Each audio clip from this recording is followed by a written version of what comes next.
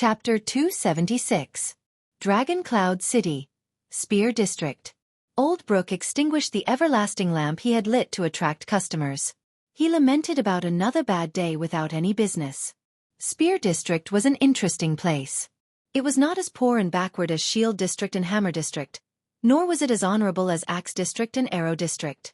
In fact, it was not as lively as Bow District, Sword District, and Armor District. However, the slope of Dragon Cloud City was relatively high. Most of the people who lived here were the family members of the king's loyal servants who held official positions but could not get their titles, or the commoner merchants who were rich but could not live in the nobles' district. Hence, Spear District became an awkward place. But Old Brook, who was the owner of the inn, was one of the few who made use of this awkward situation to make a living. He saw a business opportunity hidden in it. Old Brook's inn was clean and tidy. The decorations were not too bad. Although it was not as expensive, it always attracted customers who were neither high nor low in status. For example, wealthy merchants or craftsmen, or declining nobles who did not want to lose their dignity despite not being rich, or tourists who came from afar and did not understand the local market. These people were usually people who came from other places and were waiting to meet the important people. They did not have the right to stay in Axe District and Arrow District for too long, and they did not want to lower their status in the messy Sword District and Bow District either. Of course, the lowly Shield District and Hammer District were out of the question. Hence, they usually chose to stay in Spear District, which was Old Brook's inn, which was orderly and not shabby. After countless hardships, Old Brook and his family settled down in Spear District. Unfortunately, ever since Prince Mariah was assassinated, the relationship between the two kingdoms in the Western Peninsula suddenly became tense. Rumors of conscription, tax increase, war, and a shortage of goods spread. The tense atmosphere in the city caused Old Brook's business to plummet for the past month or so. Recently, he only had one guest staying in the inn. He could only sigh at his bad luck. Then, as usual, he cut costs from the purchase of alcohol and the wages of the odd job workers to maintain the inn's survival. When news of the Prince of Constellation's arrival arrived, he thought that the crisis was over. Then last night, Old Brook woke up from his sleep with a start. The moon had pity on him. Why were there countless patrols hurrying through the streets at night? What were those terrifying loud noises last night? What were those thunderous booms in the latter half of the night? Although Old Brook was a Camion, he was different from the merchants in Dragonwing Square who only cared about profit and left after making a quick profit. It had been 20 years since Old Brook was young Brook, since he saw the Northland girl who helped transport goods in Valuban, and fell for her wholeheartedly. Then, he recklessly eloped to Dragon Cloud City with his future wife. It had been so long since his neighbors, who had powerful backers, got used to his presence, and even the harshest and most xenophobic disciplinary officer would not bother him. It had been so long since the young people thought he was just a Northlander with a rather unique appearance. It had been so long since he spoke with a thick Northland accent, which he would have mocked as vulgar when he was young. Even after his beloved Northland wife passed away, Old Brook had no intention of returning home or moving to another place. But Old Brook could swear by either the Bright Moon Goddess or the Harvest Lady that in all the years he lived in Dragon Cloud City, he had never seen or heard what he saw after he opened the window last night. Calamity? That giant octopus that bared its fangs in the direction of Shield District? Dragon? That winged lizard that landed and roared in flames? The neighbors whispered in fear or awe. Old Brook, who did not know much about Northland legends and stories, was terrified. Am I back to the age of mythology? Forget it, the important people will take care of it. Old Brook yawned due to his lack of sleep. He shook his head and flipped open the accounts. Just as he was about to calculate the bribe for the disciplinary officer and the patrol team, a black-haired girl about 15 or 16 years old pushed open the door and walked in calmly. The gloominess on Old Brook's face disappeared in an instant, as if he was about to welcome his princess. "Lucy," the innkeeper said happily. "My dear daughter." But when he saw the girl's clothes, Old Brook immediately frowned. The girl's head was covered in ice and snow, and a piece of black cloth was tightly wrapped around her nose and mouth, revealing only a pair of clever eyes. She wore a simple but thick cotton-padded coat, and her gloves were covered in snow. Her trousers were tightly strapped and tucked into her boots. "I wonder where she's been," Old Brook thought unhappily. "You ran out of the city again? You didn't even wear a hat in such a heavy snowstorm." The innkeeper forced himself to keep a straight face and raised a finger. "Didn't I tell you? You saw it yesterday. It's a mess outside now. There aren't even a few customers in the past 10 days. The patrol team even passed by this morning. There are rumors everywhere, saying that the districts below have been destroyed. Those country bumpkins from the poor districts. Old Brooke looked at his daughter worriedly. You are a girl, Lucy. You have to be more careful of your own safety. The girl with her face covered stomped on the ground to rub off the snow on her feet. Then, she patted her ice crystal-encrusted gloves and pulled her fair hands out. Only then did she pull down the black cloth covering her face, revealing a cheeks that were rosy in the cold, playful and adorable. The girl turned to the innkeeper and flashed a bright smile. That stopped old Brooke's heart-wrenching lecture. Yes, yes, yes, my dear father. The girl giggled and waved her hand, holding onto the handle of the wooden ladder. I understand. If there's nothing else, I'll go upstairs. The girl tilted her head and made a funny face. Then she skipped away from old Brooke's sight. All that was left was the sound of her footsteps going up the stairs. Old Brooke was immediately exasperated. You Lucy! The innkeeper leaned half of his body out, suppressed his voice, and said to the stairs in exasperation, Don't disturb the customers. He emphasized on silence. What responded to him was his daughter's drawn-out voice. No la. There were also a few mutterings from above. Most of them seemed to be long-winded old man. Old Brooke retracted his head from the bottom of the stairs and heaved a long sigh.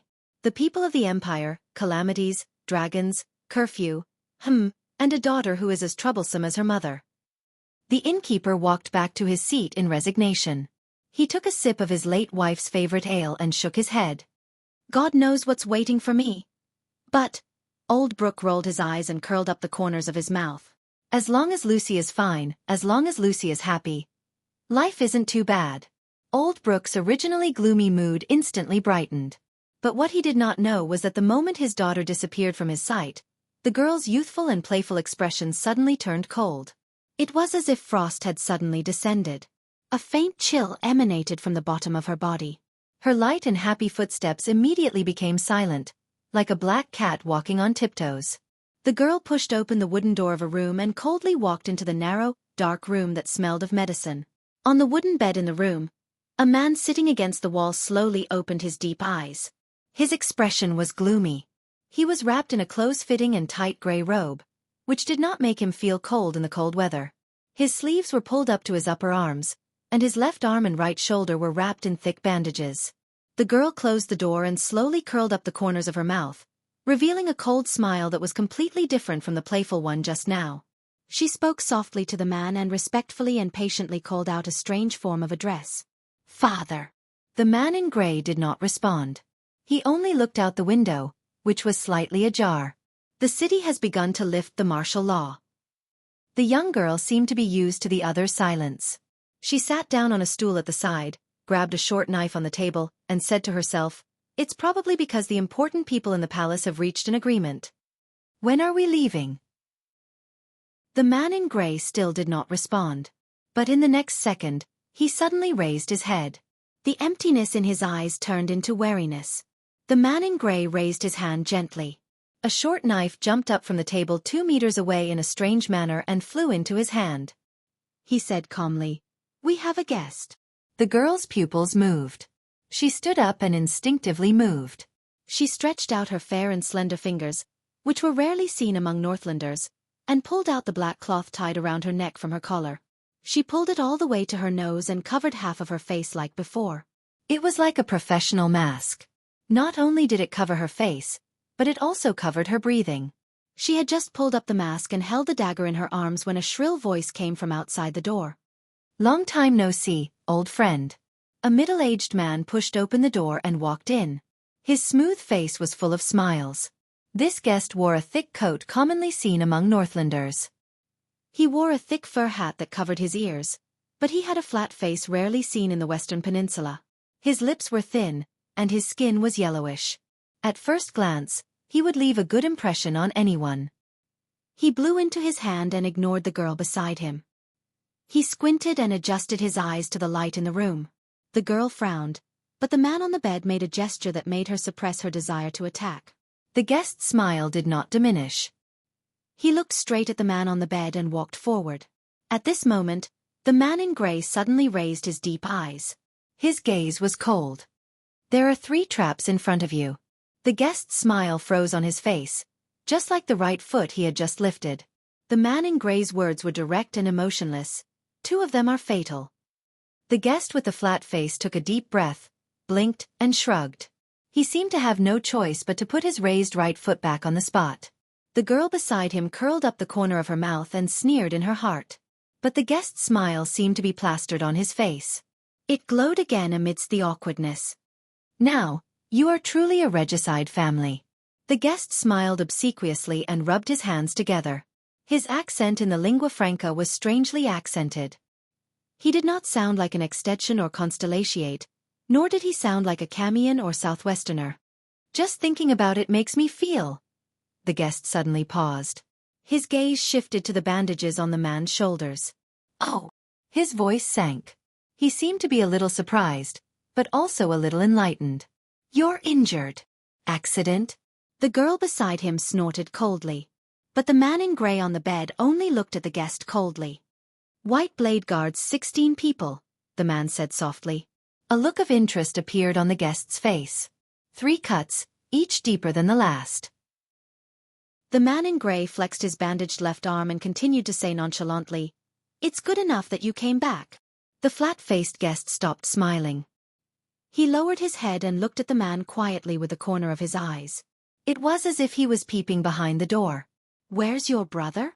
The guest grinned and asked softly, "He let you do it alone for such a difficult task?"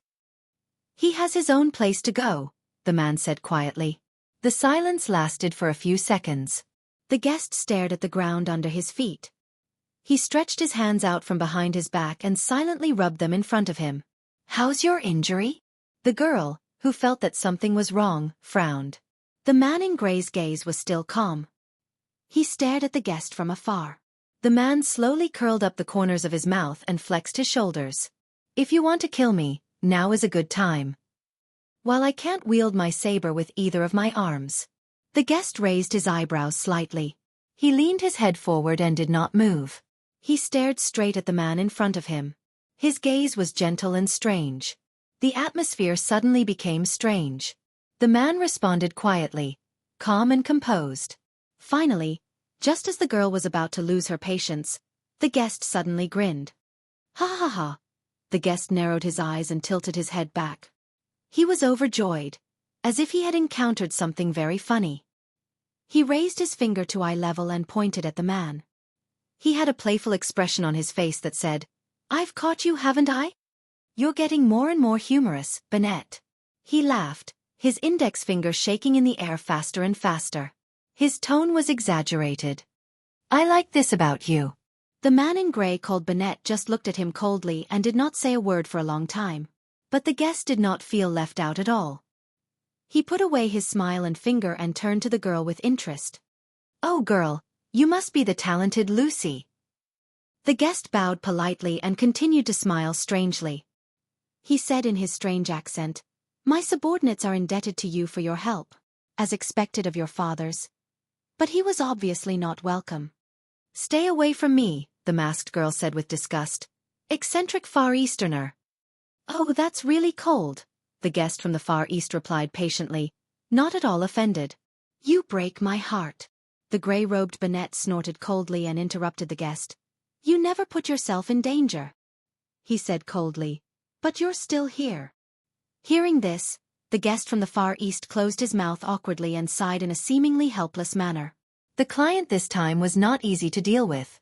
"If I didn't come, the young ones would have screwed up." He shrugged. "And?" The guest from the Far East sighed softly. "More importantly, the boy who represents Renaissance Palace." But the man was not moved at all. "Why did you come to me?" The guest exhaled and chuckled. "My friend got some news about Constellation." The guest blinked as if he was about to take out a big treasure. "You know, it's not easy for us to get news about that place now." The voice of the man in gray turned cold. "Get to the point. You might be interested." The guest from the Far East quickly changed the topic, making what should have been a very stiff turn very smooth. A few population gathering points at the border encountered invaders. Bennett snorted loudly again. "Get to the point." Without any hesitation, the Far Easterner said his next sentence. It's very similar to the Charlton family style, whether it's the style of the blade or the figure. At that moment, the girl beside him held her breath. It was as if she remembered something. The guest from the Far East raised his eyebrows and observed Bennet's expression. The man in grey still did not react. He only suddenly glanced outside the window. The Far Easterner was a little puzzled. But a few seconds later, he also froze slightly and looked outside the window. The Far Easterner's expression became solemn and serious. "Do you want me to take care of it for you?" the man in grey said flatly. The guest from the Far East sighed softly, but immediately put on a cheerful smile again. "I wouldn't dare." He bowed slightly. "This is my personal matter." "Very well then." The man in grey nodded slightly. "Farewell." As soon as he finished speaking, the man named Bennet flipped off the bed.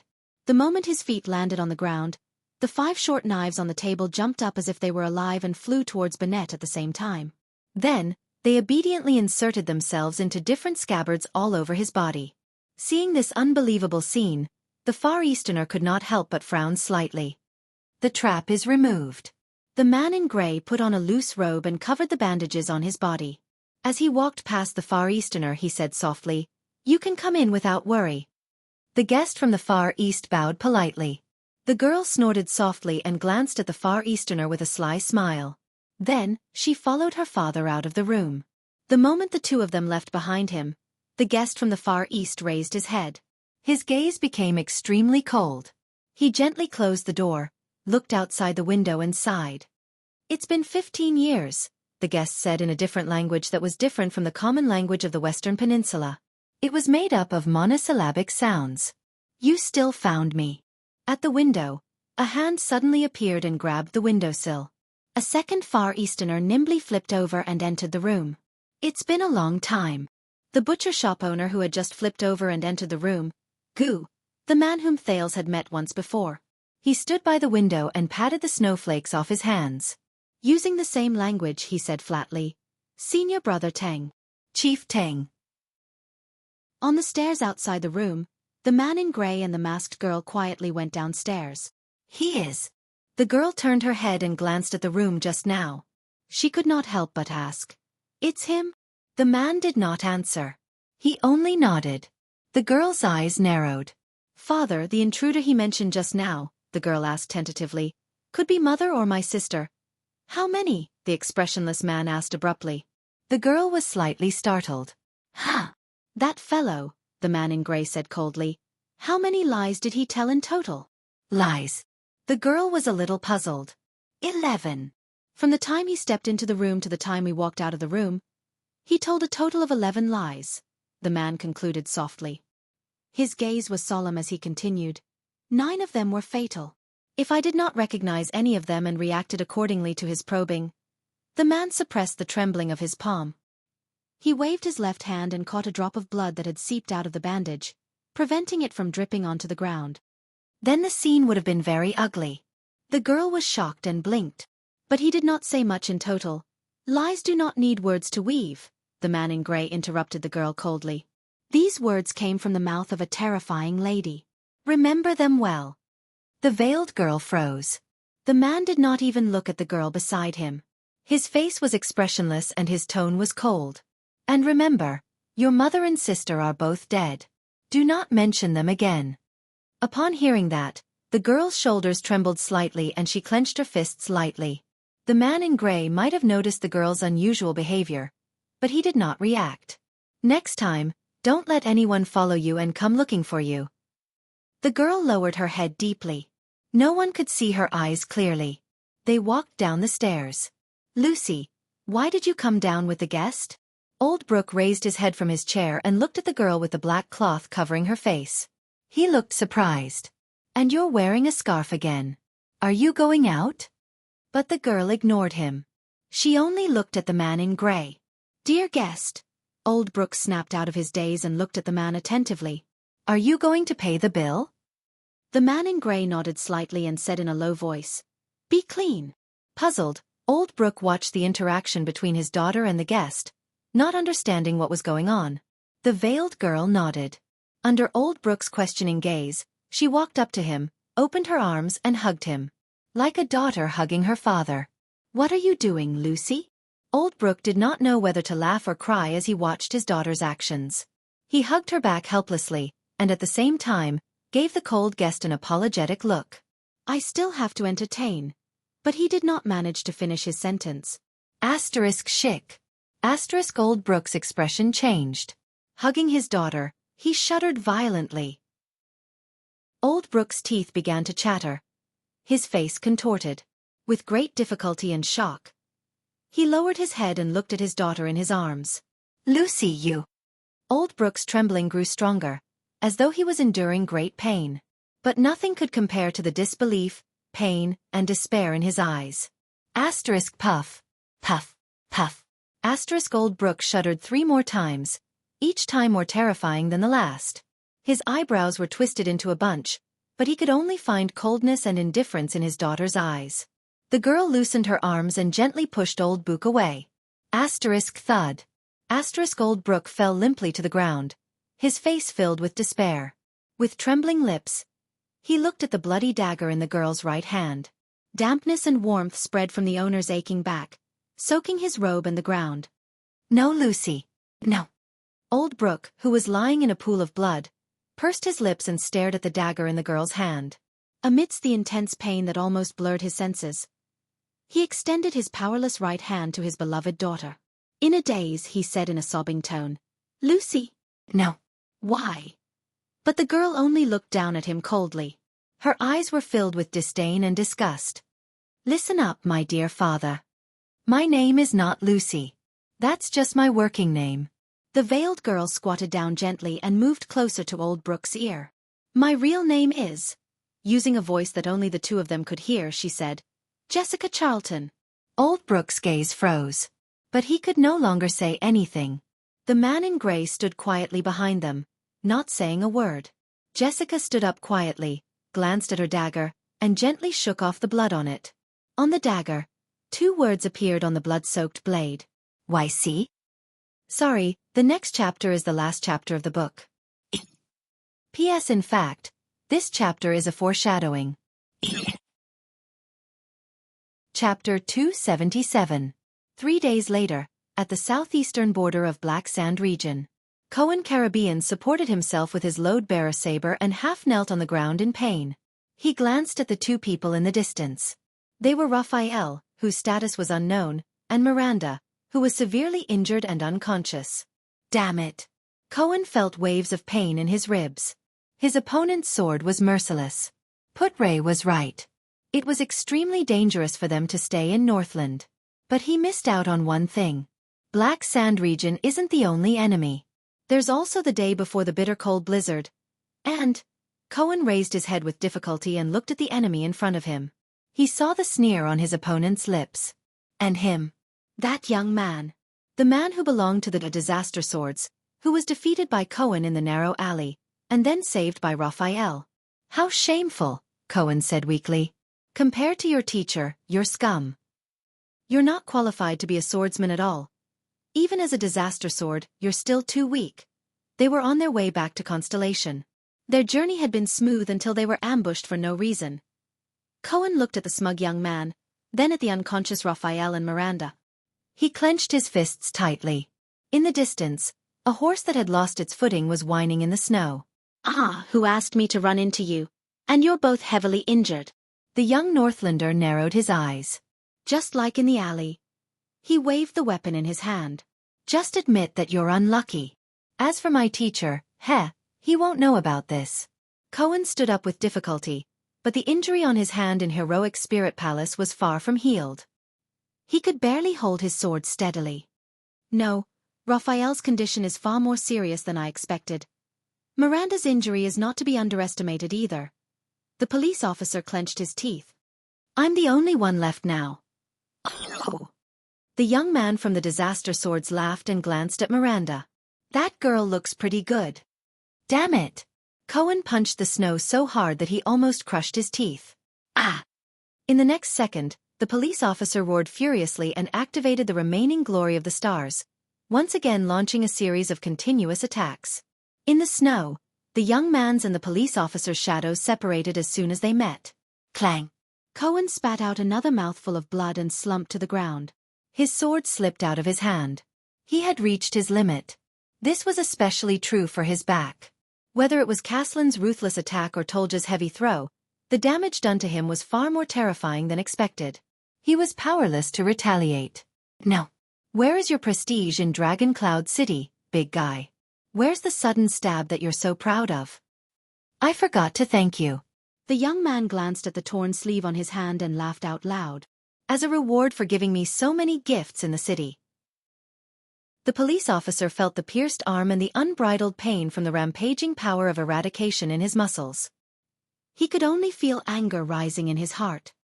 And this barren bone man. The young man glanced at Raphael in disgust.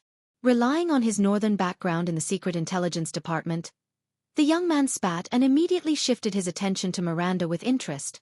Hey. Stay away from them. Cohen mustered all his remaining strength and punched the snow. He roared. Come at me. You F***King F***King Shoal.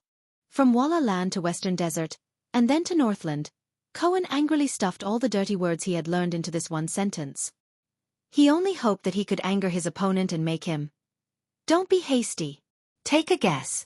The young man's gaze was cold, but he stretched his neck and licked his lips. He did not seem to be angered at all. How will I deal with this beautiful girl? It will definitely leave a deep impression on you. This is to let you remember. The young man walked to Miranda's side and put on an expression that was both angry and amused. When you provoke the wrong person. Unable to move, Cohen watched with remorse as the young man walked towards Miranda in a show of force. He only felt despair. I can't do anything. Nothing. Cohen lay on the snow in pain. He had never hated his own incompetence so much. No. No. At this moment, Whoosh. There was a rapid sound of something cutting through the air. The young man's expression changed. He suddenly turned around and a sword light exploded in front of him. Ding. His hand and half-sword struck a weapon in the air, making a sharp sound of metal colliding. The flying weapon was easily deflected by the young man and fell weakly to the ground. It was a dagger with a strange curve. Cohen, who was lying on the ground, stared at the dagger in a daze. For a moment, he forgot to react. That dagger. A clumsy sneak attack. Is it your helper? The young man curled the corner of his mouth and looked around, searching for the sneak attacker. What the hell? This level of sneak attack is too simple. But in the next second, the young man's expression changed. From the blade he used to deflect the dagger, a strange tremor suddenly came. The tremor penetrated deep into his body, causing half of his body to instantly go numb. The young man wanted to raise his right arm, but found that his right hand could no longer move. He panicked. No, this tremor. What is it? He had no chance to regret. Whoosh! The wind whistled. A graceful figure moved at an astonishing pace, broke through the wind and snow, and instantly appeared in front of him. In the vast expanse of white snow, the sword light suddenly appeared. In the strange numbness, the young man mustered all his strength to shift the blade of his sword to the position where the enemy was coming from. But it was useless. The nimble enemy only tilted his body slightly in the air and dodged the sword. Then he slashed with the dagger. Chee! The defenseless young man opened his eyes wide in disbelief as he watched the enemy's dagger slash into his neck. Although we are both holding swords, but in comparison, the enemy said in a pleasant voice, pushed his body and pulled out the blade. You are really tasteless. You can't even compare to Ching Pai. Scum. Warm arterial blood gushed out from the young man's neck. In endless fear, the young man's eyes focused. At that moment, the panic-stricken him saw the dagger in his opponent's hand again. It was a dagger from the tip to the hilt. The angle was crooked, like a dog's leg. That kind of dagger. If I can react, if I can display my strength. But there are no ifs. He fell limply, and his lifeless eyes met Cohen's shocked expression. The police officer stared blankly as the graceful figure squatted down in the snow and inserted the two daggers into her boots. Then, step by step, she walked towards him. Puff! A pair of thick snow boots appeared in front of him. Looking up, he saw a pair of long legs that were also wrapped in thick clothing. Cohen raised his head in a daze. The other party slowly squatted down. She took off her thick fur hat, revealing a head of neat brown hair. Cohen could not say anything. He only blinked, as if he could not believe what he saw. Ha! The other party fanned herself with a fur hat in her hand and exhaled a breath of hot air. The girl in front of him pushed her goggles up to her forehead, leaving red marks around her eyes from the weight of the glasses. A few strands of hair stuck to her forehead, making her look a little mischievous. Her nose and face were dotted with tiny beads of sweat. Her face was ruddy, and she looked rather healthy. Cohen did not know why this thought popped up in his head. The old man is completely wrong. It's not that cold in the north. I'm already sweating after running a few rounds. While she complained to someone in a bad mood, she curiously stared at the dying Cohen with her big bright eyes, as if she was sizing up a puppy by the roadside. Yo, lost boy. The female bartender of the underground street, who was dressed thickly but did not lose her elegance, pretended to learn from the police station's rules, and jokingly saluted the police officer with a very non-standard salute. We meet again. Jayla Charlton, who was crouching in front of him, curled up the corners of her mouth and smiled. Silence. Cohen continued to stare at her blankly, not saying a word. It was as if he was born with this appearance. Jayla scratched her head in exasperation and blinked when she saw his expression. Has he become stupid from the beating? The next moment, the police officer stared blankly at his two companions in the distance. Fortunately, he exhaled as if he had been relieved. It was as if all his shackles had been released in an instant. Cohen shut his bloodshot eyes tightly, his face contorted, and he buried his face into the snow. To be precise, he buried his face into Jayla's boots. His shoulders twitched, and he let out a sob. Jayla was shocked. Hey, don't cry. The female bartender, whose head was as big as a bucket, recalled the time she took care of injured puppies by the roadside. She pressed down on Cohen's shoulders in a flurry and imitated him by stroking his back. She spoke incoherently. Sigh, all right, I know, I helped you get rid of the bad guy at the last moment, and I even saved your friends. You're very touched now, and you want to buy me drinks for the rest of your life to show your gratitude, but in this situation...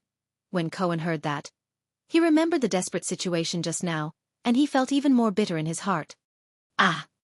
Not only did he not restrain himself, he even bawled loudly. Hence, Jayla's exasperated roar exploded in the air. Ah! Don't use my clothes to wipe your tears, you damned greenhorn. After a while, Jayla, who had calmed down, sighed softly as she looked at Cohen, who was covered in wounds and in a daze. She looked at the snowy slope in front of her, and hesitation appeared in her eyes.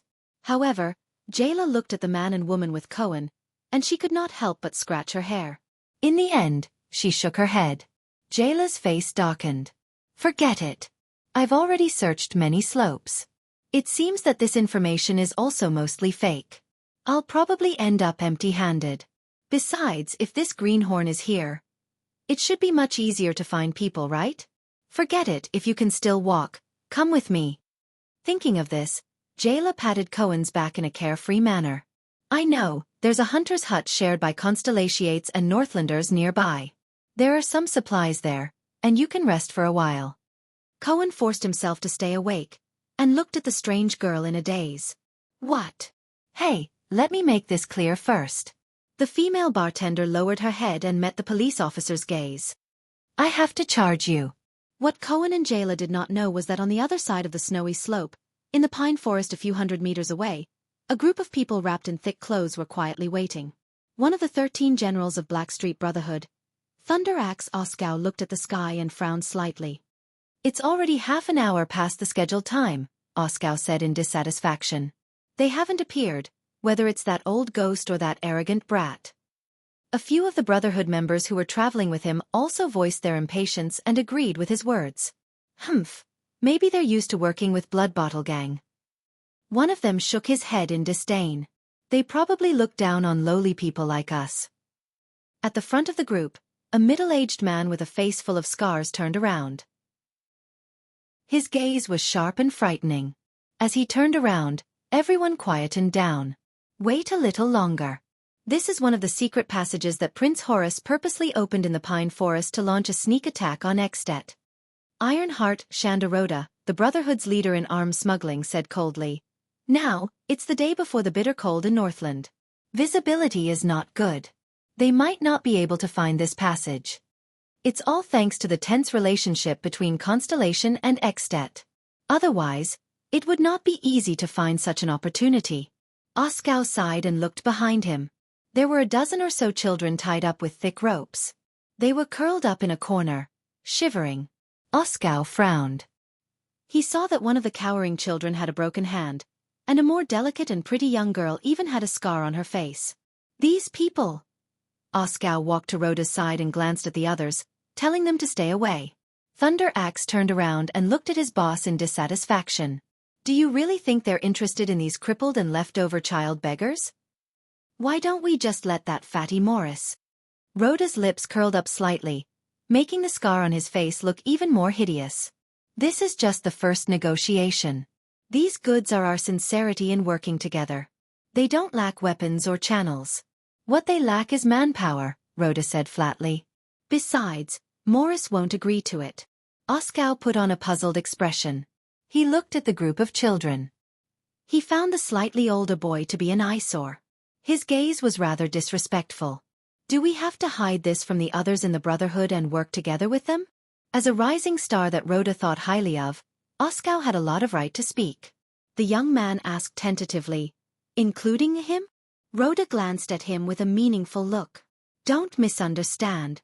I still admire Black Sword. Without him, we wouldn't be where we are today, the infamous arms boss slowly said, but their way of thinking is too old-fashioned. Whether it's Lance or Morris, they still treat the Brotherhood, which is getting bigger and has already infiltrated the corners of the city, as a mercenary group. That's not all, Rhoda said quietly. They're still living in the past. They're trying to summon the soul of the bloody sword. But we can't live in the past. We have to look further. We have to deal with the storm that will come sooner or later. But times are changing, Rhoda said slowly.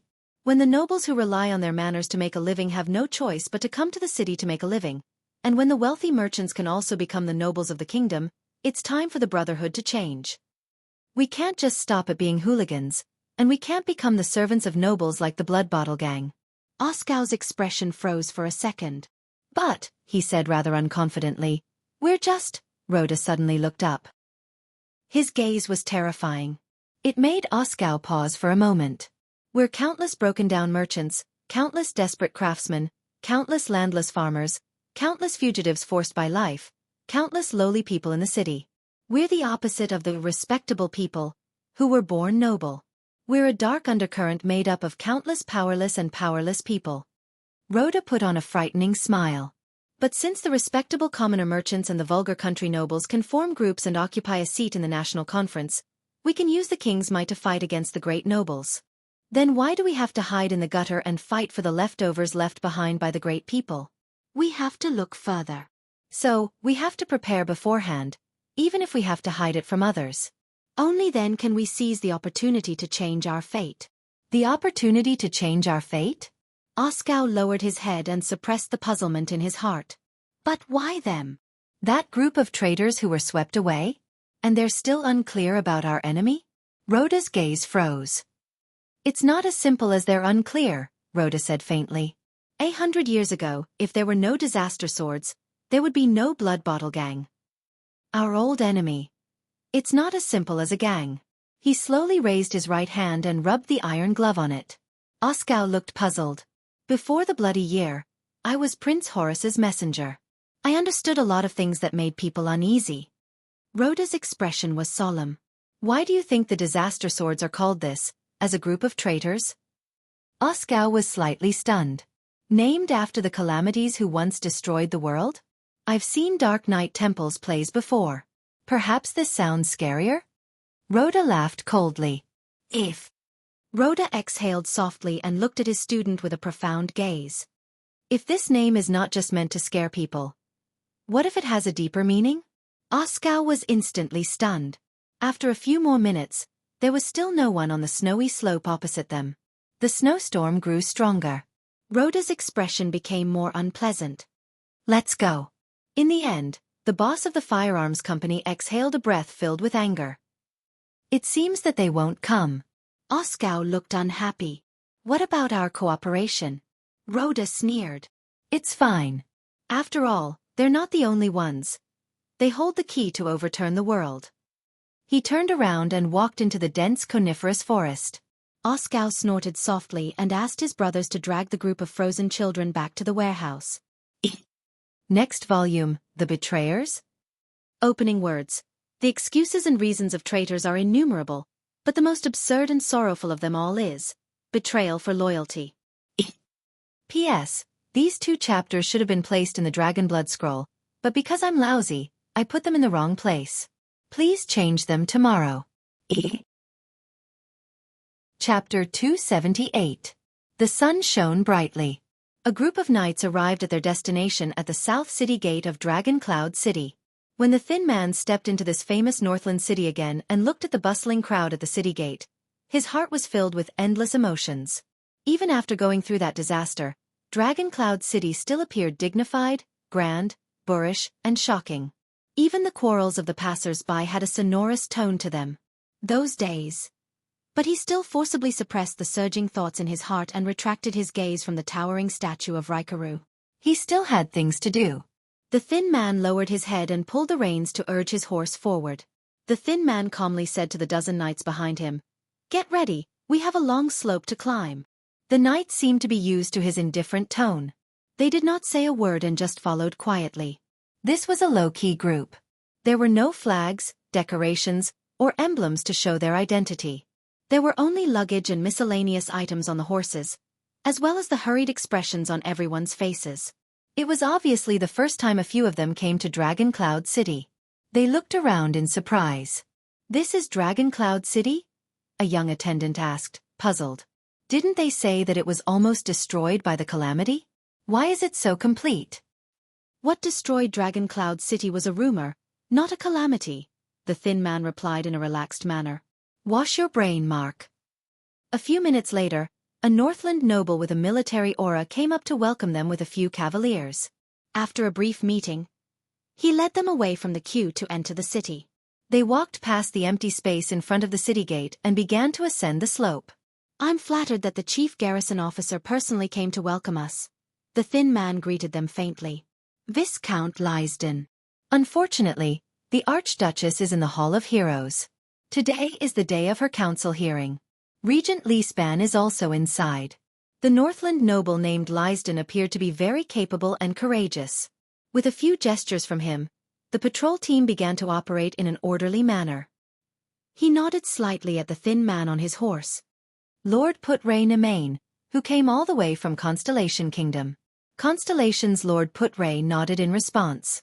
Viscount Lysden, Count Lisbon's trusted old subordinate, who remained as Dragon Cloud City's garrison officer after the Archduchess succeeded to the throne, looked at the group of travel-worn Constellations and nodded slightly. "But I believe that all of you must want to meet the prince first." Constellation's attendants looked at each other. Their eyes were filled with anticipation and curiosity. That prince. The legendary second prince. Exactly. On the bustling Northland Street, Putray's thin face revealed a smile. "Please bring us directly to the Blood Court." Lysden raised an eyebrow. Blood Courtyard.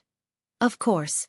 The Blood Court, the most remote and dilapidated corner of Heroic Spirit Palace, houses a special guest. Lysden sighed softly. "Please follow me." The Viscount frowned and waved his hand. A messenger immediately understood and set off. 10 seconds later, a patrol team in front of them immediately changed direction and headed in the direction of Heroic Spirit Palace. "You are a sensible man, I admire you, unlike your former receptionist." Putray nodded approvingly and took out his pipe. Viscount Lysden snorted and rode beside Putray. "Former receptionist?" Lysden's lips curled up. "I heard about him secretly obstructing the diplomat group from contacting the prince. After that, he was found to be in close contact with a count from Black Sand region. That's why I took up the post myself this year." Lysden coughed with an unpleasant expression. After he was hanged, a hem replaced. Putray took a puff of his cigarette and watched the smoke ring change on his horse. He said with a sigh, "Thank you for understanding our anxiety." "It's my pleasure." Lysden nodded slightly as if he was deep in thought. "This is Dragon Cloud City, after all, not Black Sand City." Putray narrowed his eyes and said, King Chapman still sends a special envoy to offer his condolences? Speaking of the common elected king, disgust and disdain appeared on Viscount Lysden's face. 3 times a year, and never late. If it's possible, he probably even wants to bribe the messenger crows flying above Dragoncloud City to monitor our every move. Lysden glanced at Heroic Spirit Palace, which was located at the side of the mountains. Especially the whereabouts of those two. Put-Ray exhaled a smoke ring. But I heard that your king has been in big trouble recently? Isn't that so? Lysden snorted softly, as if he was very happy. Chapman Lampard's troubles have never stopped since he was crowned. Hearing that name, the faces of the Constellatiate attendants tensed up. They immediately pricked up their ears and paid attention to the new king who had not ruled for long in Extet. Half a month ago, led by the 4 archdukes in the north and west, they launched a boycott against the king's persecution of the nobles in the region. In the name of the joint ruling pledge, they called for tax resistance in solidarity with the old nobles of Black Sand region who were stripped of their titles. They also called for others to join them and oppose the king's atrocities. Viscount Lysden's lips curled up. Of course. He could boldly and confidently save a sum of money, and he could also see the king in a terrible predicament. Why not? I suspect that Dragoncloud City will soon receive an invitation to sign their joint condemnation letter. Lysden exhaled softly. You know, the reputation of the Kinslayer is already bad enough. Chapman the Kinslayer. Put-Ray whistled. It's really harsh to call your own king that. I heard that it was Rockney the Long Hair, from the City of Faraway Prayers who first called him that. The garrison officer laughed happily. It's the worst nickname for a king in Extet's history. You know, even Jacob I, who married his own aunt and became his queen, was only called the Degenerate. Put-Ray chuckled and did not comment. Bad reputation. But it doesn't mean that his methods are bad. I heard that Constellation isn't stable either. I heard that the plague in the southwest, which was finally quelled, is showing signs of relapse. Viscount Lysden naturally changed the topic. And King Kessel has already sent 3 waves of regular soldiers to Blade Edge Hill? Put-Ray narrowed his eyes slightly. The old wounds are too deep. It won't be easy to heal them. Just like you. Lysden and Put-Ray looked at each other. The Dragon and Constellation duo nodded with their own thoughts in mind.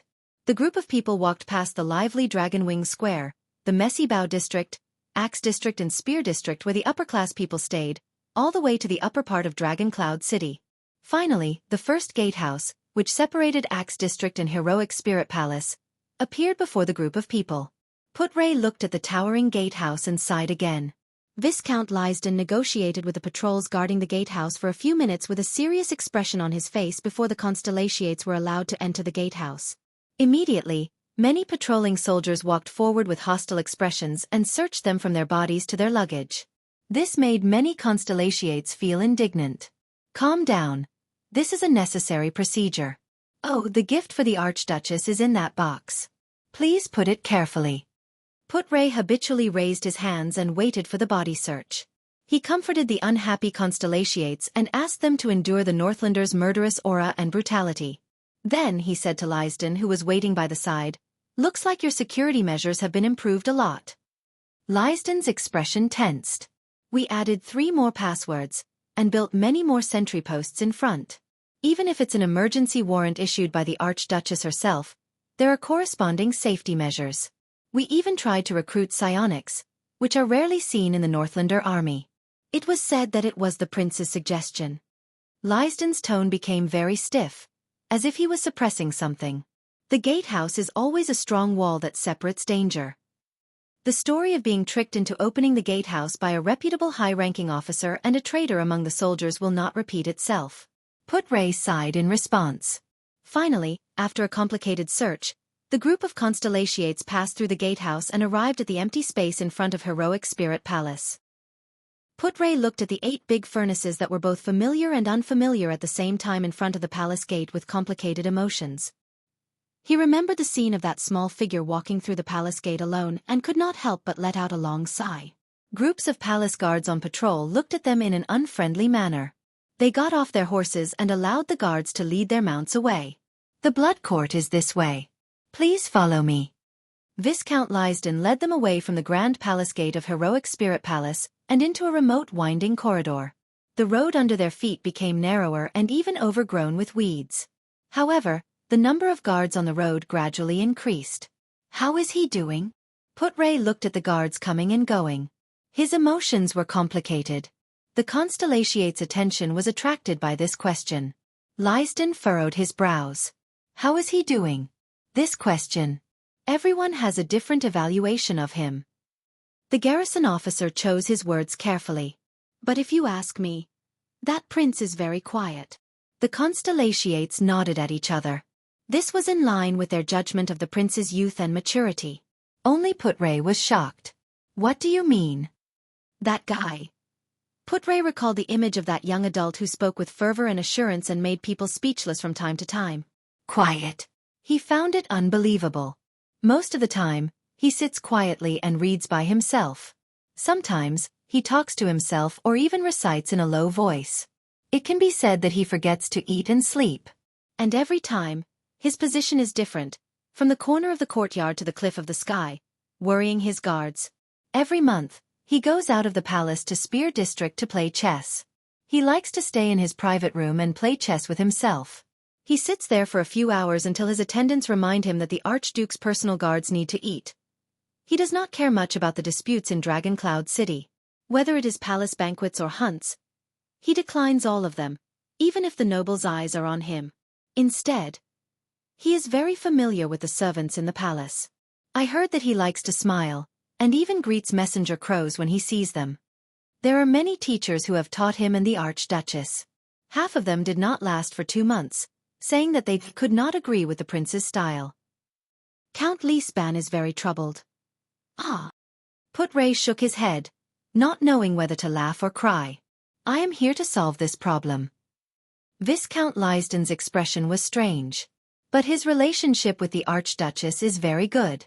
The two of them often stay in the library from morning to afternoon. This has made him many enemies among the nobles in Dragon Cloud City.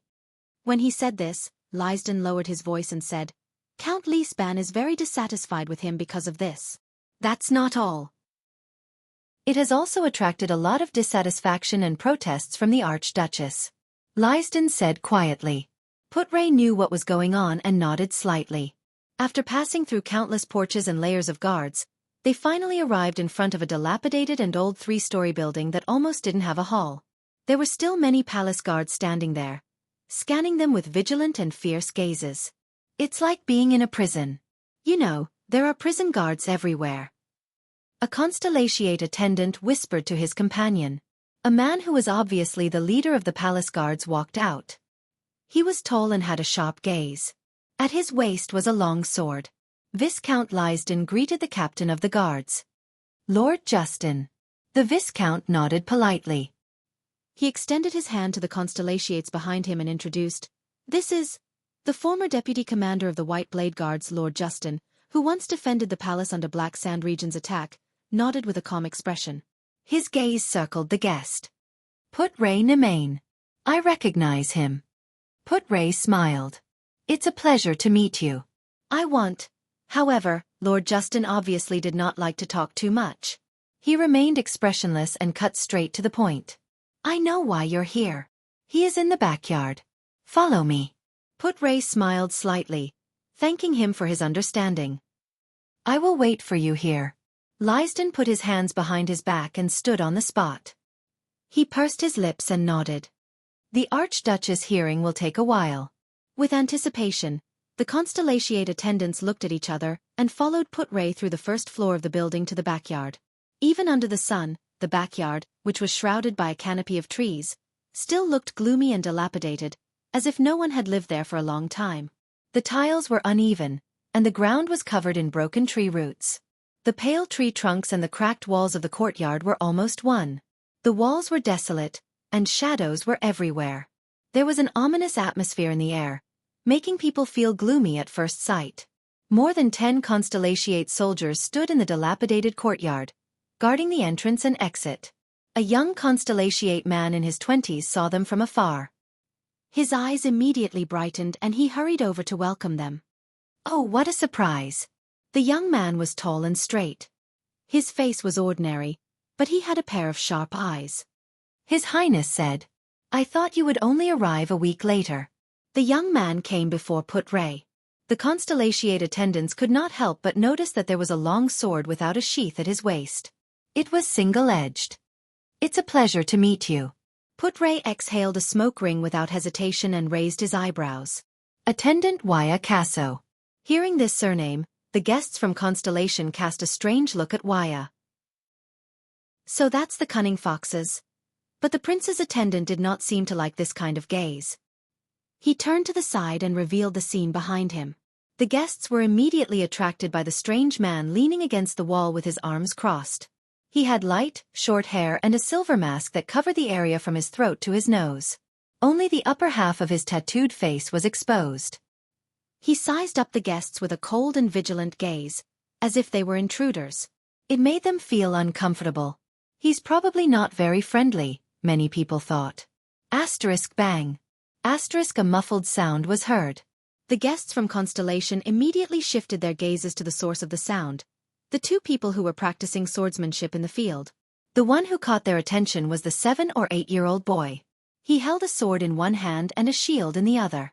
He was drenched in sweat, but his expression was firm as he gritted his teeth. He withstood the guards' attacks again and again. "Raise your arms. Pay attention to the rise and fall of my shoulders. Predict the next attack and defend in time."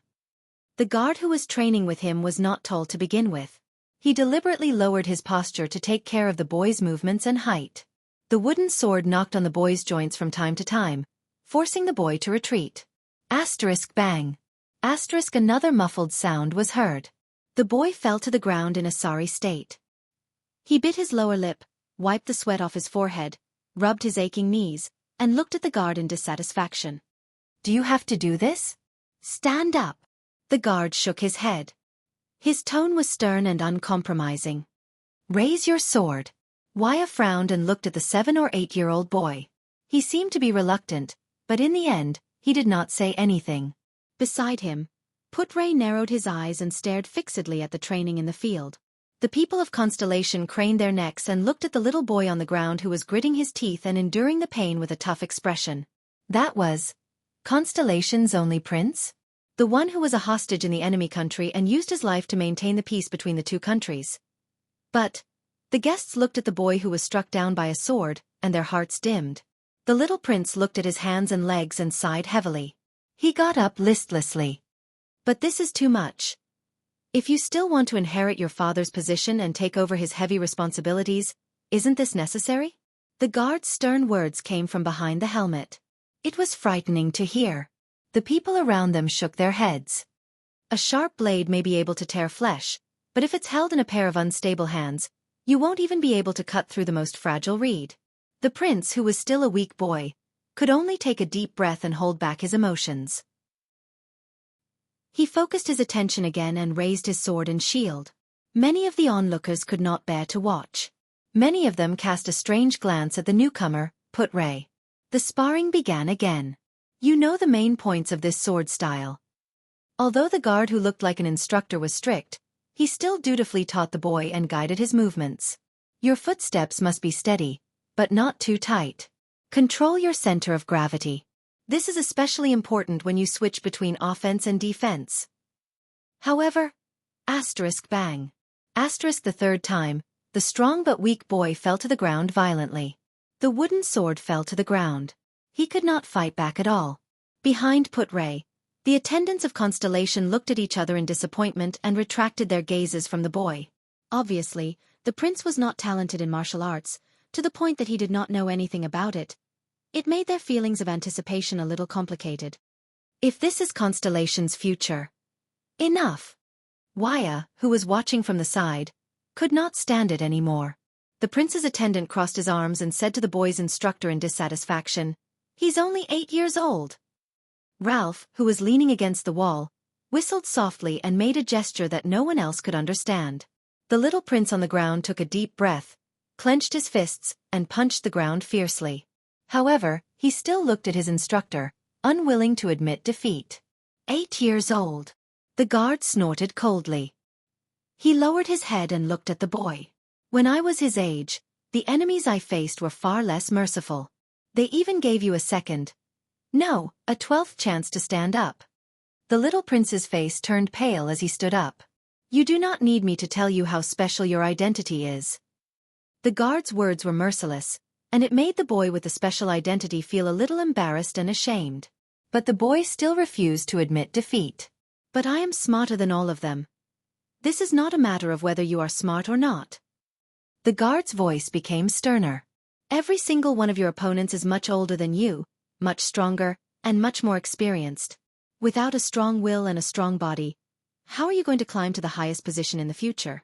How are you going to control the entire, at this moment, Your Highness? An extremely loud shout rang through the entire area, even attracting the attention of the palace guards in the distance. The entire area fell silent. Putray took a step forward and patted Waya's shoulder, gesturing for him to step back. The visitors from Constellation looked at the leader of their trip, hoping that he could bring some changes to the seemingly weak prince. After all, he is the future of Constellation. It was only then that the 7 or 8-year-old boy noticed Putray's arrival. He scratched his head in embarrassment. When the onlookers saw this, they all had strange expressions on their faces. The thin lord stared at the scene with a sharp gaze. A second later, he sighed softly. Your Highness, stop fooling around. Putray put away his stern expression. With a profound gaze, he said helplessly, be more mature. You should grow up. The boy blinked and looked around anxiously, as if he was a little afraid. A few seconds later, the guard in front of the prince moved slightly and threw down the wooden sword in his hand. He stood up straight and turned his head. The guard pulled his shoulders, and as his joints cracked, he took off the protective gear and gloves on his arms. Ah, you are still the same. Your sense of humor is lacking. A muffled voice came from behind the helmet. It was as unpleasant as a drake's voice. The people around them, whether it was Ralph or Waya, all looked at the guard in resignation. Putray rubbed his forehead. He felt as if his head was about to explode. The new attendants from Constellation looked at each other in surprise. For a moment, they could not react. The stern guard took off his helmet, revealing a delicate and pretty face of 13 or 14 years old. The teenager shook his sweaty face under the helmet. He walked forward and tossed the helmet to Ralph beside him. He smiled heartily at Putray, who was half a head taller than him. Under everyone's gazes, the real second prince of Constellation, Thales Jadestar, who looked like a teenager, punched Putray's shoulder in a straightforward manner, just like a normal Northland man. It's been a while, Putray. Putray, who was knocked back a step, shook his head in resignation. To think that they said you were very quiet. He really is a quiet prince. Thales laughed heartily and patted Putray's shoulder. He flashed a refreshing and relaxed smile at the people behind him, making them feel that he was very close to them. My friends from my hometown, welcome to Northland. The prince happily thumped his chest and said loudly with a muffled sound in his chest, Welcome to Northland. Under the stupefied gazes of the attendants, Putray gritted his teeth as if he had a headache. He gestured with his lips. What's up with that boy? Thales then patted his head and turned around. Joseph, I met an old friend. The prince changed from his stern demeanor just now. He squatted down and said gently to the boy, Let's call it a day. You can go back now. Your father is probably anxious from waiting. Don't be nervous. My teacher told me that to learn this sword style, you must first learn how to take a beating. The boy exhaled as if he had been pardoned. He rolled his eyes and took off his protective gear. I thought it was over for today. Thales laughed heartily. The teenage prince turned his head and raised his eyebrows at Putray, whose face was almost as black as charcoal. This is Joseph, the head chef's son. His dream is to take over his father's position, become the head chef of Heroic Spirit Palace, and be in charge of the entire scullery. His identity allowed him to participate in the chef's apprenticeship at the age of 8. But you know, the competition in Heroic Spirit Palace's scullery is fierce, and he's the worst at cutting meat, so he needs special training when it comes to using a knife. All right.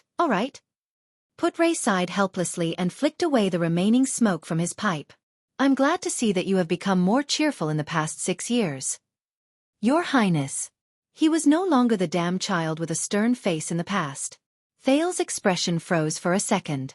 He stood up and stopped smiling. As the prince's expression changed, the atmosphere among the guards and attendants also turned cold. No, he said faintly. It's not 6 years. Put-Ray responded with a puzzled look. I remember it very clearly. The prince raised his head and said with a slightly sentimental tone, Today is the 14th of June, year 679. Thales looked at the sun in the sky and sighed with a complicated gaze. It's 6 years and 167 days. I'm already almost 14 years old. Boo-hoo. Boo-hoo. Thales. Boo-hoo. You've finally grown up. I thought. Boo-hoo. Hurry up, everyone. Those who tipped, those who voted, those who left messages, Swordless, who was sobbing uncontrollably. Otherwise, what if he woke up in the next chapter and realized that he was still 7 years old? Chapter 279. Don't worry. The Archduchess hearing will last until sunset. You can still make it if you go in the afternoon. I'll send someone to inform Viscount Lysden. In the bedroom on the second floor, Thales glanced at the noon sun. He picked up a wet towel from the basin and wiped his face while he spoke to Put-Ray, who was sitting behind him. Put-Ray watched the second prince's back, which was much wider and taller than 6 years ago. He touched the wrinkles on his face in silence and watched the flame in his pipe slowly extinguish. It's hard to imagine that this is the thin and weak boy who could not even ride a horse 6 years ago. The boy who gritted his teeth and barged into heroic Spirit Palace. Thales pressed the towel on his face and exhaled deeply. Trust me, she is never in a good mood after every hearing. It's the same for Regent Leespan. If I were you, I wouldn't go looking for trouble so early. Put-Ray refilled his pipe and snorted softly. I'm guessing that Archduchess Walton is still not on the list of Northlanders' recognition, right? Thales raised his eyebrows. Recognition. He recalled what he had seen and heard in the past 6 years and could not help but shrug. Just persuading the direct vassals of Dragoncloud City to salute the new Archduchess at King Nuvan's funeral almost exhausted all of Lisbon's prestige as the Prime Minister of more than 20 years. And this was with 5 archdukes, including the king, endorsing her. Thales recalled the extremely strange funeral. King Nuvan, whose eyelids were covered with gold coins, lay quietly in the middle of the Hall of Heroes with his sword in his arms. The stitches on his neck were completely covered by his collar. The vassals slowly walked forward with shock and depression. They looked at the new young suzerain in disbelief, then looked at the livid Leespan in anger and puzzlement, as if the latter had betrayed them. The prince snorted softly and threw the towel into the wash basin. He walked into a single cubicle and unbuttoned his inner shirt while he sighed. As the Archduchess of Dragoncloud City, you can imagine what kind of situation she has been in for the past 6 years. Outside the cubicle, Put-Ray stood up and nodded thoughtfully.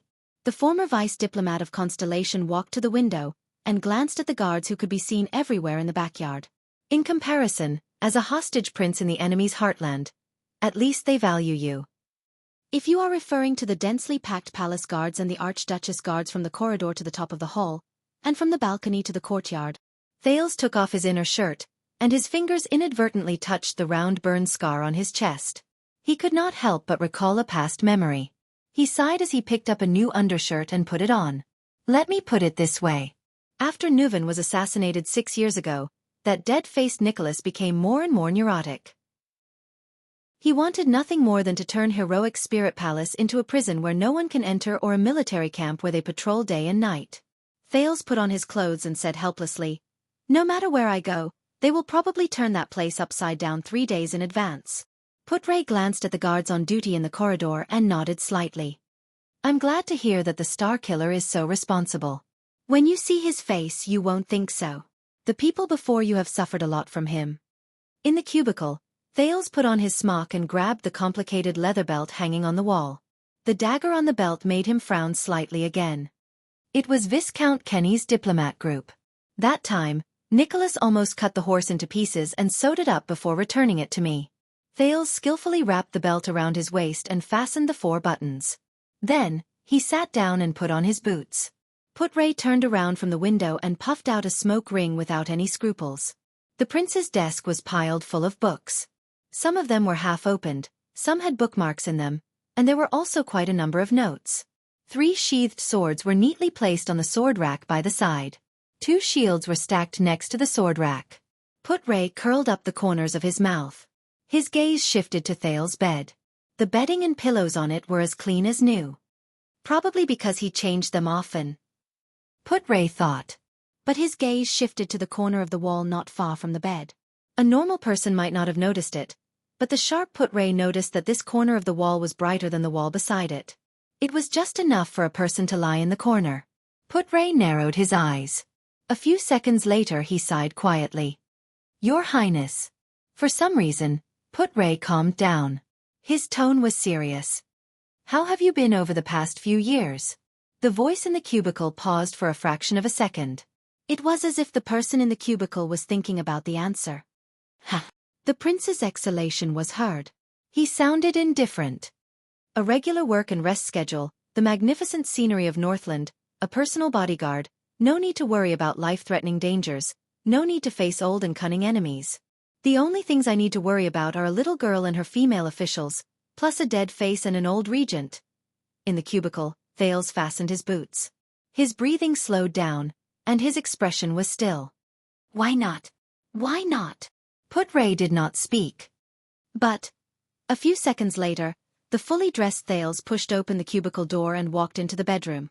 He raised his head and looked at Put-Ray in front of the desk.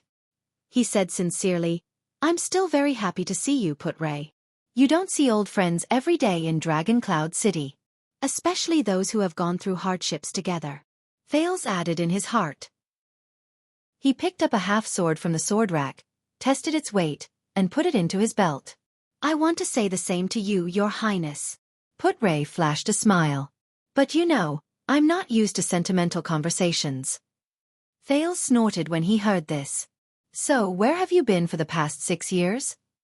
The young prince stood in front of the dressing mirror and casually tugged at his collar. At that time, I thought you would stay in Dragon Cloud City with me as Gilbert's designated instructor. Put-Ray bit his pipe and snorted softly with a crooked mouth. Speaking of instructors, I heard that you brought a lot of trouble to the instructors in Dragon Cloud City, he said faintly, as if he did not hear Thales' question. Thales blinked and did not continue to ask about his whereabouts for the past 6 years. First of all, I'm not very used to the way many people teach me, and I'm a straightforward person. He shook his hair and felt that it was about time. Secondly, I don't think that's the kind of education an archduke should have. Thales' voice subconsciously became softer. Put-Ray spat out his pipe. What? The young prince shook his head and cleared his mind of the past few lectures. Nothing. Just take it that I don't like the look of them. Put-Ray looked at him and chuckled. Regarding your education, the country is also very troubled, the thin lord said faintly. So, I specially invited a teacher for you this time. You invited a teacher? Thales furrowed his brows slightly. I thought you wanted to teach me personally? I will only teach you to be a gloomy prince full of schemes. Put-Ray laughed. At most, I will teach you to sing a few colorful bardic poems. Gilbert will probably kill me. Thales followed him and laughed dryly. Then his face darkened. You should know that King Chapman does not allow constellations to come and teach me. Thales sighed slightly. He refuses to let any constellation interfere with the Prince of Constellation's education. The prince remembered the scene where he received the education of Northland nobles with that girl. The Extensions taught him the common language with a Northland accent and even the language of orcs. They also taught him the history and traditions of Northland, the importance of the 38th Sentry Ground and the dangers of Broken Dragon Fortress. But they did not teach him the language of the ancient empire, the history of the empire, the past of Constellation, or even the language of elves and the rhetoric of the nobles.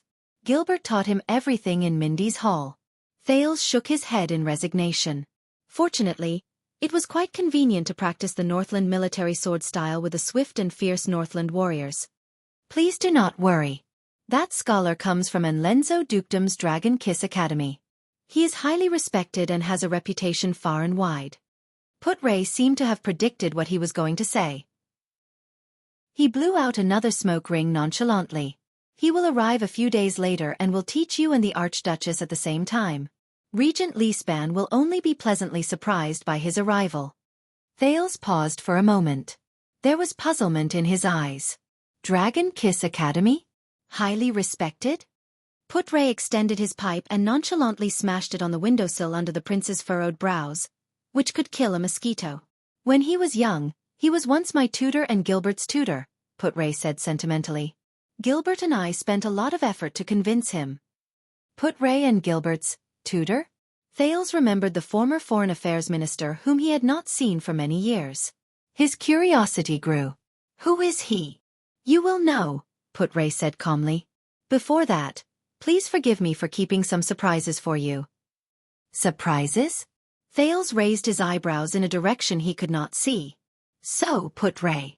The second prince narrowed his eyes. You came here this time to solve the problem of my education? Put-Ray snorted softly with a playful expression. He changed the topic slightly. Yes. Otherwise, in 6 years, the heir to Constellation will almost become a Northlander. Thales rolled his eyes in resignation. But in the next moment, a strange light suddenly shone in Put-Ray's eyes. Prince Thales. Put-Ray tapped his pipe with a profound expression. Have you been homesick for the past 6 years? Thales was stunned. Home. Abandoned house. Sunset pub. Jailer. When he thought of home, these were the first words that popped into his mind. Perhaps, there's also Gilbert, Gines, and Yodel? Thales crossed his arms and sighed. I don't know. He forced a smile. I haven't been in Constellation for a long time. My impression of it is very shallow. Put-Ray stared at him quietly. He did not say a word. Thales, who was originally a little sad, became a little puzzled by Put-Ray's stare. Very good. Put-Ray's gaze was profound as he stared into Thales' eyes. Then it's time to strengthen it. Thales was stunned. A few seconds later, the prince, who understood something, sighed. The Secret Intelligence Department? Thales lowered his head and asked softly. Put-Ray whistled softly. What else could it be? The prince's expression froze. After a while, Thales snorted with the ghost of a smile. His face was downcast. I really don't know if I should be happy or sad. Thales took a deep breath and stood up abruptly. He grabbed a book on the desk. Let's go.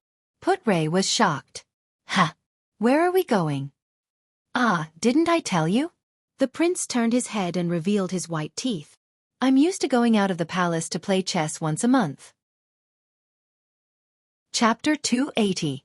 In Heroic Spirit Palace, after parting ways with Put-Ray, who had a strange expression on his face, Thales walked out of the narrow and desolate blood court with a book under his arm, following his habit of the past 3 years. Accompanied by his entourage, he walked straight to the stable. Waya followed behind him with a helpless expression. Ralph seemed to be used to this scene. He just quietly followed the prince's footsteps. Behind them were a small number of Constellation soldiers. Most of them were recruited from Broken Dragon Fortress in the past, and they had gone through many difficulties together with the prince. This included the veteran Genid and the new recruit Willow, who was no longer a recruit.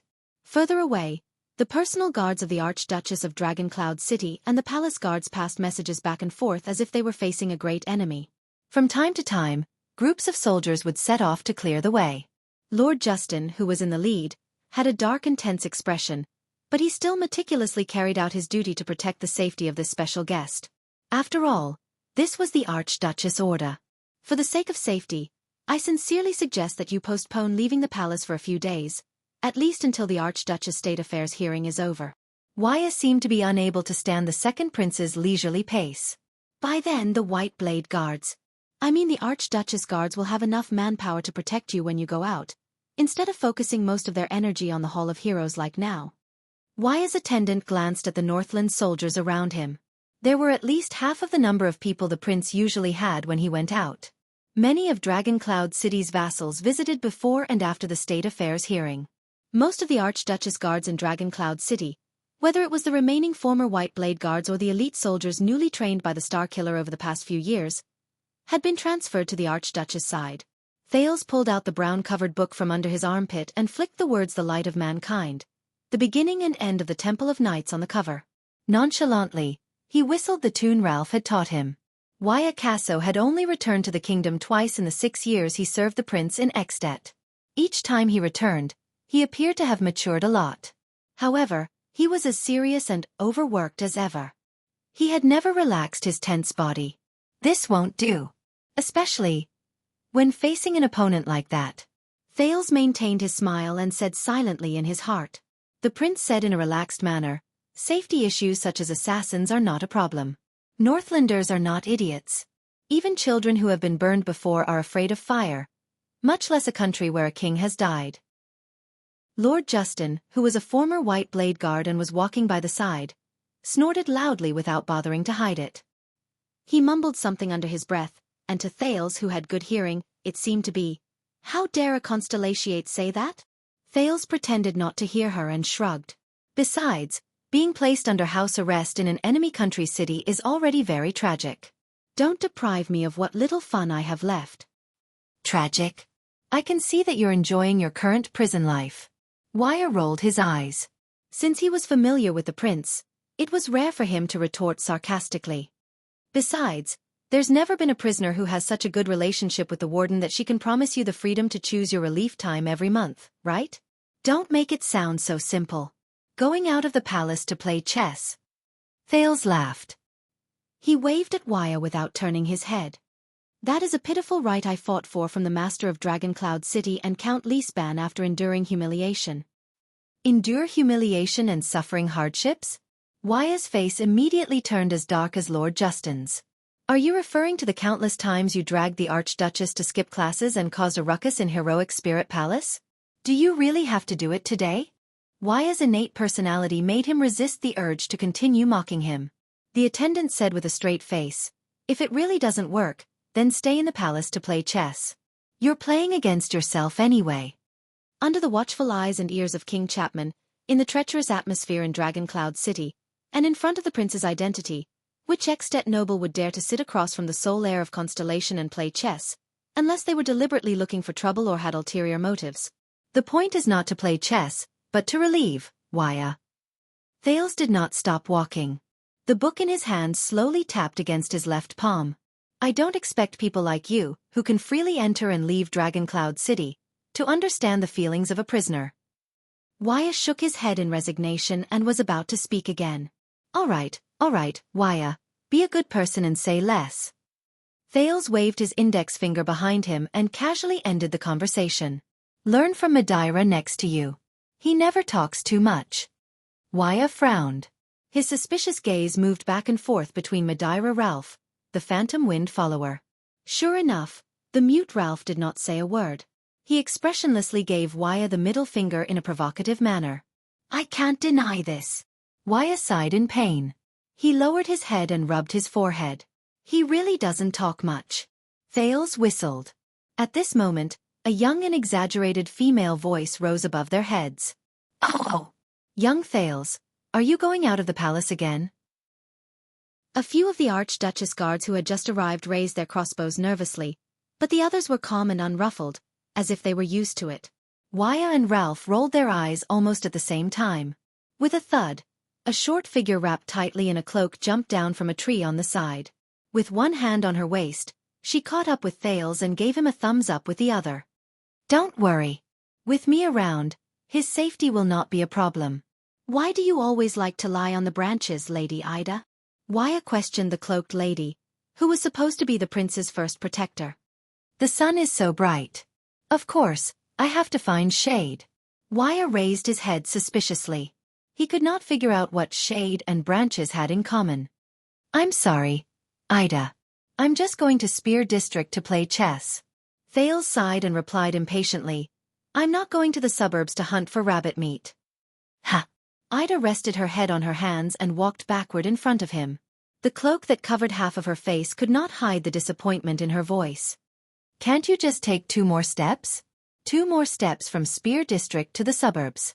Are you talking about the Great Dragon's 2 steps? Ida said pitifully, the food in Heroic Spirit Palace is always cold when it's served. Don't you think? Boy, think about it. It's hot rabbit meat. The cold food in Heroic Spirit Palace is for the sake of your safety. Check the food. Speaking of safety. Ida clenched her fist and sighed bitterly. As your personal protector, I fought bloody battles all those years ago. I was covered in cuts and bruises all over my body before I rescued all of you from the hands of the enemy. In the end, I saved all of Dragoncloud City. Now I just want to eat some hot meat, but you can't even make such a small request. Are you talking about a certain young lady who rushed to Heroic Spirit Palace with a greasy mouth 6 years ago, only to find that everything was over? So, she happily asked me for money to pay up so that she could prove that she was not a chicken thief? The prince replied indifferently.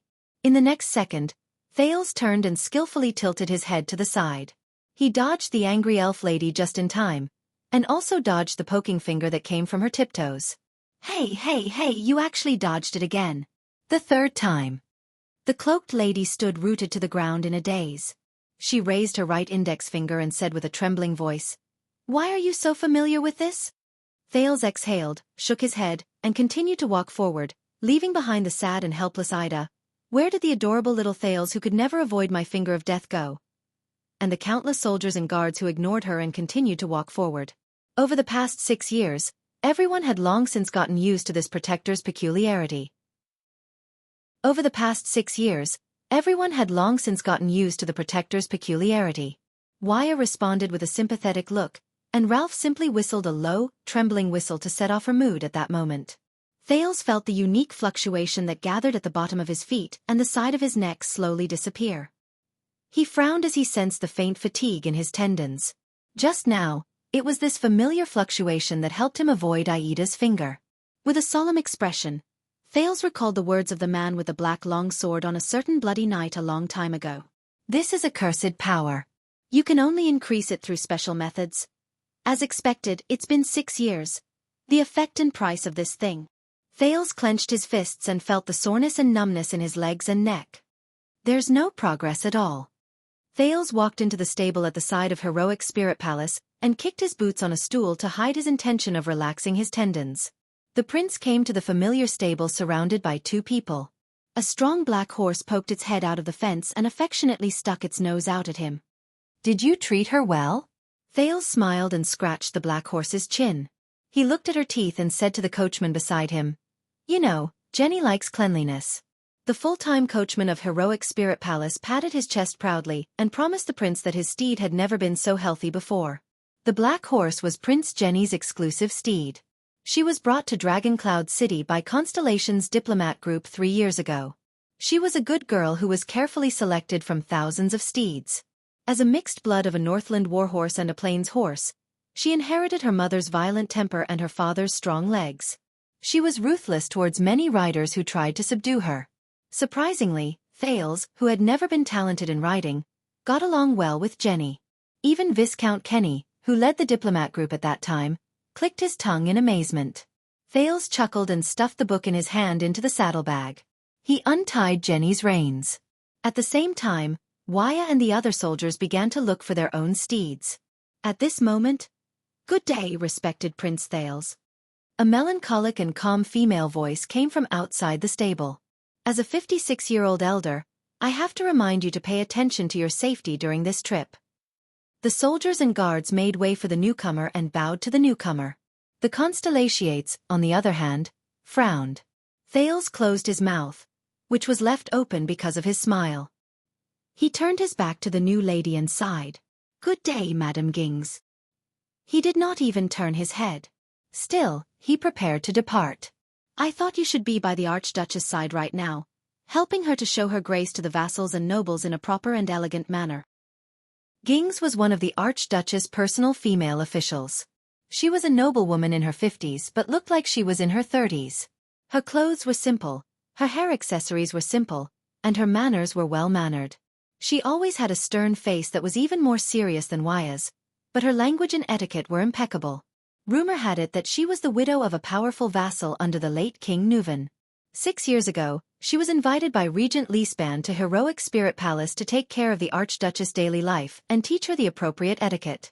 She should have been an excellent and competent female official like Gines Bajkovic in Renaissance Palace, if she had not requested that the Prince of Constellation, who used to read leisurely, also attend Northland etiquette lessons. Incidentally, she was also one of the reasons why Thales skipped class with the Archduchess for the first time. Madame Gings still spoke in a voice that made people unconsciously nervous. "Also, I brought a message from a few other lords.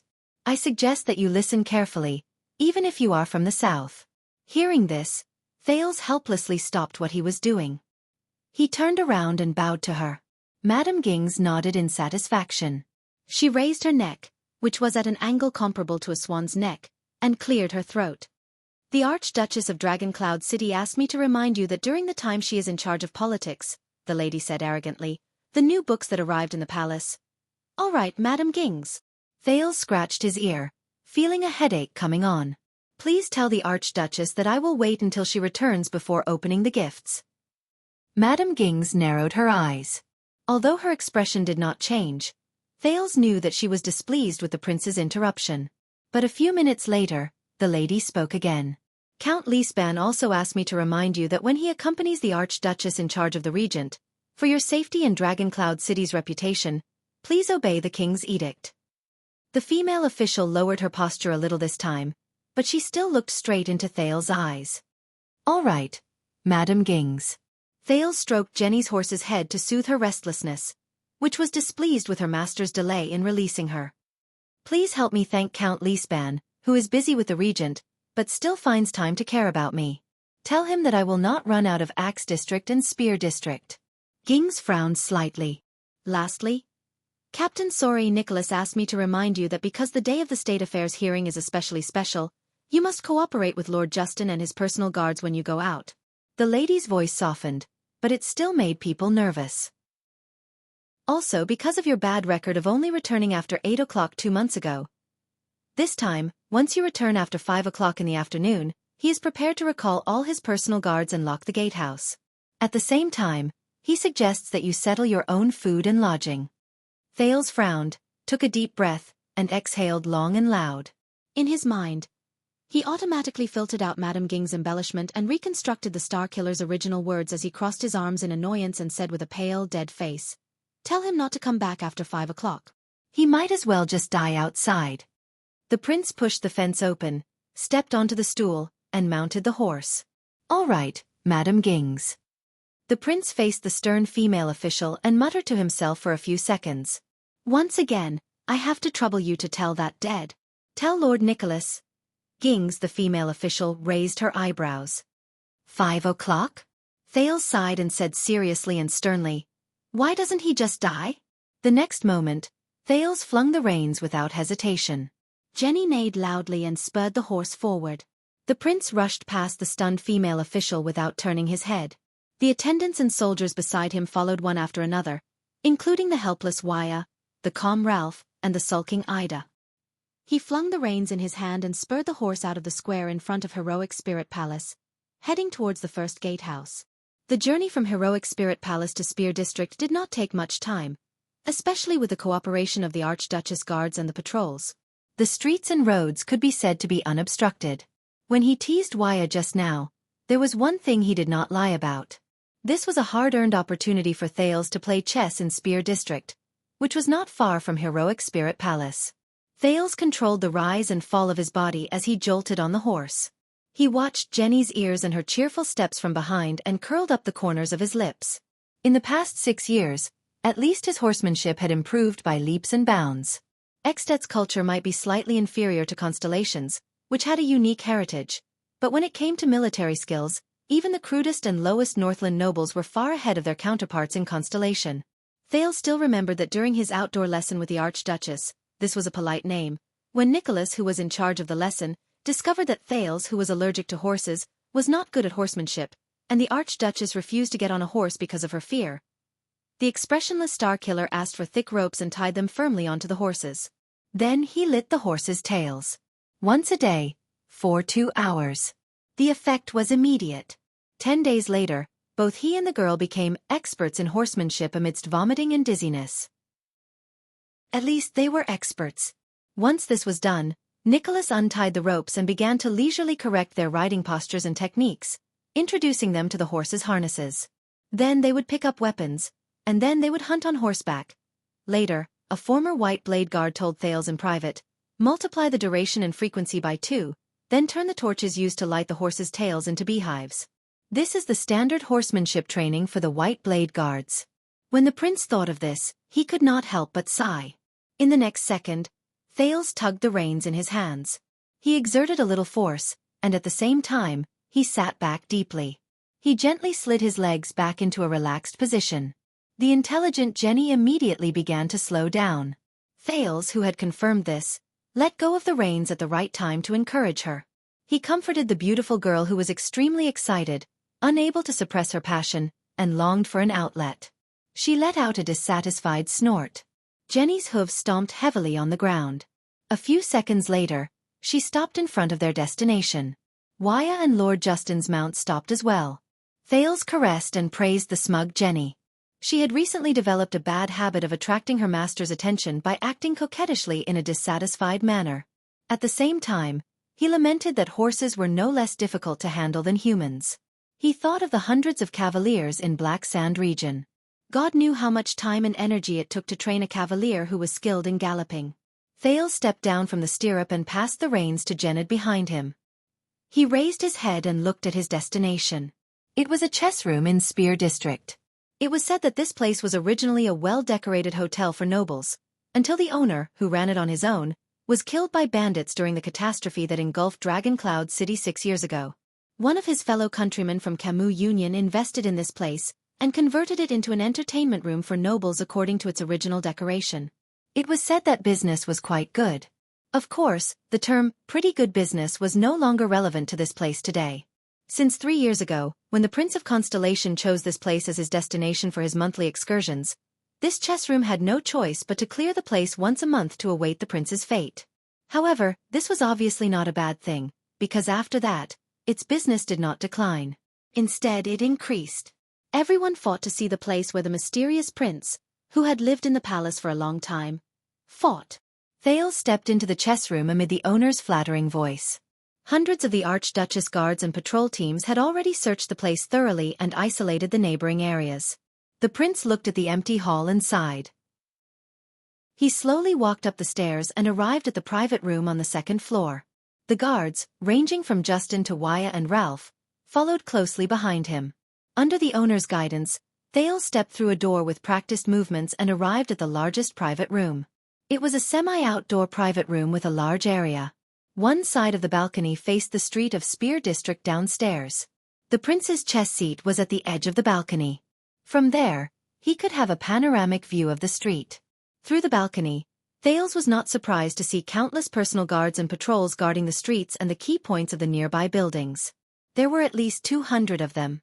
Their bows were loaded and they patrolled at regular intervals to guard against possible uninvited guests. Almost everyone had their eyes fixed on Thales, who was on the balcony. With this kind of formation and atmosphere, coupled with martial law, even if the number of people was reduced by half, the tragedy from 6 years ago would not happen again. Once bitten by a snake. The prince shrugged, sat down on his seat, and put down his book. He shifted his gaze to the chessboard and chess pieces in front of him.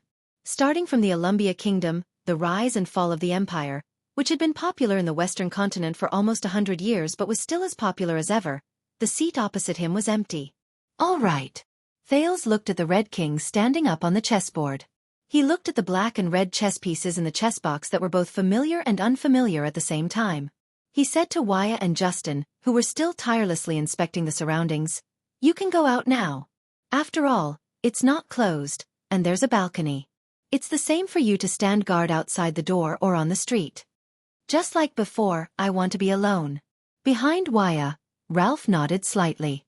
After he put down a plate of food and water that had been checked, he grabbed the owner, who was about to say a few words of flattery, and went to the first floor. Ida had long disappeared. She was probably on the roof. "Prince Thales," Lord Justin, the former White Blade Guard, said cautiously. "As usual, 3 hours. If you need anything." The prince exhaled. "I'll let you know as soon as possible." Lord Justin nodded and exchanged glances with Waya. Both of them walked to the door 10 meters behind Thales and guarded the entrance. At the same time, they stared fixedly at the prince, who was reading and playing chess at the same time. "It's like this every time." Thales shook his head and chuckled softly. He continued to take out chess pieces from the chess box and began to place them on the chessboard one by one. The private room and the street returned to silence. Only the footsteps of the soldiers could be heard from time to time, and Waya's faint grumbling toward Ralph could be heard from behind him. Guards, catapults, shield warriors, pawns.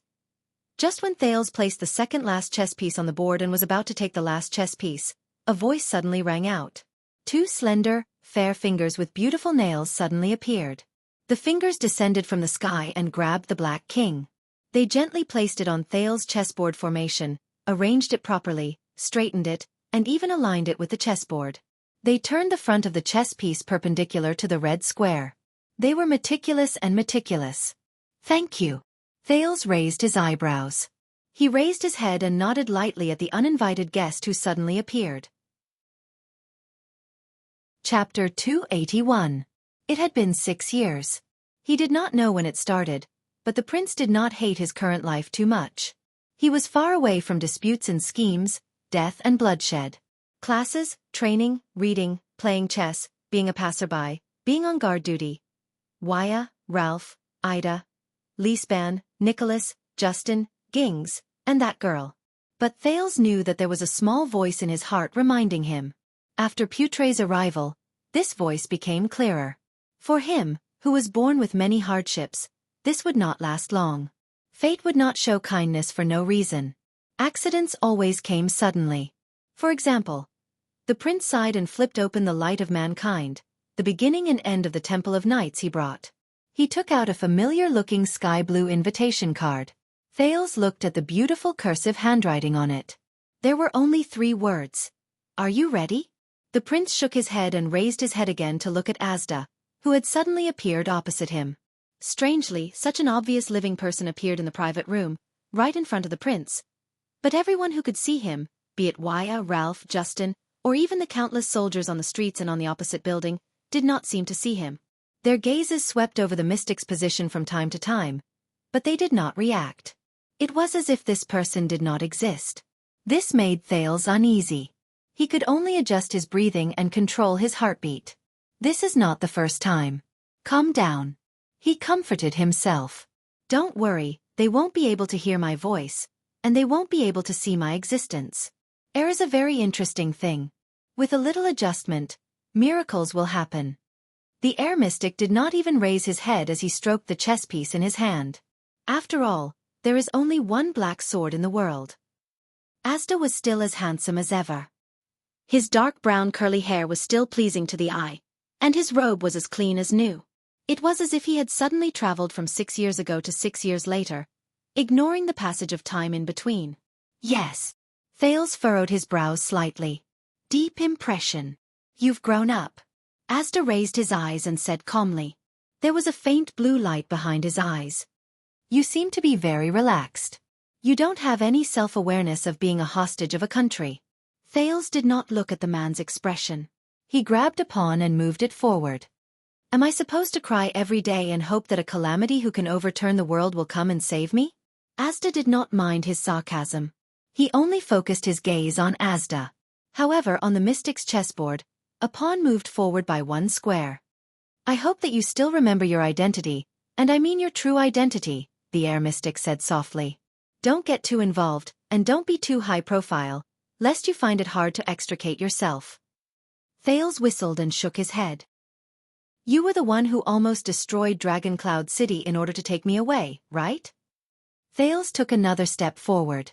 Asda did not speak, and his expression did not change. Thales took a deep breath and asked tentatively, as a person who disappeared for 6 years and did not bring anything with him except for the invitation from 5 years ago, I don't seem to have the right to say that, do I? Really? I almost thought that he had been sealed. Until the invitation 5 years ago, there was only 1 sentence on it. Prepare the classroom, wait patiently. Until... Thales looked at the blue invitation card that had suddenly appeared the day before yesterday and sighed again. There is a reason for my disappearance. Asda's gaze returned to the chessboard. The second pawn moved forward in a strange manner. Giza's appearance is not a small matter. It's not just the Queen of the Sky. In the past 6 years, many existences have visited Dragon Cloud City, both openly and secretly. Among them are enemies that you and I should be wary of. I am not confident that I will not be discovered. Enemies? Thales seized the word. So I need to keep a low profile and wait until the most dangerous time is over. The mystic glanced around. And during the days I was away, you did a good job and found a good place. Thales exhaled and moved the pawn to take one of Asda's chess pieces, turning the pawn into a swordsman. For this occasion, an excuse that will not arouse suspicion, I schemed and prepared for a full 3 years. Yes. Over the past 5 years, Thales had tried countless ways to have a safe private conversation with Asda. He could talk to himself in heroic spirit palace, read in a quiet place, or hide in the library. But no matter what he did, it was too dangerous or inconvenient, whether it was because he would attract unnecessary attention or because there were guards everywhere in heroic spirit palace. He needed a special occasion, a place where he could stay away from the crowd without arousing suspicion. For example, right now. Who would have thought that the Prince of Constellation, who was playing chess with himself, was actually talking to a calamity under the watchful eyes of the public? This is the sorrow of worldly restraints. Asda moved the third pawn again, as if he did not care about Thales' swordsman at all. I will still say the same thing. Think about it. Come with me. Then you won't have to worry so much about preparing the classroom. Asda raised his head and looked at Thales with a profound gaze. The prince rubbed his fingers, grabbed a shield warrior, and moved diagonally to the side in an attempt to block the opponent's 3 pawns. I thought we made it clear enough, Thales said with a sigh. What you need is a king to do something you could not do in the past. But you are in a difficult situation. Asda moved the knight from behind the 3 pawns without hesitation. At the same time, he held back the charging swordsman and the shield warrior who was ready to intercept him. To be honest, even if your performance is amazing, I am still not optimistic about your success in being crowned. If this is all you are going to say, then we can end this early. Thales sped up his tone, slightly displeased. He grabbed a catapult, jumped over 2 chess pieces, and placed it in a position to threaten the opponent's knight. Asda flashed a chilling smile that Thales had seen before. What about the weapon? The one that sealed Giza 6 years ago, the mystic said softly. I thought that when you came to see me, you would at least bring it with you. On the chessboard, one of Asda's pawns suddenly took a step forward and became a swordsman. For your safety, he said softly. That weapon. In the past, Thales' heart would have probably skipped a beat at this moment. But Thales knew very well what kind of existence he was facing. Asda could detect the air pressure in the target's body from a great distance. It is where it should be, Thales said flatly. The sin of hell's river in his body flowed through his lungs and blood vessels like warm water, maintaining the original rhythm of breathing and expansion. The prince moved the shield warrior into the attacking range of the opponent's knight. This time, Asda stared at him for a full 10 seconds. After a while, the mystic put away his emotionless smile and turned his gaze to the chessboard. The shield warrior's position was just within the protection range of the opponent's catapult. Very good. Very good what? Thales stared at him quietly, but he still did not say this out loud. Fortunately, I've controlled my body's reaction. Use the sin of hell's river, the mystic suddenly said softly. Are you ready? Thales, who was deep in thought, could not react. He moved slightly and raised his head. Ready for what? In the next second, Asda suddenly sat up straight and no longer cared about the chessboard in front of him. It was as if he was about to face the most serious situation. Before we begin, we must first clarify some rules, Asda said flatly. Thales was a little stunned. Rules. Thales did not know how he read the mystic's expression, which was almost unchanged, but he subconsciously felt that Asda's expression was extremely serious at that moment. During the journey, you should have taken notes, but due to the current situation. So, first you have to seriously think about every word I say. This is a form of respect for me and yourself. Correspondingly, I will also treat your words seriously. Asda nodded slowly. Thales did not know how he read the mystic's expression. Thales was affected by his attitude and could not help but nod in response. Second, you can ask questions at any time on the way, and you can even raise counter-questions. I may refuse to answer some of them, but this is not a reason for you to respond with silence. This is the worst kind of student. The air mystic spoke at a steady and even pace, which was rarely seen on him. It was contrary to his usual strange rhythm and habits. Thales subconsciously straightened his back and nodded seriously. Just like the most devoted student. Third, before you speak, you must think clearly about how I will answer from my point of view. Speak less meaningless words, get straight to the point, and save time. Fourth, in my class, you are not allowed to use metaphors and analogies to illustrate your point of view. That is the easiest way to use tricks. Thales could only keep a straight face and nod continuously, focusing his gaze on the other party's equally serious eyes. The most important thing is to be humble, Asda said softly. This time, there seemed to be a hint of something else in his calm words. Not to me, but to the knowledge you are about to obtain. Respect what you do not agree with first, then give it some thought, find differences, and finally, question it. You can not only question the other party, but also yourself, such as your presuppositions. Use fewer absolute and affirmative words, and encourage the use of hypotheses and conditional statements. Thales moved at first, then immediately pressed down on his right hand. He was afraid that he could not help but raise his hand or subconsciously look for a pen. Asda noticed his reaction. The corners of his mouth curled up slightly, and he snorted softly. The prince could not help but feel a little embarrassed. Of course, when you speak, you must also be prepared to be questioned, the air mystic continued speaking subconsciously. If a peer here raises a question, Thales' expression changed. He felt that it was a little strange. Peer? Asda immediately sensed that something was wrong. His words came to an abrupt halt, and he unnaturally stopped speaking. It was as if he had suddenly been cut off. The atmosphere returned to silence. The soldiers and guards around the room still looked as usual, as if they had not noticed anything. However, in the small space on both sides of the chessboard, Thales instantly saw the mystic's face tremble slightly, and his left hand clenched slightly. Thales opened his mouth in surprise. This was the first time Asda had reacted like this since he knew him. Asda did not speak. He only stared quietly at his chessboard, expressionless and motionless. It was as if he was looking into the distance. Thales suddenly had the misconception that the unreasonable Asda before him actually had such a humane side to him. That word. Peer. 3 seconds later. Asda closed his eyes and opened them again, as if he had adjusted himself. He raised his gaze again, and it was sparkling. That's all. Thales inhaled softly and put away the doubts in his heart. The prince focused all his attention. Filled with irrepressible anticipation and nervousness, he nodded slowly. It's here. Then let's begin. Asda did not waste any time. He blinked his clear eyes and went straight to the point with his cold words. Today, as your first lesson on the path of becoming a mystic, I want to say 3 things. First, pay attention to what a mystic is, not what mystic energy is. Second, the position and stance of us mystics in the world. Third, our enemies and companions. Under the sky of Dragon Cloud City, the air mystic's words only rang softly in the ears of the Prince of Constellation. Chapter 282. To Asda's surprise, before their lesson even started, Thales raised his right index finger, indicating that he wanted to ask a question.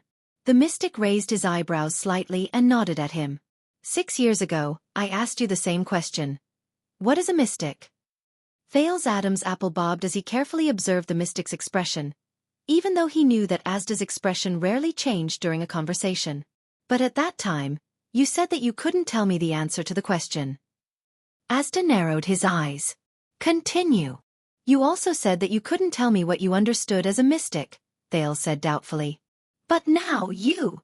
The prince looked at the mystic suspiciously. Asda stared at him for a long time. Just as Thales felt his scalp tingle, he finally nodded. You have a good memory. Thales raised his eyebrows and lowered his head subconsciously. Yes. 6 years ago, on that soul-stirring day, everything was still vivid in his mind. I can't forget it even if I wanted to. But Thales, who was holding his breath and waiting for an answer, received an unexpected one. So. Almost in the blink of an eye, Asda crossed his hands, his 10 slender fingers perfectly overlapped each other. His expression was indifferent and his voice was cold, as if he had returned to the rational and ruthless air mystic. Today, you have to tell me what a mystic is. Thales' eyes widened slightly. He was a little surprised. Me? Yes. Asda nodded. As usual, he made people feel uneasy. This is especially important. What do you think a mystic is? Especially important? Sensing the strangeness in Asda's words, Thales subconsciously asked, why is it especially important?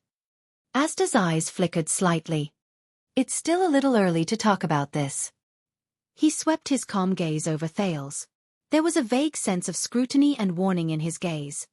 But I need you to answer my question first. The prince looked at the air mystic doubtfully. But the mystic continued to stare at him seriously and calmly. 3 seconds later, Thales finally suppressed the doubts in his heart and took a deep breath. I have some thoughts and deductions. I have also done some investigations. He recalled the 6 years of searching in the library, even though there were many books he had yet to have a chance to read seriously. What is a mystic? I've only met 2 mystics. Thales lowered his gaze and stared at the unmoving chessboard. While recalling, he organized his words and said tentatively, "You and Giza. You can control the air at will, and Giza can control flesh and even plants in an unimaginable way." Thales lowered his eyes and stared at the motionless chessboard. Asta did not comment. So, I have a conjecture. Your so-called names of origin explain the nature of your power, right?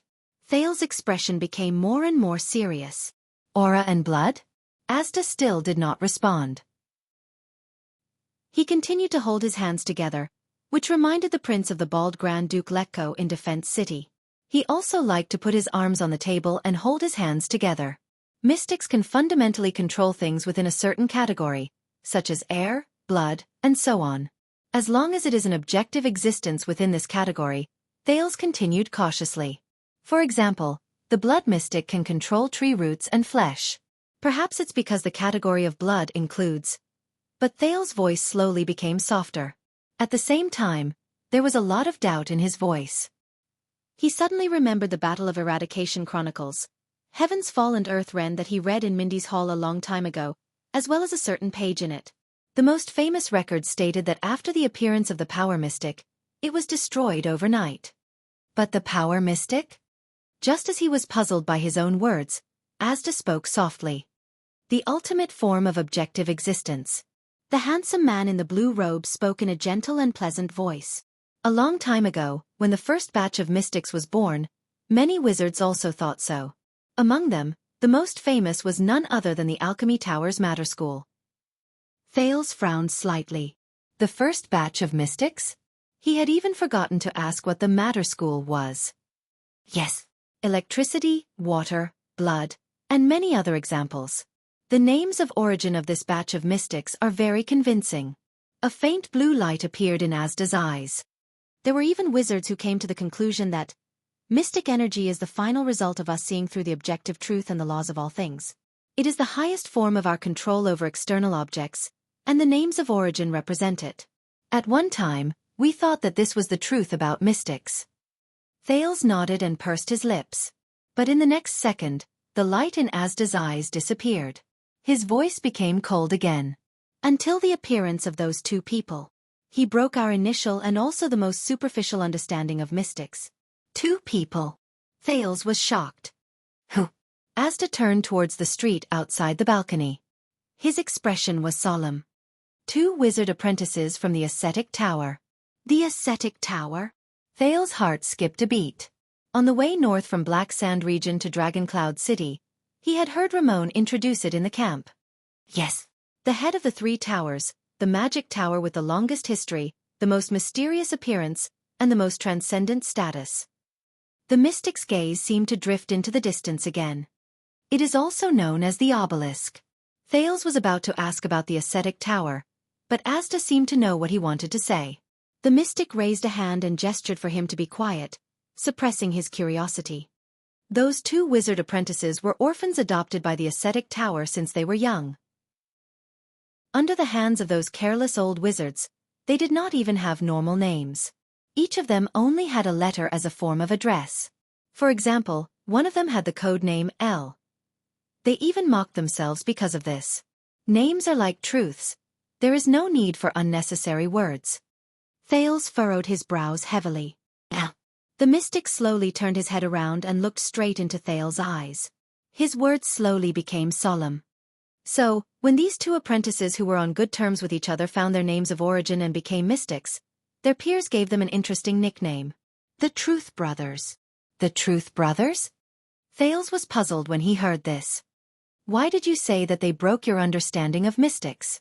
Because one of the Truth Brothers. Asda looked at him quietly and uttered a strange word. His name of origin is Idea. Idea Mystic L. In that second, Thales was completely stunned. Reason in the chess room, Wuxia behind them was complaining to Ralph in a low voice, but Thales had no time to pay attention to it. Idea? He subconsciously repeated Asda's words in a low voice. It's not an easily understood existence like qi, nor a term with profound meaning like blood. It's idea. What the hell is this? Thales widened his eyes. Puzzled, he immediately raised his right index finger and tried to interrupt Asda. It's hard to imagine, isn't it? Asda seemed to have expected his reaction. The corners of his mouth curled up slightly, indicating that he could ask questions. What kind of mystic is he? What can he do? The prince asked anxiously. You can freely imagine the idea mystic's appearance and abilities. Asda shook his head. But even I, and even my colleagues who have seen Elle in person countless times, can tell you in the most absolute and certain tone that even if you exhaust your brain, you will not be able to imagine it. Asda said meaningfully, because we are not Elle and you are not Elle. Thales froze for a moment. So this means that we don't know either? The air mystic said faintly, if mystics are the ultimate form of an objective existence, then how do you explain Elle's appearance and the idea mystic's appearance? Now, try to rethink my question. What is a mystic? Thales exhaled.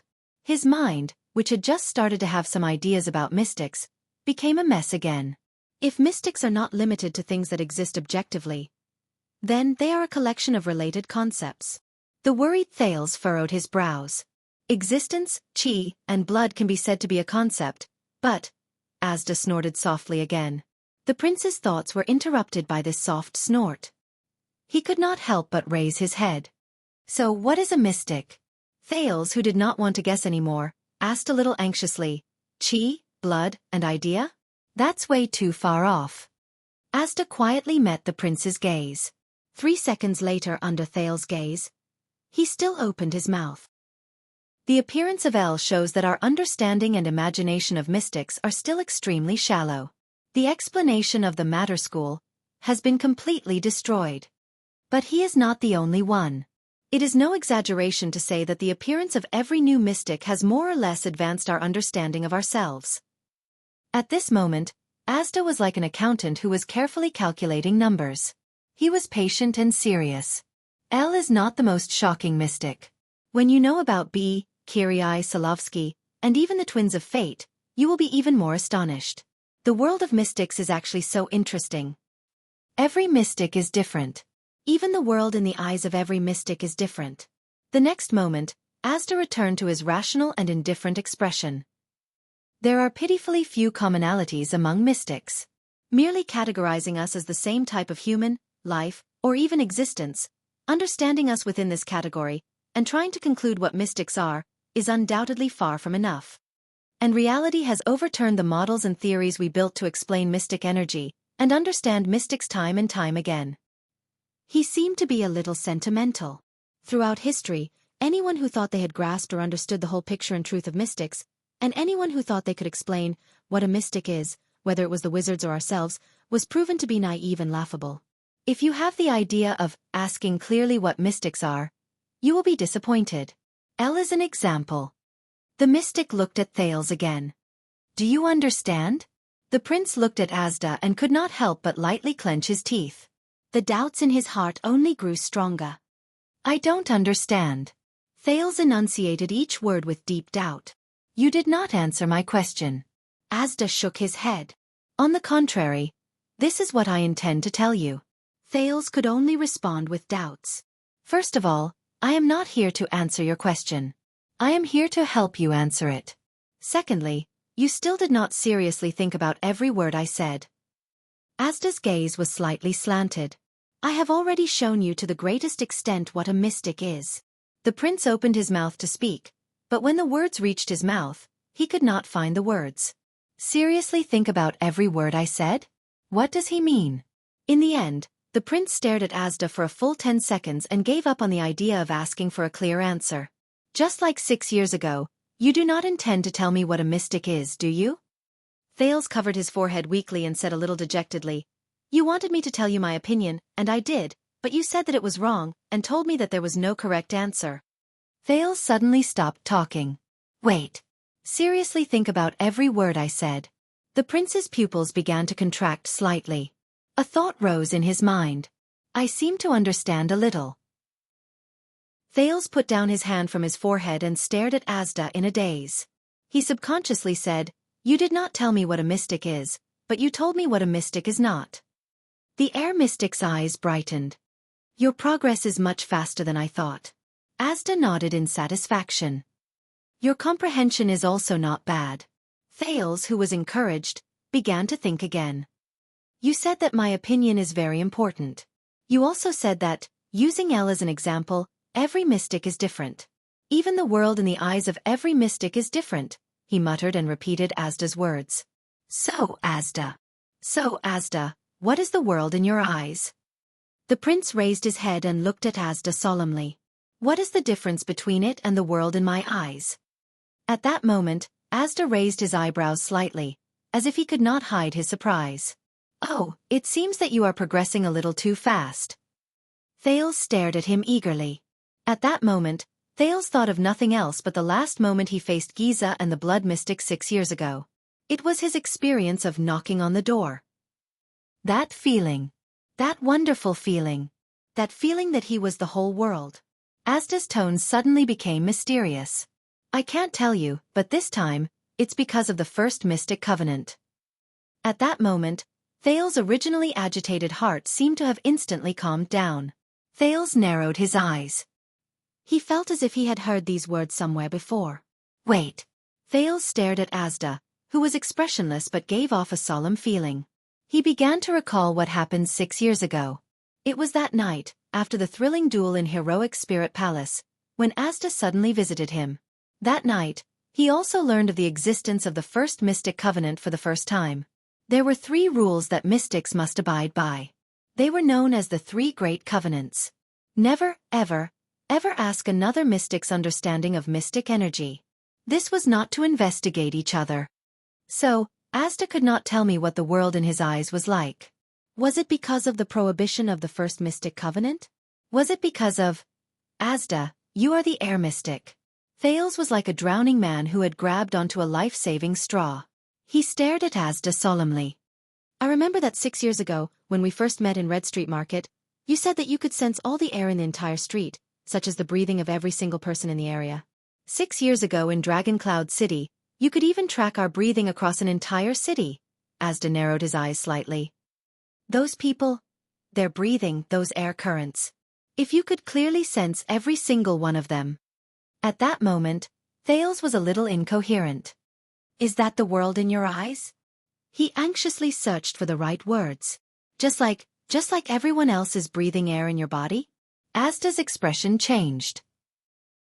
"I told you before, I don't welcome metaphors and analogies," the air mystic said coldly. "Ah, this child exceeded some expectations." Thales stared at Asda in a daze. Asda's reaction had already given him some hints.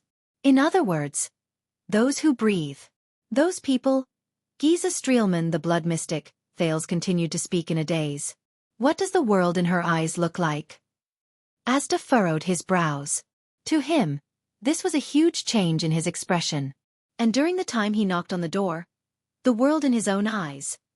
In that second, Thales suddenly remembered what Giza said before she was sealed.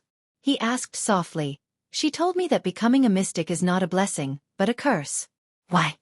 This time, the mystic was silent for a long time. "Asda."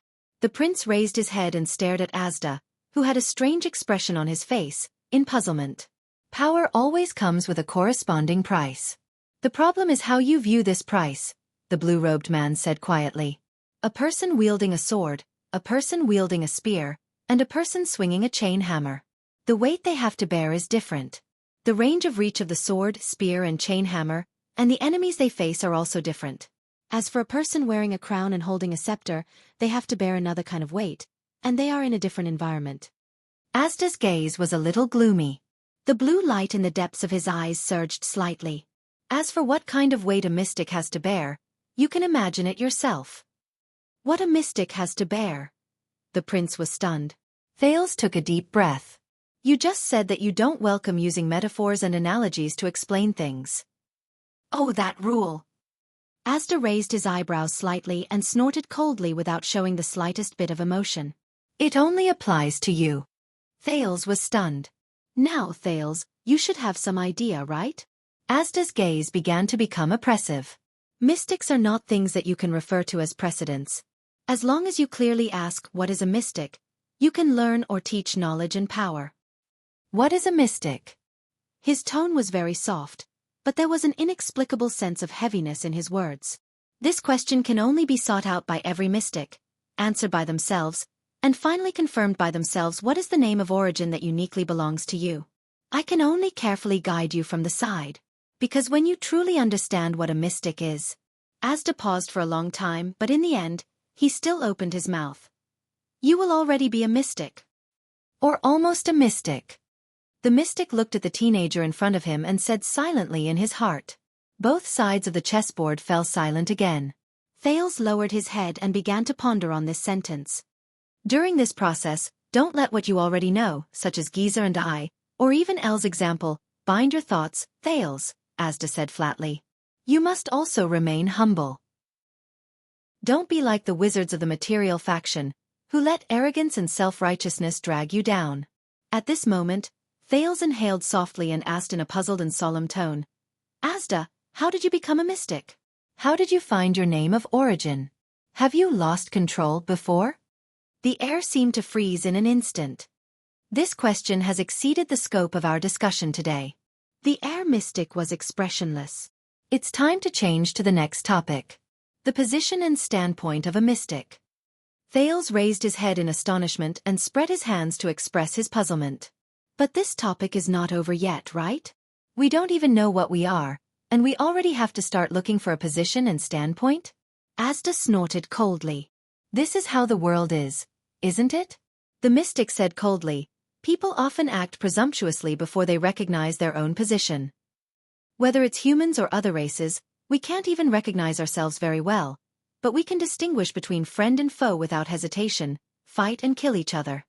It's ironic and interesting. Thales frowned. What you say is always so boring. Asda ignored his words. The blue-robed man put down his crossed hands and leaned back in his seat. Why do you think we are called calamities? Why are we hated by the whole world? Thales looked at Asda and could not help but recall the first time he met him. Because you almost destroyed the world 600 or 700 years ago. The prince remembered what Gilbert told him and said softly. Sounded the death knell for the final empire. Asda was silent for a while. Ah, the battle of eradication, a topic that cannot be avoided, he said quietly. Speaking of this, I have to mention another person among the Truth Brothers. The Truth Brothers again? Thales asked curiously. The other person besides El? Asda nodded and began to speak faster. If El broke our understanding of mystics, then his brother completely changed the status of mystics. Nearly 700 years ago, he was the one who led the other 5 mystics and started the battle of eradication. At that moment, Thales held his breath. This was the first time he heard about the battle of eradication from other than books and legends. Also, there were only 6 mystics on that side in the battle of eradication? Who? Thales asked in shock as he watched Asda nod slowly. Who is El's brother? Asda's usually indifferent expression became serious for the third time today. His back left the seat. His hands were clasped together again. His chin was slightly lowered, and his gaze was as sharp as if he was facing the most terrifying enemy. After Taurus, he was the most powerful mystic in history. He was also the first mystic to be called a calamity. The destroyer of the 3 great magic towers. The mourner of the final empire. The culprit of the great crack and sink. The enemy of the holy sun, the nemesis of the gods. Hearing the above titles, Thales could not help but widen his eyes and open his mouth. Asda said in an extremely solemn tone. Existence Mystic B. As the plot was written, the urge to step on the accelerator, to increase the gear, to pull the handbrake, to drift through the corners, and to throw everyone out of the way became uncontrollable. What should I do? No, I have to control myself. Amit Ba, control the rhythm. Immeasurable God, control the rhythm. Chapter 283. Existence. Existence Mystic. If you take it literally. When he heard the name, Thales' heart skipped a beat. An inexplicable chill spread down his spine. Existence. He gently picked up a chess piece and took it away from the chessboard. A swordsman was suddenly missing from the chessboard. Thales clenched his right hand and covered the swordsman with his fingers. The swordsman disappeared before his eyes. He gently opened and closed his palms, doing this a few times. The swordsman appeared and disappeared in his field of vision. The prince raised his head and looked back at Asda, who was watching him play with the chess piece with interest. So, I guess like L, you don't know what that B is either? This time, Thales was not as surprised as before.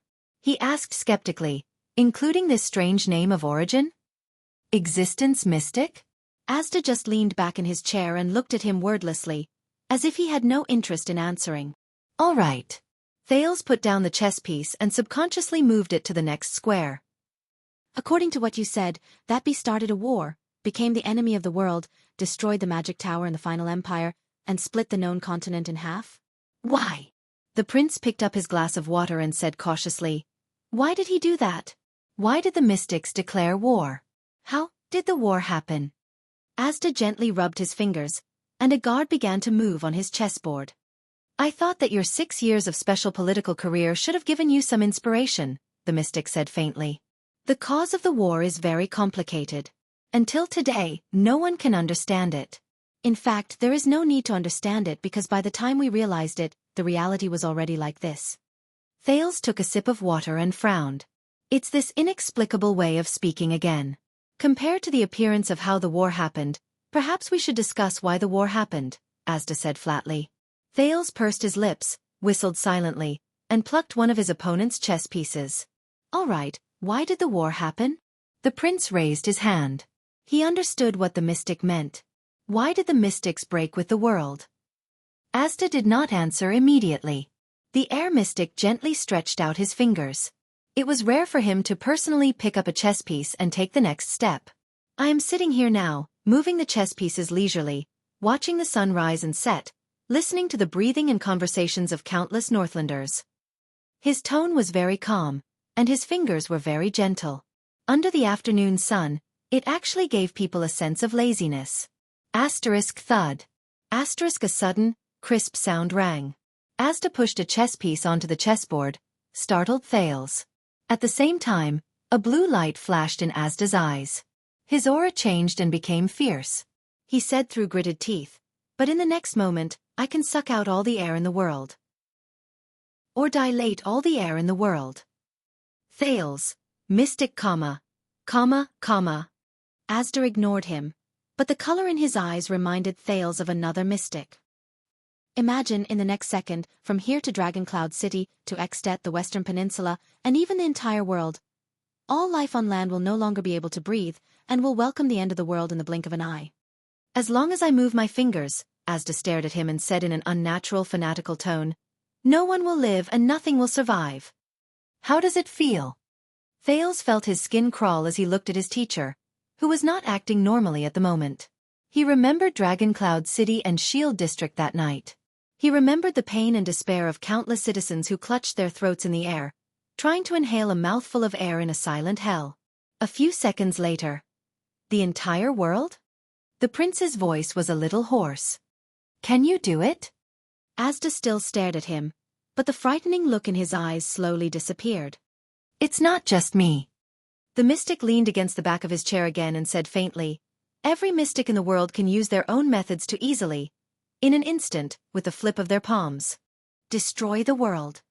Thales' pupils trembled slightly. What? He cried out involuntarily. Then why hasn't the world been destroyed? Thales gaped for a few seconds before he reacted. Then why did the battle of eradication? Asda knocked on the chessboard and interrupted him. Because not every mystic is willing to pay such a price. Thales was stunned. What price? At that moment, the chess piece in the mystic's hand paused slightly. You will know. Asda shook his head and took another step on the chessboard. When you become a mystic. Thales sighed and suppressed the irritation in his heart. Really? This again? The prince asked in dissatisfaction. I'm starting to wonder if you really want me to become a mystic. Of course. Asda returned his gaze to the chessboard. He was still calm, as if he had not said anything just now. If you come with me now, you will know more. I swear I will tell you all my secrets without reservation. Forget it. Thales sighed and wisely brought the topic back. So, every one of you has the ability to destroy the world in an instant. He leaned back in his chair and massaged his sore neck from leaning forward for a long time. He said with certainty, "But you won't do that, right?" Asda shook his head. "But the world won't think so." "Thales, in this world, they don't hate us," the air mystic said slowly. "They are afraid of us. They are so afraid that they can't wait to forget us completely. They can't wait for us to disappear from history. What they are unwilling to forgive and find difficult to accept is not our actions." Thales could faintly feel that under Asda's calm face, there was a hint of disdain hidden in his words. "It's our existence. It's the possibility that we can destroy everything in an instant. It's the calamities." The prince lowered his head. His expression became solemn. "I see. No matter which mystic it is, they all have that kind of power. They are all existences that can overturn the chessboard in an instant." "I think their worries are not unreasonable." Thales sighed softly and glanced at Lord Justin Wuxia and the countless soldiers and guards outside the balcony. "This is our position and position." Asda followed Thales' line of sight and shifted his gaze outside. "Be careful, Thales. Your two identities do not represent a small matter. It is the 1,000-year conflict between the world and the mystics that cannot be resolved. Once they discover you..." The mystic shrugged, which was rare. A breeze blew across the balcony and lifted some of Thales' hair. "Do you still have that kind of confidence?" Asda seemed to have regained his leisurely mood. He said in a relaxed manner, "As a king, find a way out for the mystics so that we can safely establish ourselves in the world?" Thales gritted his teeth. He felt a little troubled. "Of course." He braced himself and said, "It's precisely because it's difficult that it's worth doing it, isn't it?" What else could he have said? "I'm sorry, I was wrong. I was young, frivolous, and overestimated myself. Now I give up. Is that it?" Thales shrugged in his heart. Asda froze on the spot. His gaze lingered on him for almost 10 seconds. "Ah, I really look forward to that day," he said softly. "Ha!" Thales felt a little uncomfortable under the strange gaze of the mystic. He had to shift his attention back to the chess game. "Just you wait, I will succeed." But Asda cut him off. "No." He wagged his finger and continued to stare at the prince strangely. "What I look forward to, Thales, is not your ultimate success." The mystic's tone changed. It was strange and gloomy. "But you are caught between the mystics and humans, between the calamities and the world. Caught between your own nature and the gazes of others, between the inescapable future and the unforgettable past. In the end, you will be torn apart by conflict, destroyed by conflict, and devoured by regret. In the end, you will compromise with us in the future." The two sections of the chessboard fell silent again. Only the two of them were left staring at each other. Thales resisted the twitching of his face and stared at Asda for a full 3 seconds before he awkwardly spat out 2 words. "Thank you. That's really comforting." "If on that day, you see a new way out in a brand new field of vision, a direction that only you can grasp," Asda did not finish his words. He said softly, "Don't hesitate anymore, accept yourself, and grasp the rudder that will change your fate." The mystic's gaze was like 2 sharp swords that pierced Thales' pupils. "Remember my words. One word at a time. Engrave them in the bottom of your heart." Thales' Jade Star. The prince heaved a long sigh of relief. He felt extremely awkward and did not know how to react. "Engrave them in the bottom of my heart?" There's another question." Thales laughed dryly and raised his finger unnaturally. "How were B and his 5 companions defeated? Where are they now?" "One of them has already been sealed by you." Asda was very straightforward about this question. "The others probably met a similar fate 600 years ago." Sealed. Thales clenched his fists and thought of that lovely yet terrifying girl, as well as the scene where she eventually turned into ashes. At that moment, the mystic lowered his voice and appeared a little desolate. "Otherwise, this world would probably not be what it is today." Asda shook his head. "During the days of the Battle of Eradication, I sensed that the number of people knocking on the door was almost as many as breathing." "You make it sound like you need to breathe," Thales secretly criticized. Asda raised his head and nodded at him. "If B's people come looking for you one day, remember this. Almost all of them are lunatics. They might not necessarily be your enemies, but they definitely won't be your friends. Think about Giza. Thales lowered his head and pondered. So, you're not one of them? No, I'm not. A few of us, including myself, think that B's response is too extreme. We call them extremists. Asta snorted softly. Correspondingly, they call us moderates, or even worse names. Extremists. Moderates. Thales recalled the confrontation and argument between Asda and Giza in Shield District. He came to a sudden realization. Extremists and moderates. The mystics are divided into two factions, opposing each other? If only it were that simple. Asda shook his head again. The moderates are not like the extremists, who are united and orderly, who advance and retreat together. We are just a group of scattered mystics who refuse to choose war. Even after the war, we are scattered all over the place, fighting on our own. Asda held the chess piece in his hand. The atmosphere suddenly became solemn. And the real opponents of the extremists? In the battle of eradication, there were two other mystics, the mystic said calmly. They chose to stand on the other side of the battlefield, facing B and his followers, regardless of whether they were mystics or normal people. 6 against 2. This was the situation at one point in the war. Thales took a deep breath. Realization dawned on him. So that's how it is. Two mystics who stood up for the world. Facing the extremists. The books in Raikaru's library, the calamities that the little girl said stood on our side. So it's Empress. Thales uttered a strange word. This time, it was Asda's turn to raise his eyebrows. His expression changed slightly. You know them? Thales raised his head and stared at Asda with a certain gaze. It's the two empresses, isn't it? In the history of the ancient empire and the final empire, there has never been a so-called empress. But I always hear this word on various occasions. It has also been mentioned once or twice in books. Thales recalled the few occasions where he heard this word.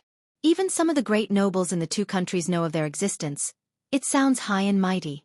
So the so-called empresses are actually mystics, Thales said tentatively. They are mystics who stood on the side of the world in the battle of eradication. They helped us, they stood on the side of the world and defeated the extremists led by B, so they enjoyed a transcendent status and were even called empresses. Thales exhaled.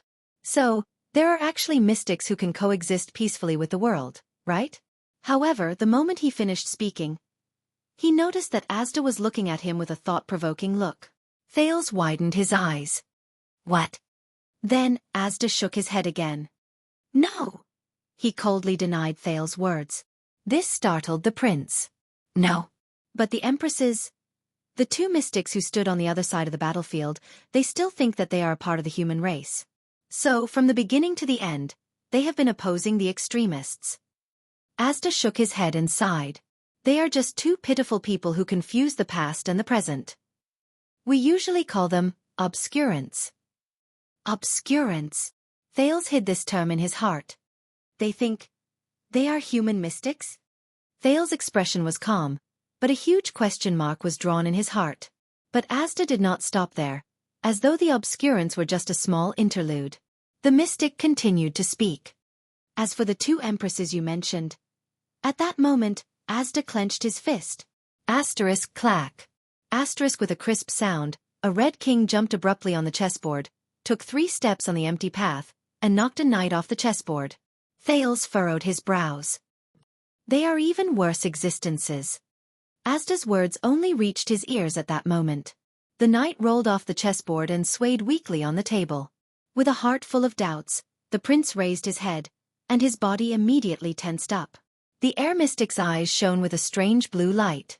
It covered his original pupils, but it could not hide his murderous intent and chilliness. The so-called two magic empresses, Bloodspike and Helen. They are indeed mystics. They suddenly changed their stance at the end of the war. They betrayed all their peers in one night. They brought about the end of all mystics, Asda hissed the word through gritted teeth. The traitors. Even when he was facing Giza, Asda's words had never been so cold and chilling. Filled with hatred, disgust, wariness, and fear? Thales stared at him blankly for a while before he came back to his senses. The two empresses. How did they betray you? The prince inhaled and adjusted his racing heartbeat because of the mystic's abnormality. They are more terrifying than the legendary anti-mystic equipment? The mystic snorted, and the blue light in his eyes gradually disappeared. They are much more terrifying than the legendary anti-mystic equipment. The anti-mystic equipment is, after all, a non-living thing. And Thales narrowed his eyes, feeling a little anxious. More terrifying than the legendary anti-mystic equipment. And At this moment, Asda's words paused slightly. He turned his gaze back to Thales. Asda changed the topic. Do you really want to know? Thales widened his eyes, shrugged, and put on an expression that said, yes. Of course.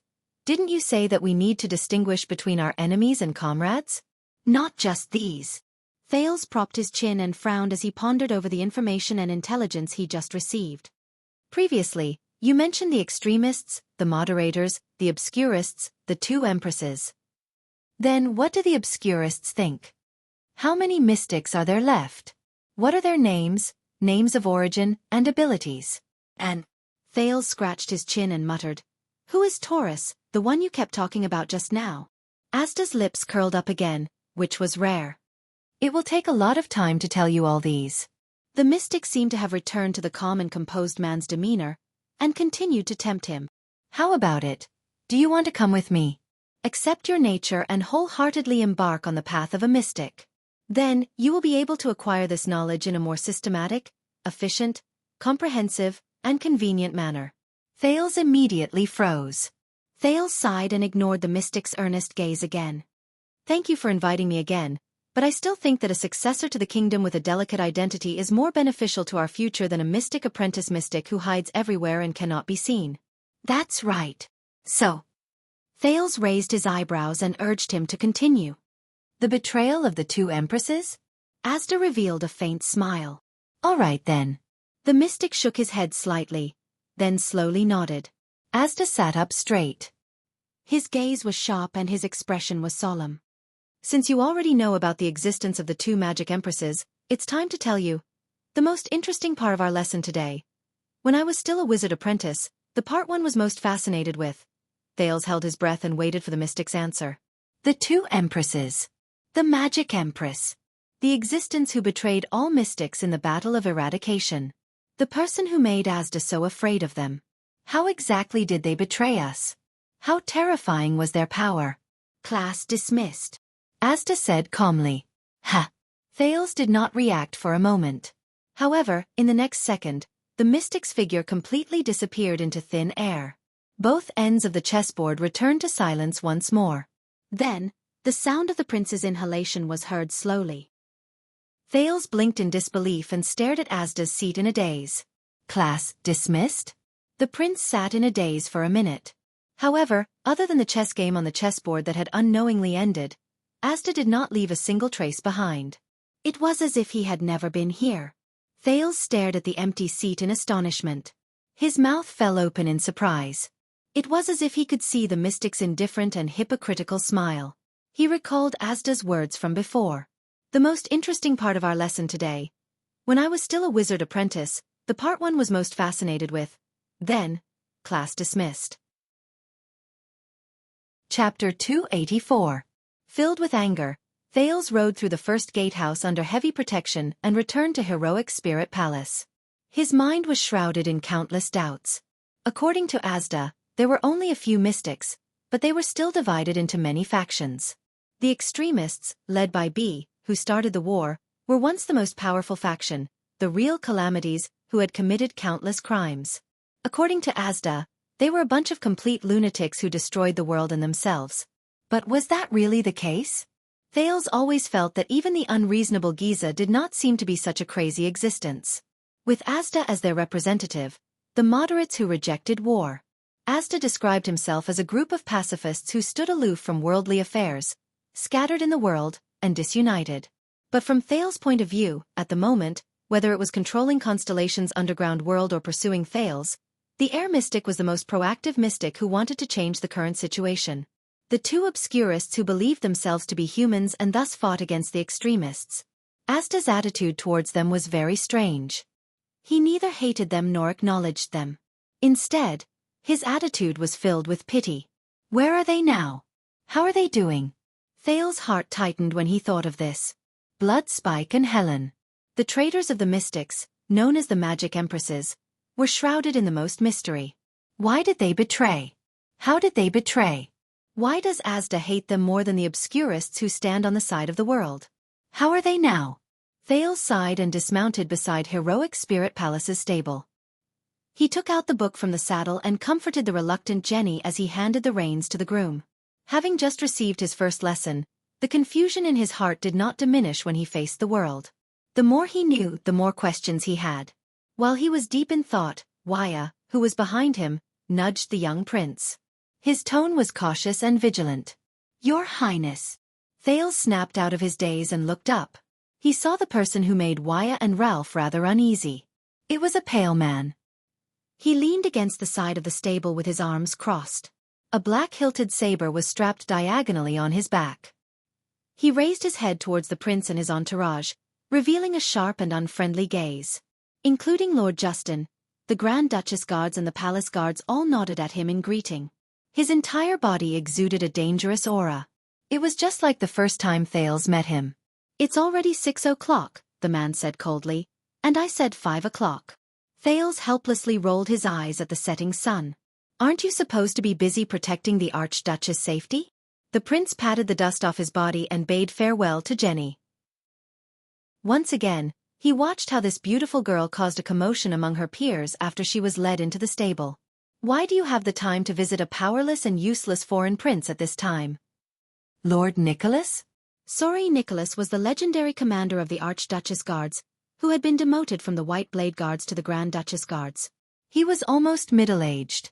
After the drastic change 6 years ago, as the wrinkles at the corners of his eyes increased, the once most trusted personal guard of King Nuvan became more stable and reliable, as well as more cautious. Wuxia anxiously turned his head to look for Ida. But after a few seconds, he sighed and turned his head back. That shorty has probably left the prince behind and gone to the suburbs to fight on her own. The Star Killer snorted coldly. "Others might think that you're inconspicuous, that you usually just read books and play chess. At most, you skip class and play hide-and-seek." As usual, Nicholas scanned his target with an unpleasant scrutinizing gaze. His tone was unfriendly. "But I know." The Star Killer lowered his arms. His gaze was sharp. "You're the most troublesome person in Heroic Spirit Palace." Thales sighed in resignation. He turned around and walked out of the stable, brushing past Nicholas. "Thank you for your compliment." "Forgive me for..." At this moment, Thales' shoulders suddenly sank. Asterisk slap.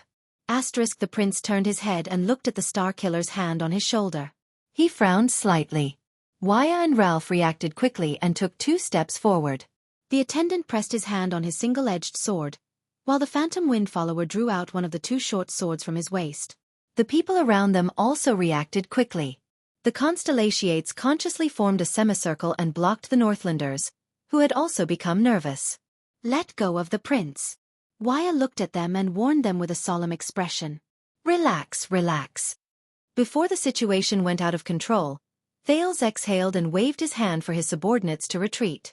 "Lord Nicholas always likes to joke with me." The prince stared at the Star Killer, who was still pressing down on his shoulder. He raised his eyebrows. "Right." Nicholas stared at him for a whole 5 seconds before he let go of the teenager in front of him. Wuxia, who had been vigilant by the side, heaved a sigh of relief. The hostile atmosphere around them also eased up. But the moment Thales shrugged, the Star Killer suddenly extended his hand again. Asterisk slap. Asterisk. Nicholas' movements were so fast, and the trajectory was so strange that the prince could not react at all. He could only watch as the Star Killer's hand thrust forward and retracted, forcefully snatching the thick brown-covered book he brought out of the palace from his left hand. But at that moment, Thales' expression changed drastically, like a lion cub whose fur had stood on end. The Sin of Hell's river was like the most loyal companion. It rose from every inch of his body, surged up his left arm, and filled every joint from his shoulder, elbow, and wrist. The moment the book left his hand, Thales' left arm swiftly grabbed it with a backhand movement that was several times more agile than usual. Asterisk thud. Asterisk. He grabbed the spine of the book in a death grip. The sin of Hell's river surged again and filled his arm muscles. It gradually increased the strength in Thale's hand, not letting go even the slightest bit. The attendants pressed their hands on their weapons again. The tension in the air returned. Your Highness, Wuxia shouted anxiously. Be careful you. Stay back, Wuxia. Thales spoke with a solemn expression, stopping his subordinate from drawing his weapon from his waist. Lord Nicholas' joke is a little too big, that's all. Damn it. This guy. Thales stared at Nicholas. He just won't let me go. The brown-covered book stopped in midair. The Prince of Constellation and the Star Killer each grabbed one side of the book, and they were in a stalemate. Oh, this is rare. Nicholas felt the strength in his hand gradually increase, and he could not hide the surprise in his eyes. If you can perform like this in your daily sword practice, then I'll be F***head even worse by you, Thales interrupted him coldly, unwilling to let go of the book in his hand. Nicholas curled up the corners of his mouth. You know, I've always found it strange. There was a strange cold glint in the Star Killer's eyes. Don't you get tired of playing chess with yourself in an empty room for 3 years? It can't be helped. Thales did not show any weakness. It's your fault that you don't know how to play chess, and the Archduchess's chess skills are a mess. Is that so? Nicholas sneered. There must be people in the Secret Intelligence Department who know how to play chess. Thales gritted his molars. He had a bad feeling about this. Perhaps you shouldn't be so rude to me. The prince sighed. His arm, which had been trembling during the contest of strength, started to ache. The Archduchess must remember how her grandfather passed away. Nicholas interrupted him faster than he could. The expression on his face reminded others of a hunter. Isn't that so? Thales was instantly speechless. In the next moment, Nicholas pushed the book in his hand and pulled it back. Thales had no way of grasping his opponent's sudden change in technique and strength. The agility and strength brought about by the sin of Hell's river were of no use at all. He could only stare at Nicholas as he snatched the book away. I didn't know that you were still interested in the Temple of Knights. Nicholas looked at the title of the book on the cover, then glanced at the Prince of Constellation, who had an unpleasant expression on his face. But the Star Killer patted the spine of the book with one hand. The book automatically opened to the page that the user most often opened. It lay flat on Nicholas' wide, calloused palm. In the middle of the page, there was a thin piece of sky blue paper. Thales clenched his fists. His breathing quickened. Oh, that explains it. Nicholas narrowed his eyes and curled up the corners of his lips. He gently picked up the thin blue paper and looked at Thales' livid face with interest. A message? Is this why you want to play chess? That's an invitation, Thales said quietly. He suppressed the anxiety in his heart and stretched out his hand to stop his subordinate from moving. It's just a meaningless sentence on it, the prince said calmly. You know, Nicholas interrupted him with a chuckle. Then let us take a look. In front of the prince, Nicholas flung the thin piece of paper aside with a victorious smile and read the words written on it. Fall. But when Nicholas uttered the first syllable, his pale face changed slightly. He raised his head abruptly and shifted his gaze from the thin paper to Thales. Thales blinked. Is this some kind of joke? The Star Killer said coldly. Young prince. He turned the hard paper in his hand to the other side. The thin, sky blue paper was spread out in front of Thales. Wuxia and Ralph moved their heads forward. There was only one line of neatly written words in the lingua franca on the thin paper in Nicholas' hand. It was written in standard patterns. Ralph whistled and retracted his head. Wuxia mumbled something and held back his laughter. He did not look at Nicholas' expression. Look, I said a meaningless sentence. Thales scratched his head awkwardly, using this action to relieve the soreness brought by the sin of Hell's river. You were the one who insisted on reading it. Nicholas stared into the prince's eyes. His eyes were burning. His assistant, Lord Justin, frowned slightly and went forward to remind him, Leader, it's getting late. Only then did the Star Killer close his mouth in dissatisfaction and snort through his nose. With an unpleasant expression, Nicholas crumpled the thin paper in his hand into a ball and threw the book back to Thales. Young prince, you'd better be careful. Use a new phrase next time. Thales caught the book and pretended to blow the dust off it. I'm used to it. No. Nicholas' gaze turned cold, and his words were profound. What I mean is, be careful. At that moment, Thales's pupils shrank. What do you mean? The prince asked faintly. Thales sensed something unusual in Nicholas' words. I mean it literally. Nicholas tore the thin paper in his hand callously. Dragon Cloud City hasn't been peaceful lately.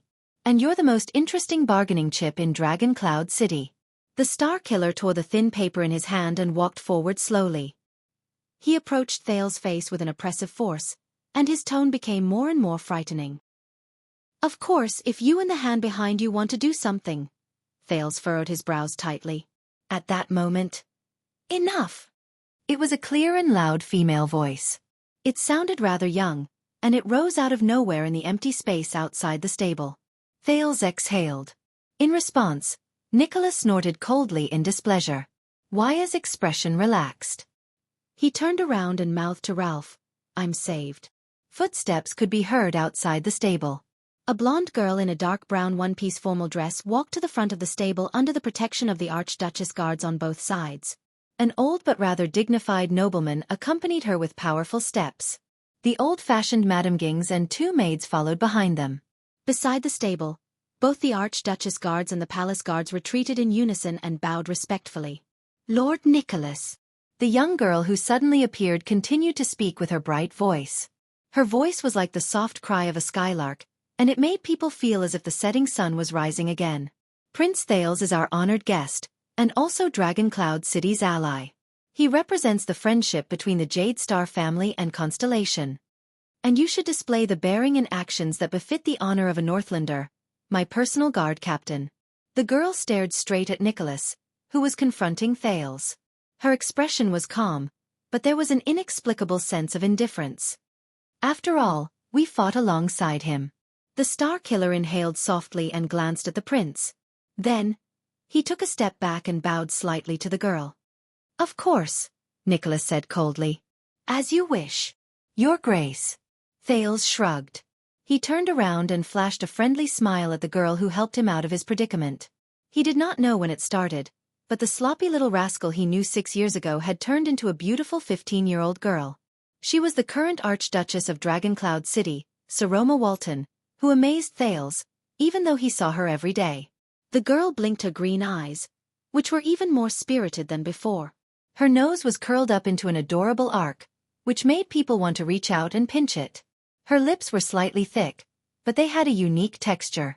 Her bright cheeks were flushed with a healthy red, which made the 2 strands of platinum hair that fell from her chest look even brighter.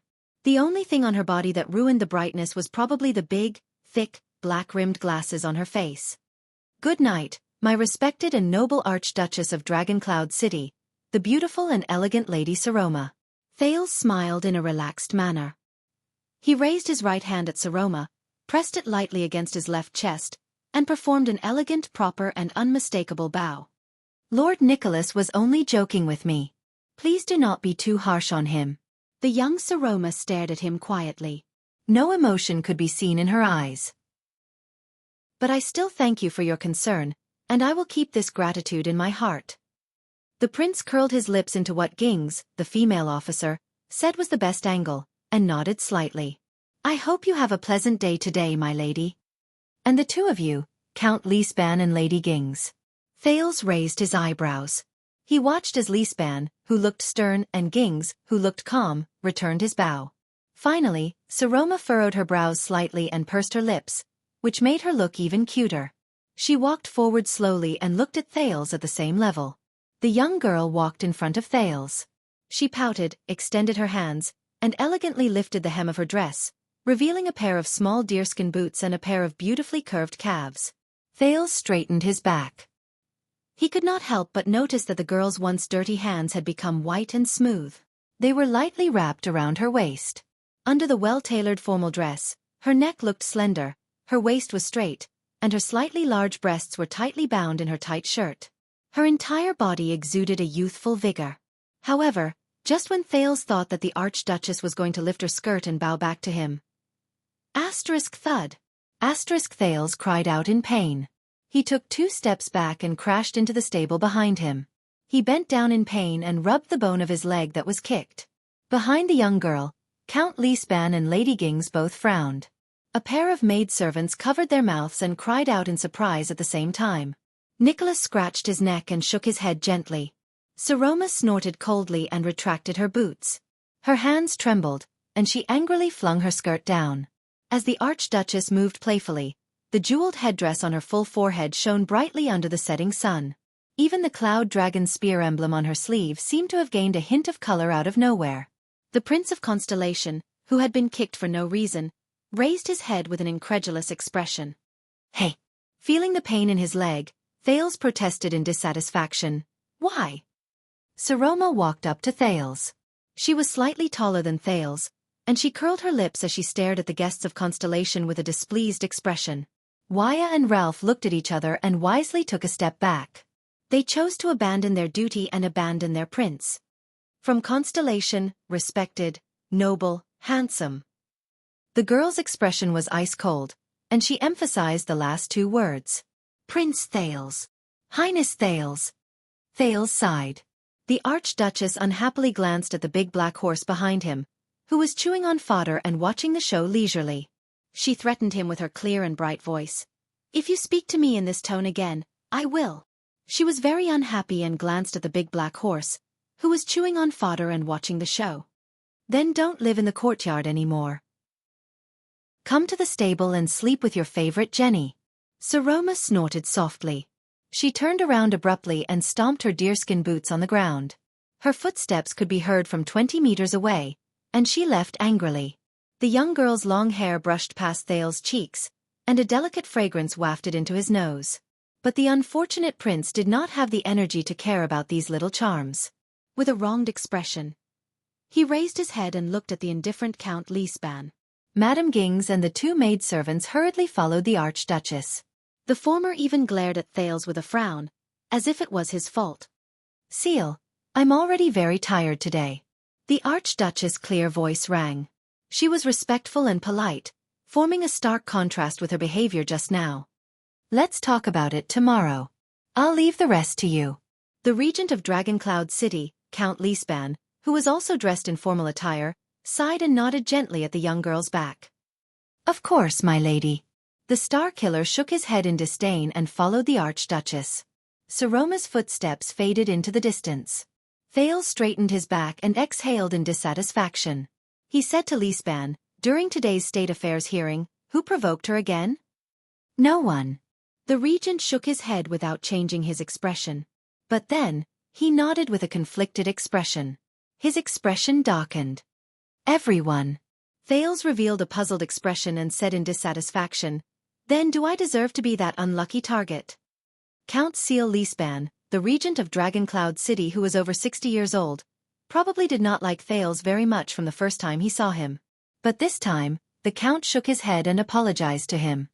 "On behalf of the lady herself, I apologize for her behavior." "Her behavior just now was indeed inappropriate, Prince Thales," Regent Lisban said solemnly. "When the time is right, I will advise her." "Believe me, this is not her usual behavior." Thales, who had suffered for no reason, rolled his eyes. "Then I'll take my leave first, Prince Thales." Regent Lisban stared at the Archduchess back and said slowly, "Please convey my gratitude to Lord Putray." Thales nodded in resignation. Accompanied by his attendants, the regent turned and left. Thales watched Lisban's retreating back and his heart sank a little. "No one? Everyone?" What Lisban said. What exactly happened during the State Affairs hearing? In addition to Nicholas's warning that Dragoncloud City will not be peaceful, and his inexplicable search. Also, Putray also rushed to Dragoncloud City at this time. Thales, who was deep in thought, raised his head. He felt a little uneasy. He needed to find Putray as soon as possible and listen to the Lord's report. The big black horse stuck its head out of the fence and playfully touched the prince's cheek. As expected, Thales put aside the complicated thoughts in his heart. He hugged Jenny's head and let out a long sigh. "You're still better, Jenny." At this moment, Ida, who had disappeared for a long time, popped out of nowhere. She held 2 dead rabbits in each hand and said cheerfully in front of the dumbfounded Waya and Ralph, "Hey, little Thales, it's okay. We don't want to eat that brat's dinner. We can start a fire ourselves." The prince turned to her sternly. "Ida." Thales's expression changed. He put on a fierce expression and snorted coldly at the elf. If you leave the group and run off to fight in the future, don't stay in the courtyard. Move in here and sleep with Jenny. Ida froze on the spot. At this moment, the Archduchess' dissatisfied and angry shout came from afar again. Thales! What are you still dawdling about for? Do you want to eat dinner or not? Thales took a deep breath and tugged at his face, turning it from an aggrieved prince to a happy teenager. Dinner. Of course I do. But I don't want to eat with a certain irritated lioness cub. The teenage prince could only look up at the sky and sigh. He muttered to himself, she was so cute when she was young, and shouted, I'm coming, I'm coming. Thales turned around without hesitation and strode in Saroma's direction. Leaving the confused Ida behind, he looked at Waya and Ralph in dismay. In the stable, Jenny snorted and lowered her head to continue enjoying her feast. What's wrong with the two brats? Ida looked at Jenny under the cloak and shook the rabbit in her hand. You know. Waya sighed and rubbed his nose. It's good to be young. In the distance, Count Xiaofan stopped. He slowly turned around and glanced in the direction of the stable. Yes, you're being used by the Archduchess as a target to vent her anger, Prince Thales. However, she'll only use you as a target. That's the problem. With a profound gaze, Regent Xiaofan turned around and left. Chapter 285. Thales stared solemnly at the sausage on his plate. He held his breath and slowly raised his knife according to Professor Gine's posture in his memory. 1 second. 2 seconds. 3 seconds. Finally, the prince heaved a deep sigh. He loosened his grip and put the knife and fork back on the sides of the plate, giving up on eating. Thales raised his head with a headache and looked at the other side of the dining table. The blonde girl glared at him with her green eyes, pouted, and stared at him in dissatisfaction. She did not even move the food in front of her. From the moment they entered the Archduchess' dining room, Saroma chased Gings and the two maids out with a cold expression, despite the unified objections of Gings and the two maids. Surprisingly, Gings only expressed her objections symbolically and then complied with the Archduchess' wishes, which was very rare in the past. All right. Thales could only brace himself and said, Our esteemed Archduchess, do you have any opinions about my dining posture? Saroma snorted softly and stared at him for a full 3 seconds before she pouted and said, Again. Thales was stunned. Thales was stunned. What? You're talking to me like this again, the girl said in displeasure with a sullen expression. Our esteemed Archduchess is a tone that makes people want to beat you up. Thales widened his eyes and looked at her helplessly. He smiled and said, But this is the proper way to address the Archduchess, especially when it's our cute and charming. The sound of metal clashing against metal suddenly rose. Thud. Thales stared at Saroma in a daze. The sullen girl had just stabbed the plate of beef in front of her into two. The cut was smooth. Saroma was still staring at him with a frown. Her eyes were filled with unhappiness. The teenage prince's Adam's apple bobbed a little. He took a deep breath and stopped smiling. He suppressed the urge to tease the girl with a playful tone to the deepest part of his stomach. Looks like she's in a really bad mood. Then, thud. Another crisp sound of metal clashing against the plate was heard. The beef on Saroma's plate was cut into 3 pieces. Thales felt a chill in his heart. Alarm. Alarm. It was even scarier than when she did that 2 years ago. Thales immediately put away the expression on his face and calmly stared at Saroma, who pouted. I'm sorry. The prince looked into Saroma's eyes with sincerity. It's my fault. From just now until now, I've neglected your feelings. Saroma's eyes moved, and her stern face relaxed a little. When Thales saw her dejected look, he could not help but lower his head and sigh. In the next second, the prince decisively left his seat and walked towards the girl.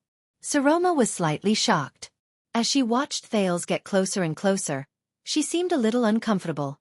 Her whole body shrank slightly like a hedgehog. The girl pursed her lips and snorted in a low voice. What are you doing? Thales did not answer her. The prince walked straight to the side of Saroma, whose eyes were filled with suspicion. He pulled out a chair by the side of the dining table and sat down quietly. Hey, remember, I'm your friend. The prince leaned forward and rested his arm on the dining table. He stared at Saroma seriously and flashed a gentle smile. You know you can trust me. You can tell me anything. Saroma's breathing became slightly erratic, but she still tried her best to maintain that dissatisfied expression and snorted through her nose. But Thales was still very patient. He looked at her gently and did not shift his gaze. 1 second. 2 seconds. This time, Saroma, who had been keeping a straight face, felt a little embarrassed under his stare. The girl cleared her throat unnaturally and turned her head away. But Thales still stared at her with a burning gaze. Finally, Saroma could not stand his stare anymore. She took a deep breath in resignation and blew it upwards forcefully. She looked up and saw the hair on her forehead being blown up by the wind. Forget it. It's nothing. Saroma pouted and glanced at Thales. She lowered her head with a gloomy expression. It's just my own bad temper. No. Thales shook his head. Saroma. The prince exhaled and tried his best to speak slowly. Good girl. I know that today must be very difficult for you. On the day of the state affairs hearing, those disobedient vassals. Saroma turned her head around abruptly. Her breathing quickened. Humph. She stared at Thales angrily and asked sarcastically, Difficult? Difficult? How can that be? I am the Archduchess of Dragoncloud City, the only one in the past 700 years, the only one. I control the most powerful territory in Extet. How can it be difficult? Saroma's breathing became heavier. The girl crossed her arms and said with an unpleasant expression. Thales stared at her quietly. My vassals are among the most loyal. Saroma snorted angrily. They are powerful and wise. With them around, Dragoncloud City is as stable as the Sighing Mountains. I don't have to worry about anything, including my own. Everything in Dragoncloud City is running in an orderly manner. The Walton family is as prosperous as ever. Saroma seemed to have turned on a chatterbox. She opened and closed her mouth wider and wider. The girl's expression also became angrier. So how can it be difficult for me? Compared to a certain hostage prince who trembles in fear and is afraid that I will eat him whole one day, I am simply the luckiest girl in the world. The girl was stunned. Her mouth was gagged. Saroma watched Thales' actions in astonishment and felt the thing in her mouth. At some point in time, the prince had already sat beside Saroma. Thales stared straight into Saroma's clear eyes. The girl was a little at a loss. Her face was slightly red. Then, the second prince exhaled and calmly pulled out the spoon in his hand from the dumbfounded Saroma's mouth. If this spoon of beans can't appease your anger, Thales said with a smile. He turned around and scooped another spoonful of beans from his plate and shook it in front of Saroma. I still have another spoonful. Saroma only reacted then. Her slightly red face showed signs of anger from embarrassment. With her mouth full of beans, she hummed a few times in extreme dissatisfaction. Thales continued smiling with his eyes narrowed. He shook the spoonful of beans in his hand at her. That's right. Bite them to pieces. That will appease your anger. Saroma pouted her mouth, which was stuffed full of beans, and glared at him in dissatisfaction for a whole 3 seconds. Thales smiled in response. In the end, the girl with a displeased expression let out a heavy humph. She turned her head away and stared at Thales from the corner of her eyes. She chewed the beans in her mouth vigorously as if she was angry. The chewiness made it seem as if she was not chewing beans, but Thales' flesh. The prince winked at her. There was a smile in his eyes. Seriously, she used to be very nice to me. Where did the pitiful and cute little rascal who likes to hide behind me, speak softly and talk softly to me? Thales looked at Saroma, not knowing whether to laugh or cry. He looked at the girl who was glaring at him as if she was demonstrating her power. He looked at her cheeks, which were bulging from the stuffing. As she chewed harder and harder, her cheeks trembled. I've shrunk. I've said it before. The girl chewed and swallowed the beans in her mouth with great difficulty. She said angrily to the prince, I'm not unhappy at all. Thales expressionlessly delivered the second spoonful of beans to Saroma's mouth. The prince held back the laughter in his heart. When he tried to pull the spoon back, he realized that he could not pull it back. Saroma bit the spoon hard, and her gaze at that moment could already kill. Here, be good. The most important thing for a person is to be happy. Thales resisted the twitching of his shoulders and pulled the spoon out of her mouth with great difficulty. He watched as Saroma angrily began to chew harder than the first spoonful. Although the Archduchess' gaze was still terrifying, the prince suddenly felt at that moment that the life before him was not so bad. Fortunately, she's quite cute like this. Thales gradually became absent-minded. And when did she change from a careful girl to the way she was now? Probably one day. Was it 2 years ago, when she came looking for me with sleepy eyes, holding a blood-stained bedsheet in a panic and sneakily with red eyes before dawn? And after that day, I was chased from my room on the 6th floor to the blood court by Gings, the female official who heard the commotion. Or was it a year ago, when she blushed and put on a corset, and I mocked her with my gaze in the library? It's all thanks to that female official Gings, who tirelessly taught her lady to abide by the precepts of being a noble woman. Or was it the first time she wore a formal dress and combed her hair like a lady's, stood in front of me anxiously and excitedly, only to be angered by the prince who laughed so hard that he turned around and left? I don't remember. Anyway, it's become like this without me realizing it. The girl who used to be young and timid. She's grown up slowly in the high walls and snow of heroic Spirit Palace and Dragon Cloud City. She will eventually transform into an existence that they are not familiar with. Archduchess Saroma Walton. But Thales recalled the past when they met, and he could not help but feel sad. Is this really what she wants? Will she really be happy? Become a Walton? Thales, who had a lot on his mind, sighed and ate a mouthful of beans. At this moment, Hey! Saroma's anxious voice interrupted him. The girl's voice sounded a little surprised and a little hurried. Thales snapped out of his daze and looked at Saroma's expression in surprise. The Archduchess' face was abnormally red. She was hesitant and nervous as she extended her right hand to him, as if she wanted to remind him of something. The prince finished chewing the beans in his mouth in a few bites and raised his eyebrows in confusion. What is it? Thales noticed that something was wrong. Saroma's face was completely red, and even the tips of her ears were red. It was especially conspicuous against her blonde hair. Why is she blushing? The last time I saw her like this was when she wore a formal dress for a banquet and came to ask for my opinion. What's going on? That. Saroma stared at him in a daze. She wanted to say something, but stopped. Her red face twitched slightly, as if she was very embarrassed. Her hesitant and timid demeanor reminded Thales of when she was young. Finally, under Thales' puzzled gaze, Saroma lowered her head gently and used her fringe to cover her face. She said in a voice as soft as a mosquito, "Nothing." The Archduchess did not speak anymore. She just stared at the table in a daze.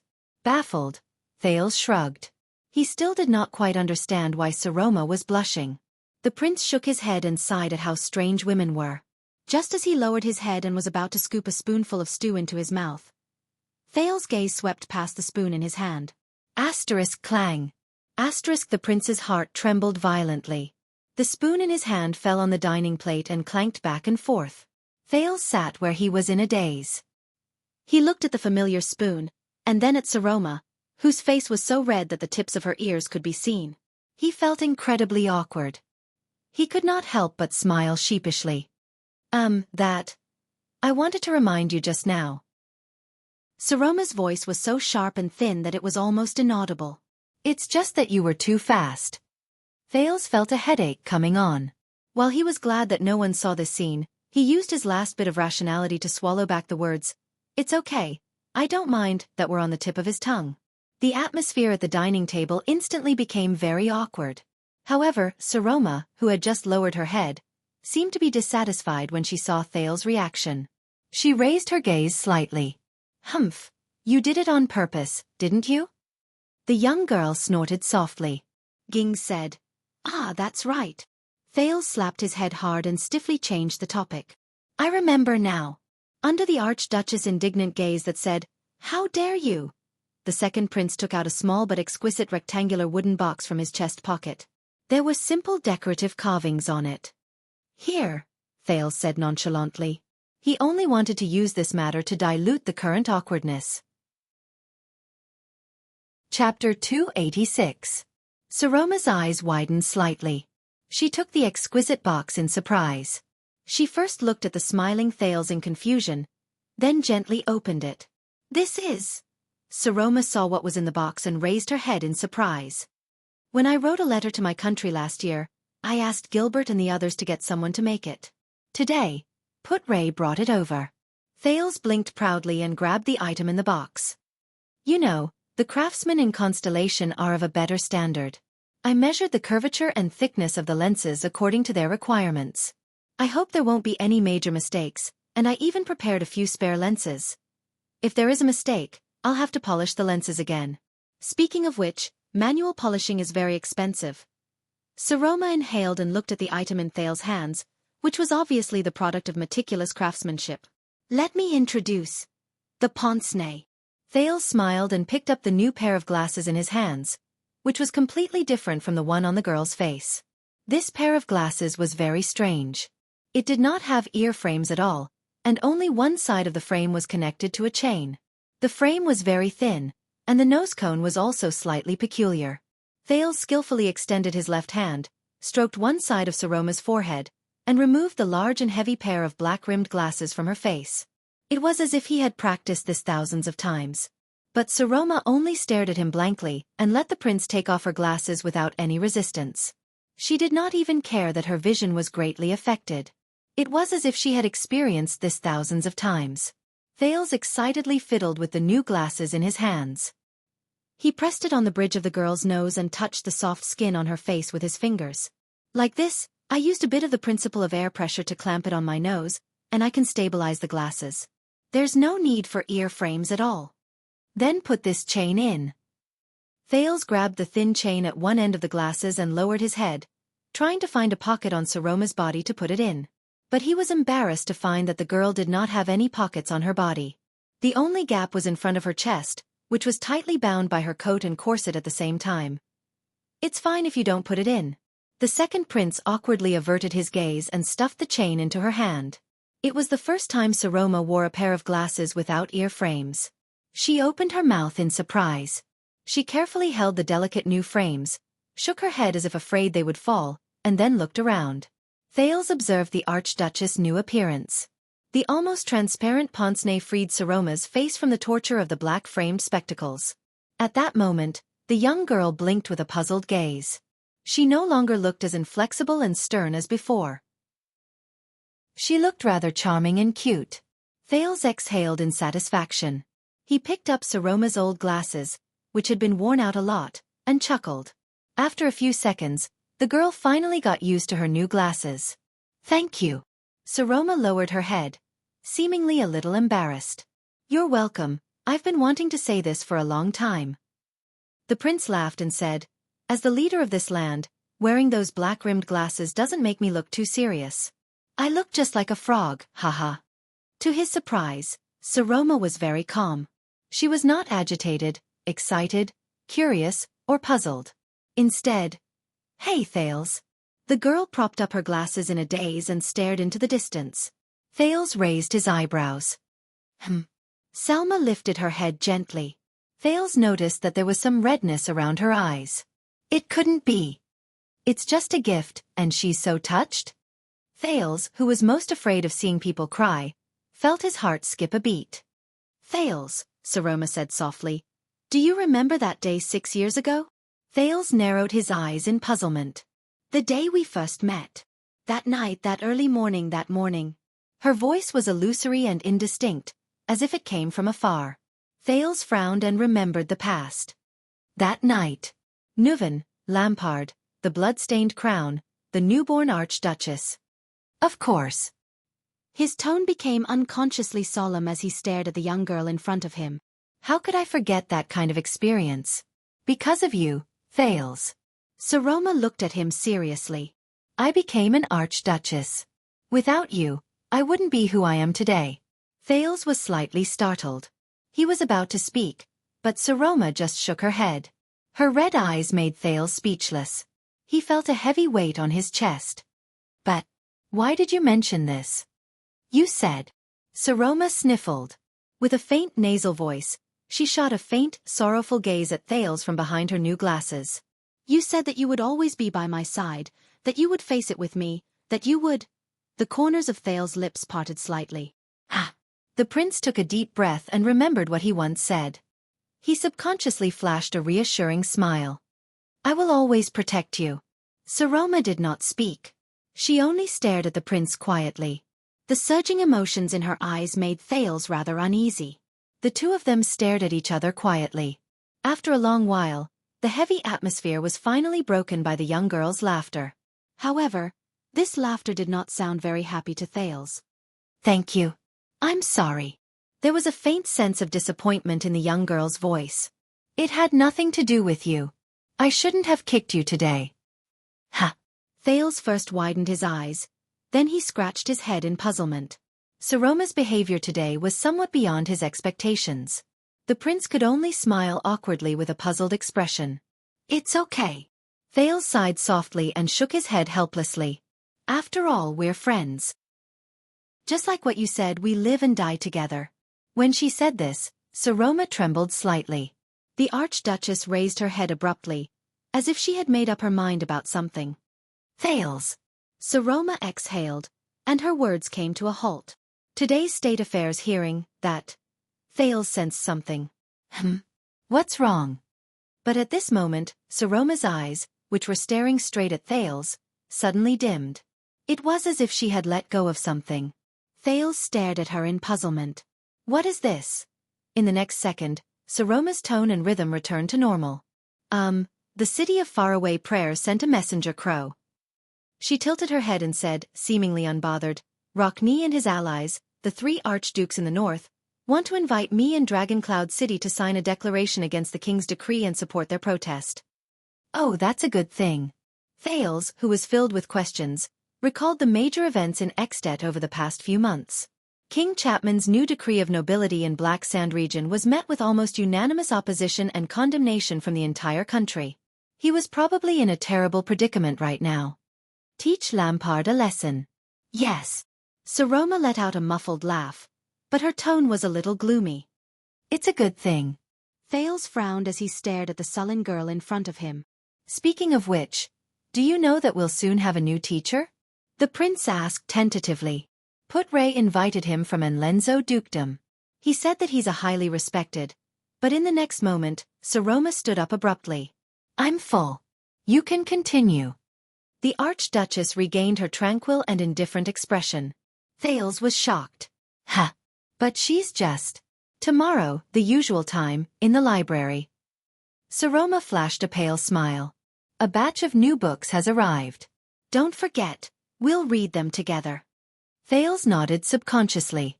The girl curled up the corners of her lips at him and nodded faintly. She clenched her fists and quickly walked out of the dining room. Thales was left alone, staring at the table full of food in a daze, bewildered. What's wrong?" The prince stared blankly at the girl's back as she left. There seemed to be a faint scent of her body lingering on her seat. Thales suddenly realized that when Saroma left, she left the black-rimmed glasses on the dining table. She did not take them with her. Blood Court. That night. "You really don't know?" In the room, Put-Ray crossed his legs on the sofa. He puffed and puffed his pipe in a relaxed manner as he spoke to Thales, who had a solemn expression on his face. "Of course, the Hall of Heroes on the day of the State Affairs hearing does not allow a foreign prince to sneak into it," Thales said a little anxiously. "What happened in Dragon Cloud City's State Affairs hearing today? What does it have to do with the Archduchess, who usually doesn't speak?" Put-Ray clicked his tongue with a comfortable expression. "All right, even though I can't get in, I still have some channels. Put-Ray, if you know anything, tell me quickly." Thales sighed and urged him repeatedly. "I'm really anxious." Thales could not help but reach out and gently clench the old glasses in his pocket. His heart felt a little heavy. Put-Ray nodded and let out a soft snort. "Listen to me, Your Highness," the former vice diplomat said faintly. "Today, halfway through the State Affairs hearing in Dragon Cloud City, someone suddenly accused you." Thales raised his eyebrows. "Accused who?" The prince was a little surprised. He pointed at himself. "Me?" While observing Thales' reaction, Put-Ray slowly said, "Someone said that the young Prince of Constellation forcibly occupied a civilian shop in Spear District for a game of chess. He did it once a month." "Ha!" Thales' mouth formed an O shape in shock. "But I went to Spear District to play chess, including that chess room." But Put-Ray continued speaking unhurriedly. During this period, the prince also encouraged his lawless subordinates to go to the forest on the outskirts of the city, which only belongs to the suzerain, to hunt wild rabbits. Thales was bewildered again. When the F*ck did I ask my subordinates to hunt wild rabbits? Wait, this.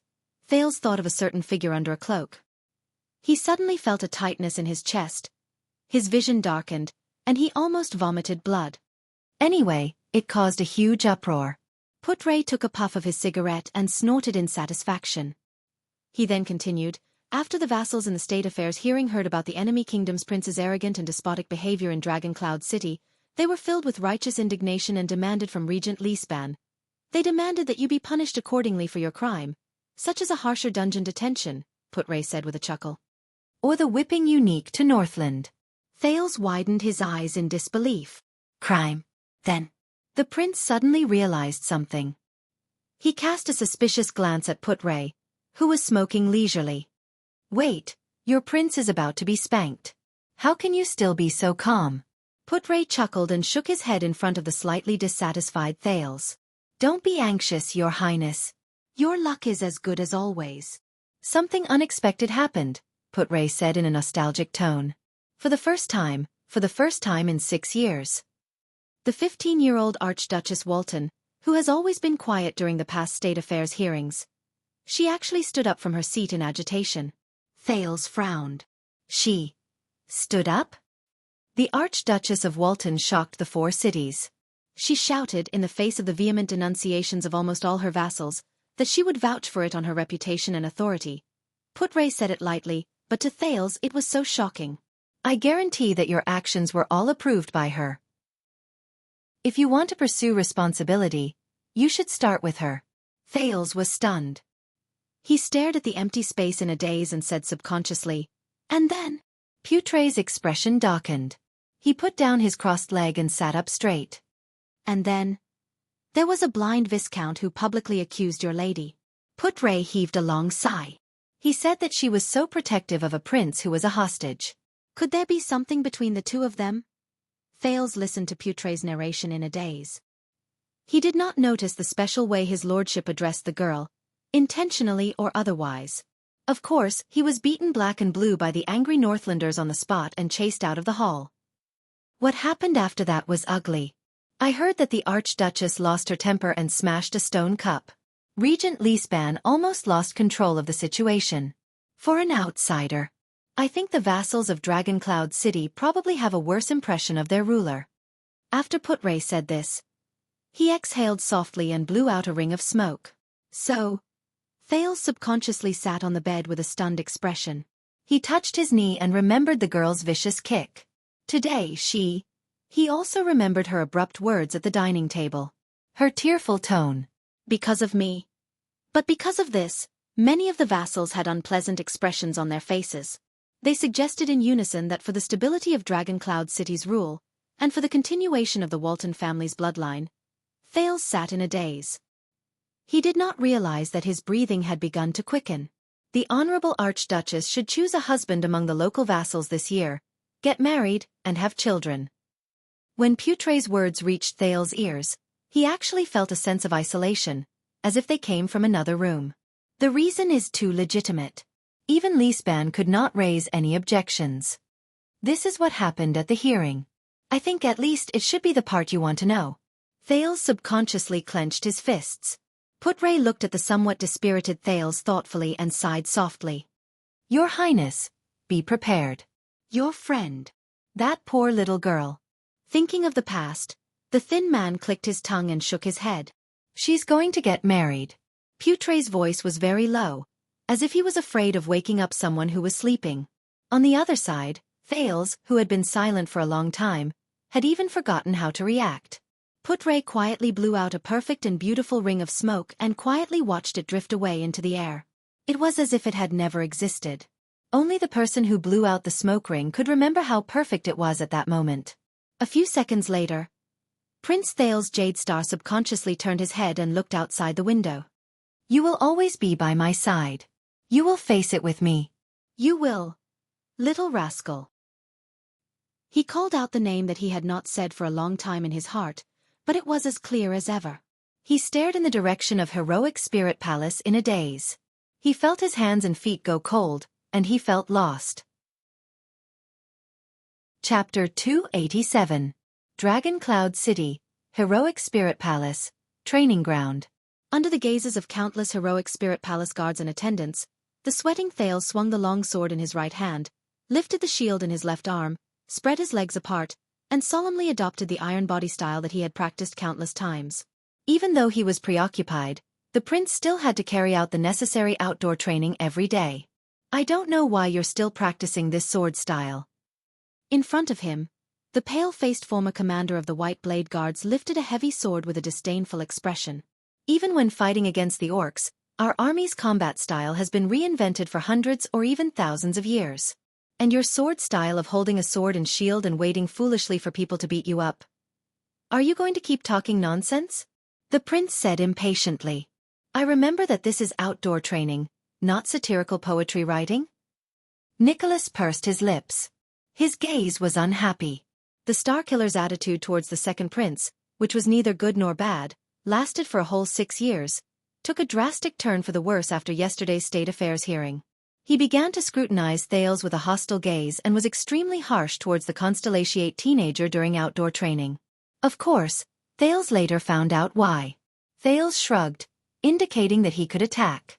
In the next second, Nicholas widened his footsteps and swung his sword. Asterisk thud.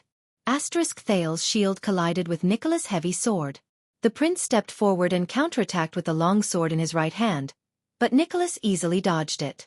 If you really want to know, this sword style means a lot to me. Thales turned around and quickly aimed the tip of his sword at the enemy again. A strict teacher once told me that I have to at least practice it to the point where it looks like it. As he said this, the letter brought by Gilbert Toptil suddenly appeared in his mind. Madame Gines emphasized that you have to pay attention to your diet at this age. Don't be picky, especially when it comes to a balanced diet of various foods. Even the bitter vegetables from the western desert are of considerable value. You can try it. Gines' stern and straightforward image appeared in Thales' mind, and a thought flashed in his mind. Practice it to the point where it looks like it? Nicholas snorted coldly. Unfortunately, you didn't manage to do it. The Starkiller dashed forward, held his sword with both hands, and swung it down with the help of gravity. Asterisk bang. Asterisk he almost knocked down Thales, who was struggling to support his shield. The prince gritted his teeth and felt the strength in Nicholas' sword gradually increase. As for those old friends of yours, please forgive me. I must tell you, ashamed and disappointed, that we still did not find them during the 10th search. Regardless of whether it was the female bartender from Sunset Pub or those child beggars, they are no longer in Eternal Star City. Although this is not the right time, I must suggest to you that perhaps your highness should give up on the search for them. First, the result may have already been decided, and second, a search as long as 6 years is really not in your favor. Where's the boldness you had when you snatched the book from me? The Starkiller roared furiously. Take it out. Don't make me feel like I'm sparring with an idiot. Thales lowered his body and twisted his hips with great effort to deflect the opponent's heavy sword. Then, he thrust his sword forward again. Perhaps you should redefine who snatched the book from whom. Hey! However, before the prince's sword could take effect, the Starkiller lowered his body and kicked Thales, who was changing his posture, so hard that he staggered. Outside the training field, Thales' attendant, Wuxia Casso, stood by the side with his hand on his long sword. He sighed and said to the silver-masked Ralph, who was leaning against the wall with his arms crossed. You know, I am not slandering the prince. In fact, he is the earliest child I have ever seen. But you have to admit that aside from being good at analysis and planning, when it comes to intense battles where fists hit flesh and blood are involved, he is really... Wuxia looked at Thales, who was flustered and struggling in the training field, and shook his head. He really lacks talent. Ralph frowned and looked at the chattering Wuxia with a displeased expression. This chatterbox. He has never stopped talking for 6 years. Is he treating me like a trash can? F***ck him. Ralph snorted in dissatisfaction. He did not even bother to turn his head as he stuck out his middle finger. But Wuxia did not care.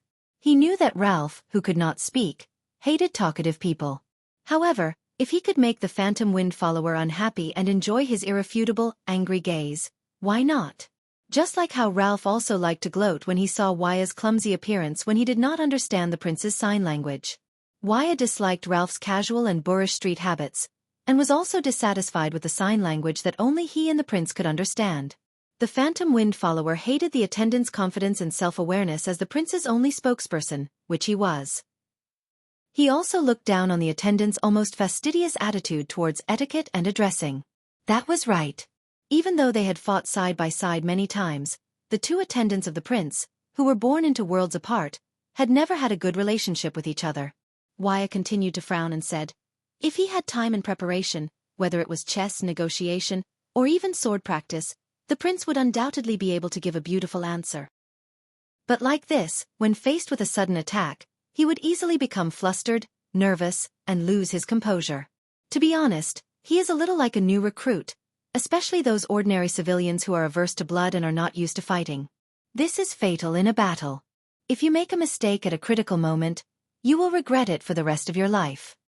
At this moment, you can just say that Thales is not good at fighting. Putray walked to their side and watched the training in the field.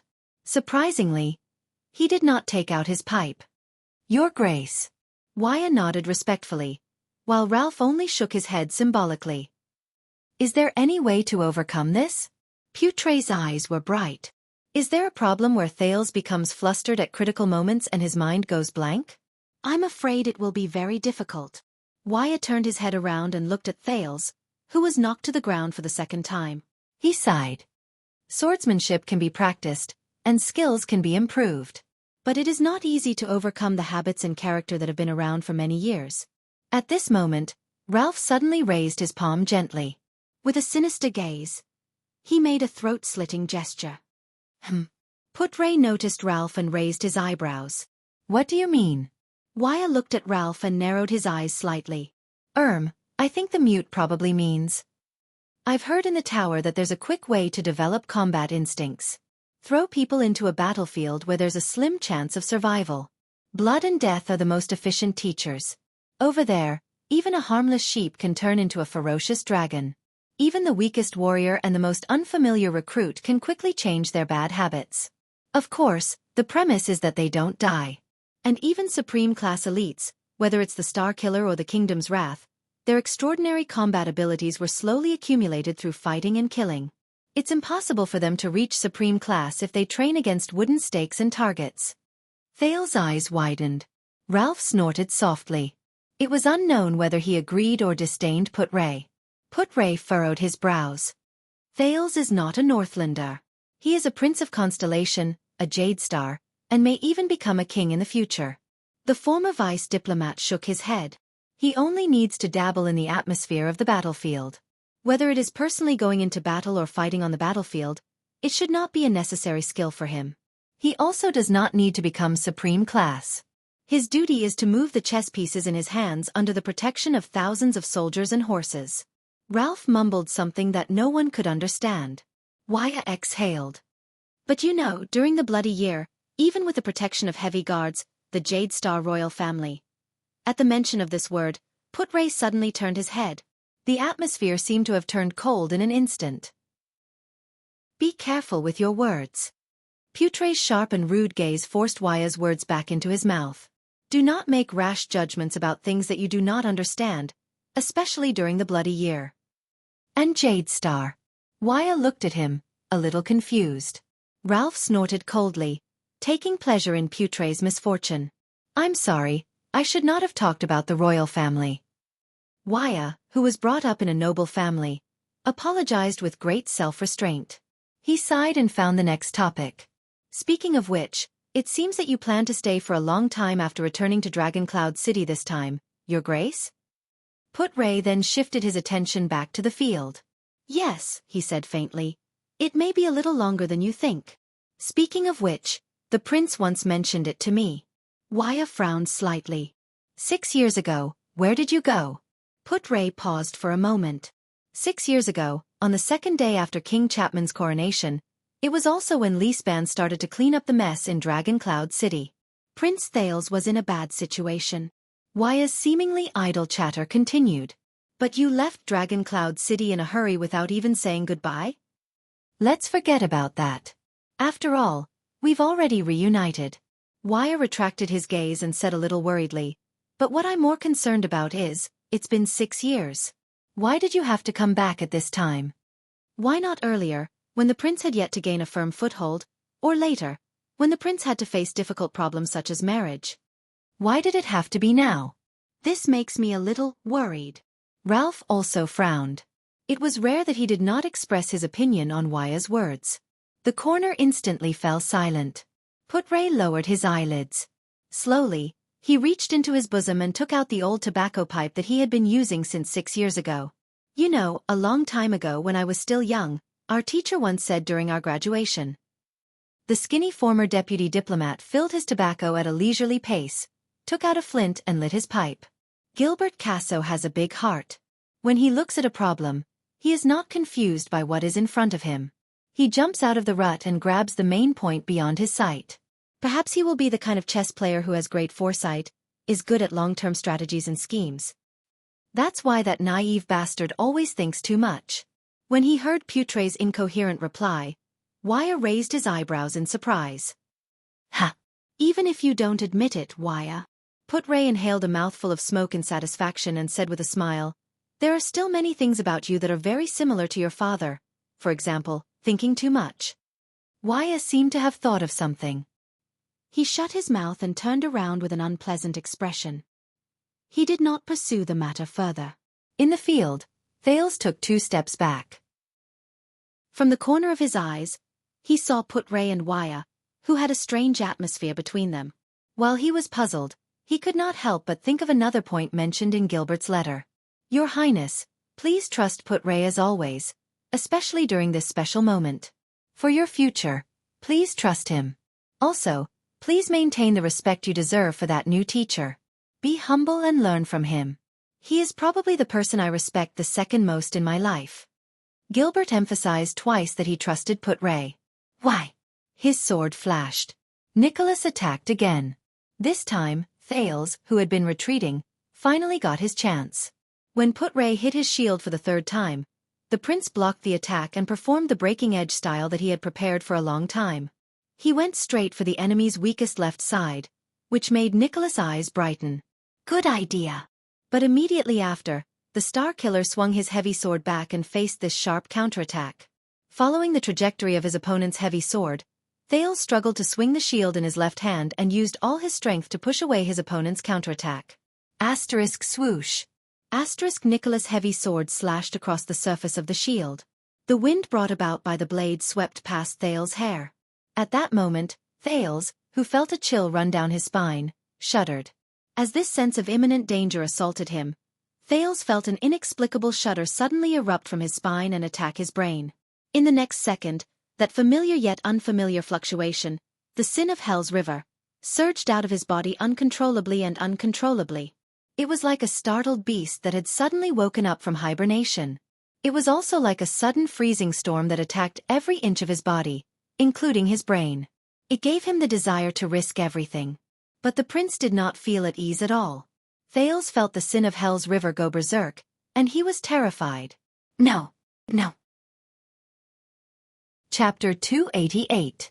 Thales gritted his teeth fiercely and controlled his body's movements. Calm down. Calm down, Thales. This is not a battle to the death. Asterisk bang. Asterisk in the next second, Nicholas skillfully avoided Thales' shield and struck his weapon with his sword. Thales felt the long sword in his hand tremble violently, and it instantly flew out of his hand. Asterisk clang. Asterisk Thales' long sword fell to the ground. He sighed and faced Nicholas' heavy sword, which was placed horizontally on his shoulder. He spread his arms to show his surrender. The battle was over. You really like to be absent-minded. The Star Killer withdrew his heavy sword and sneered mockingly. Just like in the past, you enjoy being absent-minded during battles?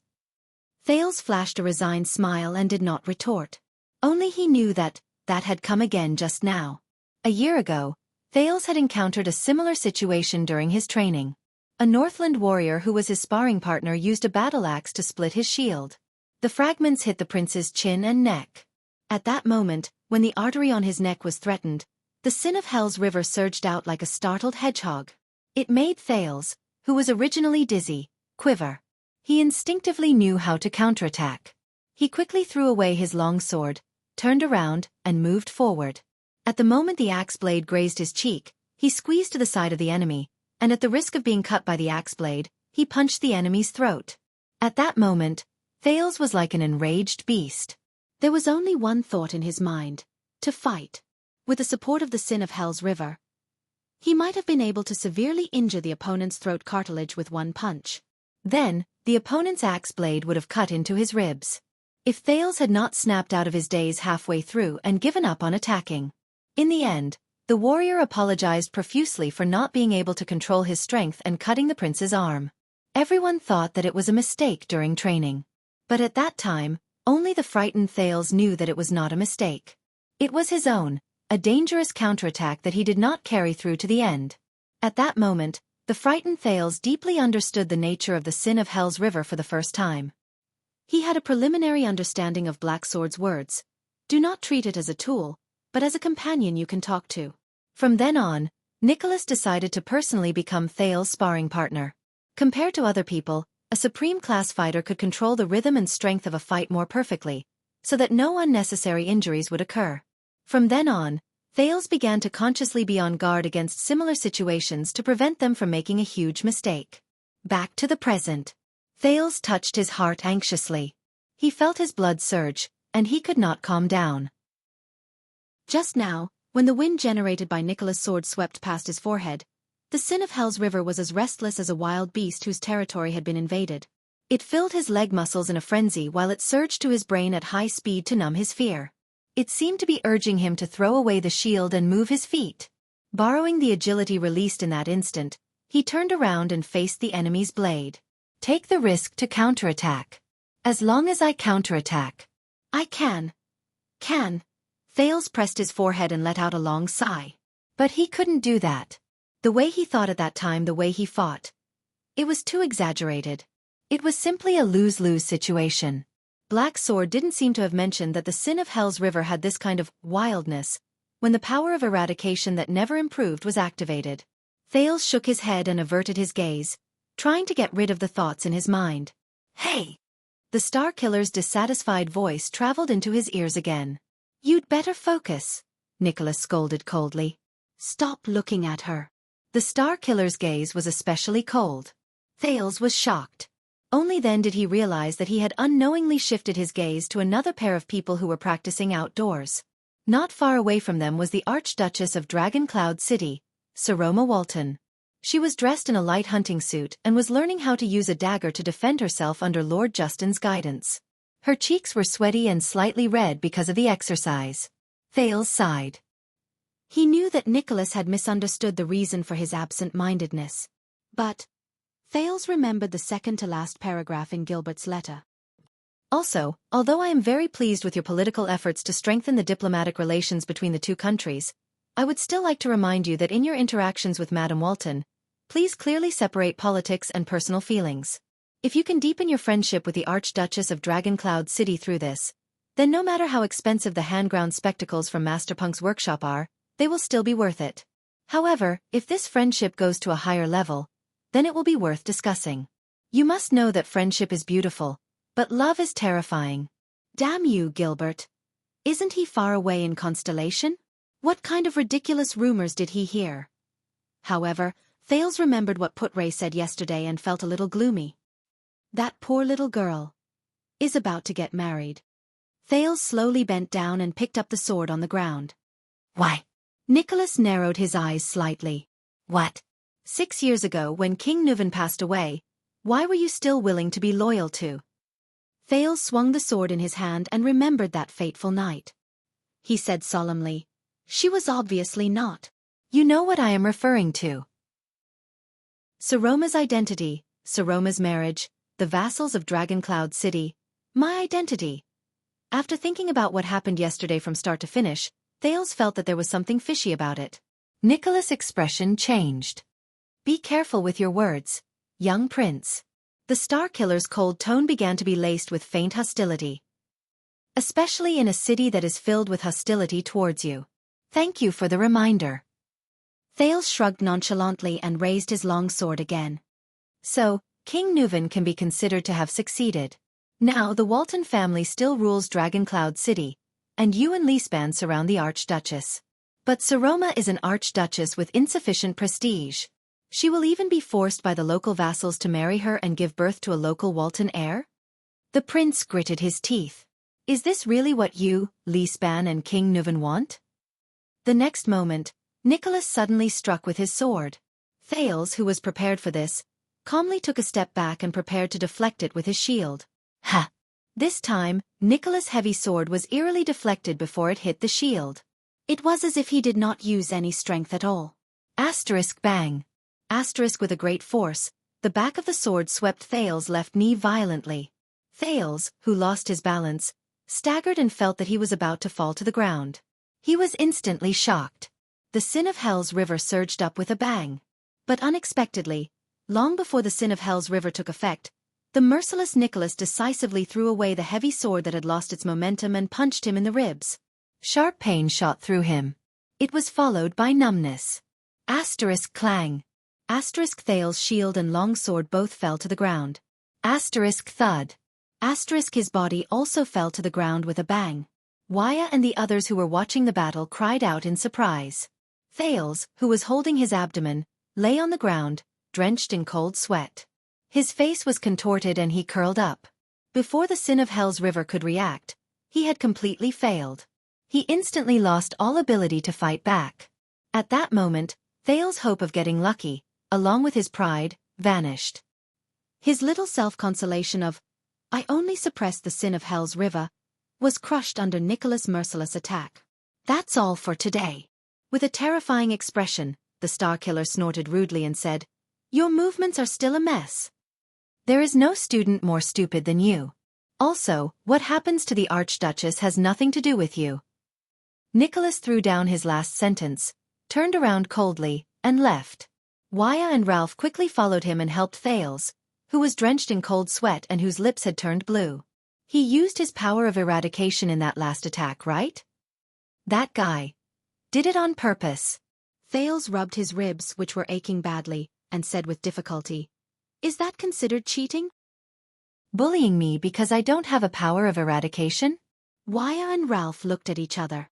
When I have a power of eradication, Waya sighed softly. With all due respect, Your Highness, the Northland military sword style is still a little ancient. Under normal circumstances, if you cannot awaken a corresponding power of eradication before the age of 18. Besides, even if you awaken a power of eradication, when you face an existence like the Starkiller, most likely, the unlucky Thales could only sigh. After the outdoor training ended, Thales went to Saroma's side in a few steps. As he stared at the red-faced girl who had just finished training, the prince once again ignored the dissatisfied gazes from Gings the female official and the two maidservants. He moved closer to her ear. "Saroma, listen," Thales said solemnly and gravely. "We need to talk in the afternoon." "It's in the library." Saroma, who was tidying up her clothes, frowned. She habitually lowered her head and whispered, "Talk about what?" "It's about our... actually, it's about your marriage. I keep feeling that there's something..." Saroma's expression instantly became unpleasant. The pince-nez on her face trembled slightly. The girl pouted and looked at Thales in dissatisfaction. "What's there to talk about?" "This has nothing to do with you." At this moment, a low and gentle voice that was filled with charisma came from behind him. "My lady, Your Grace." Regent Lisbon's tone was so solemn that Thales could sense it even from 10 steps away. "I'm sorry to disturb you." Accompanied by his entourage, Regent Lisban, whose hair was white but his footsteps were still steady, slowly walked over with a solemn expression. The old regent stopped steadily in front of them. The count first swept a scrutinizing gaze over Thales, who was beside the Archduchess. The profound meaning in his gaze made the prince feel a chill run down his spine. Lisban then retracted his gaze and bowed respectfully to Saroma. Then, he nodded gently at Gings the female official. "Please change your clothes immediately. You need formal attire." Saroma frowned slightly. "Now." Lisban nodded. "We have a very important guest who needs to be received immediately." Thales' heart sank. He subconsciously felt that something was wrong. Saroma took a deep breath. Following her habit of 6 years, she also respectfully returned the salute. "Of course." Thales shut his mouth. He was a little annoyed. "Looks like I can only wait until the afternoon." But his thoughts were interrupted. Please change your clothes immediately, Prince Thales. Regent Lisbon's gaze fell on him again. Thales' heart almost skipped a beat. What? The prince widened his eyes in surprise. I have to go as well? This time, Regent Lisbon's gaze seemed to have softened a little. It was no longer the polite but indifferent scrutinizing gaze from before. Instead, it was a reminder and warning filled with worry. The guest this time has specifically requested to meet you, Lisbon said casually. Who? Thales narrowed his eyes. Lisbon's expression did not change, but he clenched his fists tightly. I believe that you are no stranger to them. The Count enunciated each word clearly. The second assistant advisor of the Imperial Conference, King Chapman's goosekeeper, Viscount Lassa Kent Vida of the city of Halton. The King's personal guard and administrator, the deputy commander of the White Blade Guards, Lady Croche Merk. Both of them have arrived at Dragon Cloud City this morning. At that moment, Saroma and Thales' expressions changed. When they heard the Count's words, Nicholas, who was wiping his hands in the distance, Ralph and Waya, who were leaning against the wall and chatting, were all stunned. They brought King Chapman's greetings and concern, as well as important information. Lisbon's words were filled with coldness and wariness. They want to convey the message to you in person. At that moment, Thales, who could not hide the strange expression on his face, subconsciously turned his head and looked at Putray, who was beside him. He wanted to ask for his opinion. However, the thin lord was still smoking his pipe leisurely. His expression did not change. He did not seem surprised. Chapter 289. In the corridor of Heroic Spirit Palace, Thales tidied his sleeves with a headache, trying to straighten the 9-pointed star emblem on his upper arm to his shoulder as he walked beside Saroma. Based on the experience of the past 6 years, don't the king's envoys usually only come when the seasons change? The second prince said, feeling vexed and worried. And they usually come to check on you. To check on your situation. Saroma nodded absent-mindedly. She looked at the flustered Thales, sighed, and rolled her eyes. She extended her hand to help him straighten the emblem on his shoulder and said in annoyance, to make sure that a certain unlucky prince is still in his pet cage. Thales frowned and snorted expressionlessly. Thank you for the reminder. Behind him, Count Lisbon coughed softly. The regent quietly extended his hand and pressed on Thales' shoulder. As well as monitoring, reminding, and warning Dragon Cloud City that we are the greatest threat in King Chapman's eyes. Lisbon pushed him 2 steps away without a trace and said solemnly, even when the Waltons lost their throne and the people of Dragon Cloud City were in a state of panic, this never changed. Especially when the future of Jade Star and the Waltons is in Dragon Cloud City.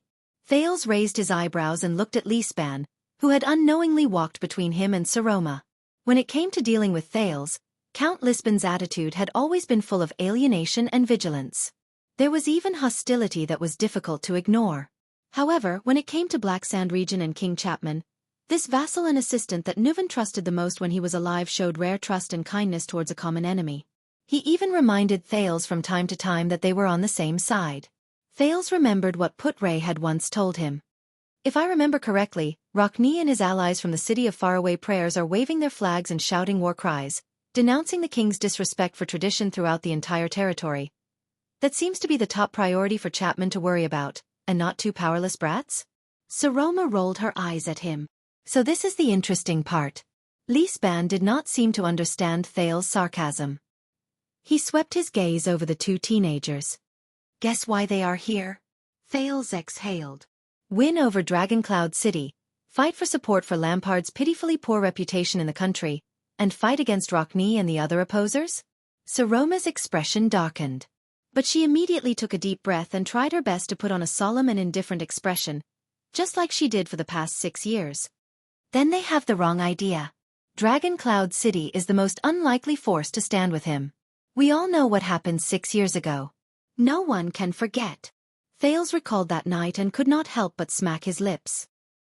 He sighed and said, so this is what I am worried about.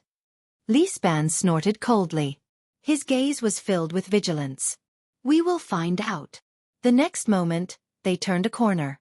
Nicholas and Justin, who had been waiting in front of them for a long time, nodded at them and pushed open a door that both Thales and Saroma were very familiar with.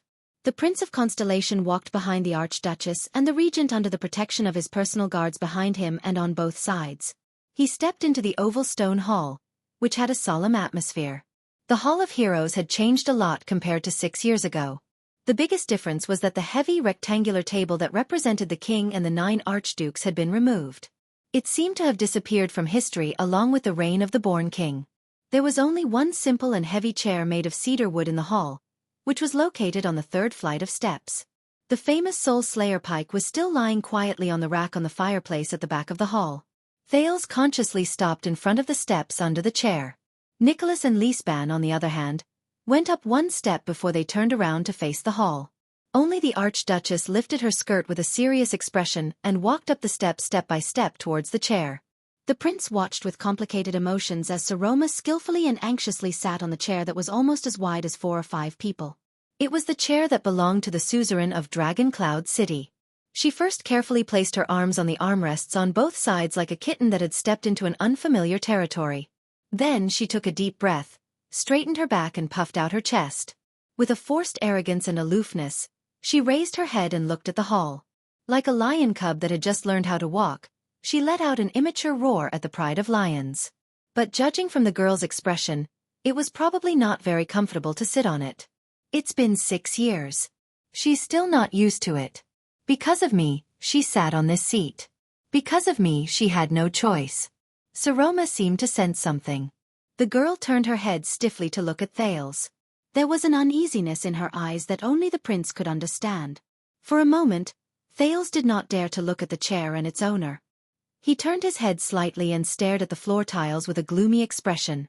The next moment, the herald's sonorous and melodious voice rang in the hall.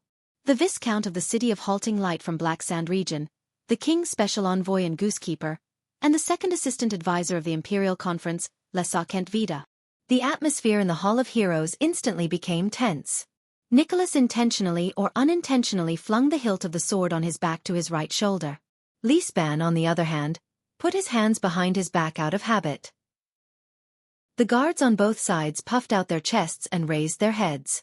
They pursed their lips tightly. Even the veteran personal guards who had served as white blade guards subconsciously adjusted their breathing and put on the most serious and fierce expressions. They knew who the newcomers were. As the sound of 2 footsteps drew closer, a man and a woman appeared at the entrance of the Hall of Heroes. Thales narrowed his eyes. It had been 6 years since they last met. Kent Vida, King Chapman's #1 strategist, the tall viscount who once escorted the prince to Dragon Cloud City with 2,000 soldiers, appeared to have matured a lot. Compared to his military attire back then, he was currently dressed in plain clothes, but his footsteps were still agile.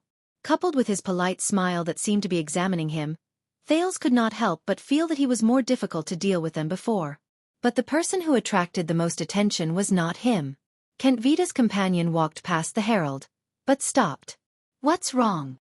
It was a female warrior with a buzz cut, fully equipped with light armor. Her presence was in no way weaker than Kent Vida's. The long sword hanging from her waist had a familiar white hilt. The female warrior turned her sharp gaze and stared straight at the herald at the entrance. "Don't you have the habit of registering female guests?"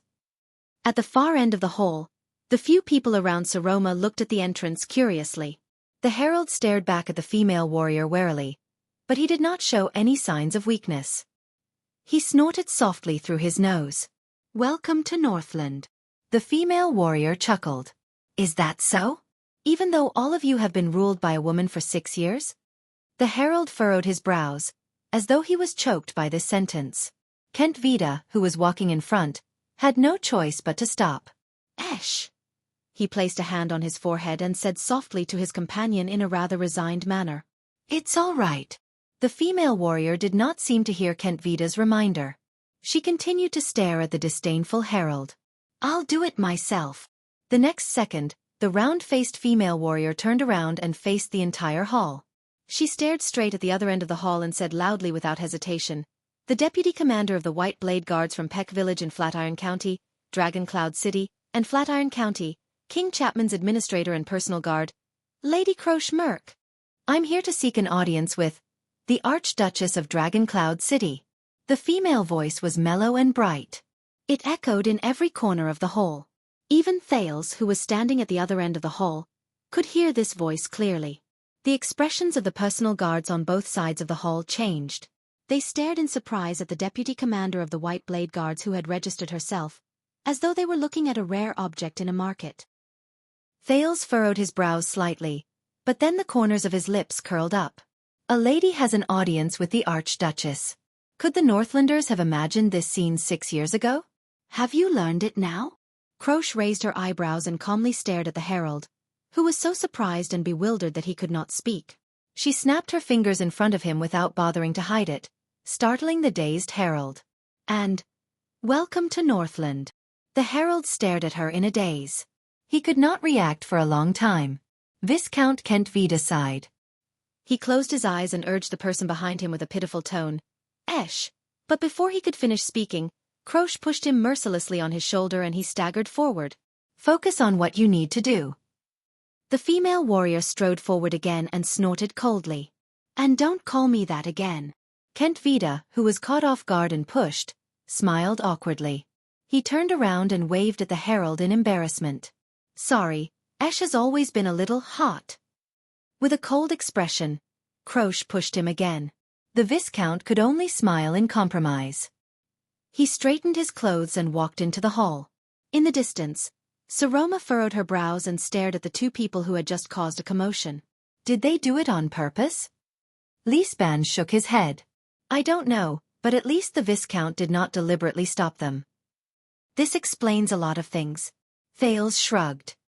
He stared at Croche from afar and could not help but lament. But, she's really a special lady. Especially in Northland. Elegant and bold. I can't help but be amazed. The prince stared at Croche in a daze as she walked elegantly. He could not help but think of Sonia Cecere, the fortress flower who laughed boldly in a pool of blood and played with his hair. In the next moment, Thales realized that the three people on the stairs were looking at him with strange expressions. The prince's smile faded and he coughed softly. I'm sorry. Kent Vida and Saroma finally stood 5 meters away from the main seat. The Viscount stared at the young Archduchess with great interest. Saroma silently endured his gaze. Her grip on the chair grew tighter and tighter. Count Lisban furrowed his brows slightly. Good day, madam. Miss. Archduchess Walton.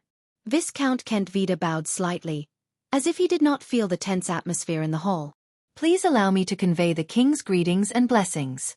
I wish that everything goes smoothly in your reign in Dragon Cloud City. Thales clearly felt that this etiquette was not very respectful. In comparison, Croche's bow was more sincere. Saroma nodded slightly. She first glanced at Lisban and said cautiously and emotionlessly, Of course, please also convey my gratitude to His Majesty. She leaned back in her chair and said nothing else.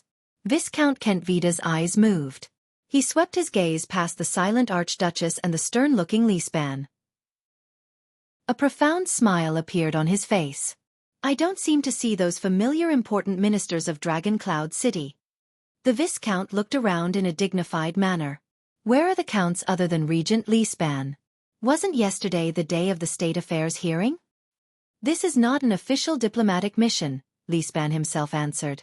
The former prime minister said coldly, there is no need to alarm them. Is this really all right? Kent Vida put on a slightly surprised expression. I heard that they were still discussing the Archduchess marriage yesterday. I heard that Count Hurst and Count Nazir are both good candidates for the Archduchess' husband. Yet, when the king's special envoy came, they left them behind. Thales' breathing instantly froze. You're really well informed. Only the direct vassals of Dragon Cloud City would know so accurately. Count Lisban quickly followed up after a barely noticeable moment of astonishment. His tone was unfriendly. Could it be that you've bribed another rat in the Hall of Heroes? Kent Vida laughed. How would I dare? The vassals of Dragon Cloud City have always been loyal. Why would they be bribed by us? I'm just saying that the rats in the palace are infested with rats, Lisban replied without a trace. Why would you think of vassals? Kent Vida raised his eyebrows. Seal Lisban, the former prime minister who served the kingdom for decades, the born king's most capable assistant, and the man who was once known as the Eye of the Dragon. He lived up to his name. He was a difficult opponent. And he became even more determined as he aged. It's been years since we last met. I'm glad to see that you're healthy and healthy. The next second, Kent Vida cast his gaze on the only teenager with the 9-pointed star emblem in the hall without hesitation. He flashed a smile.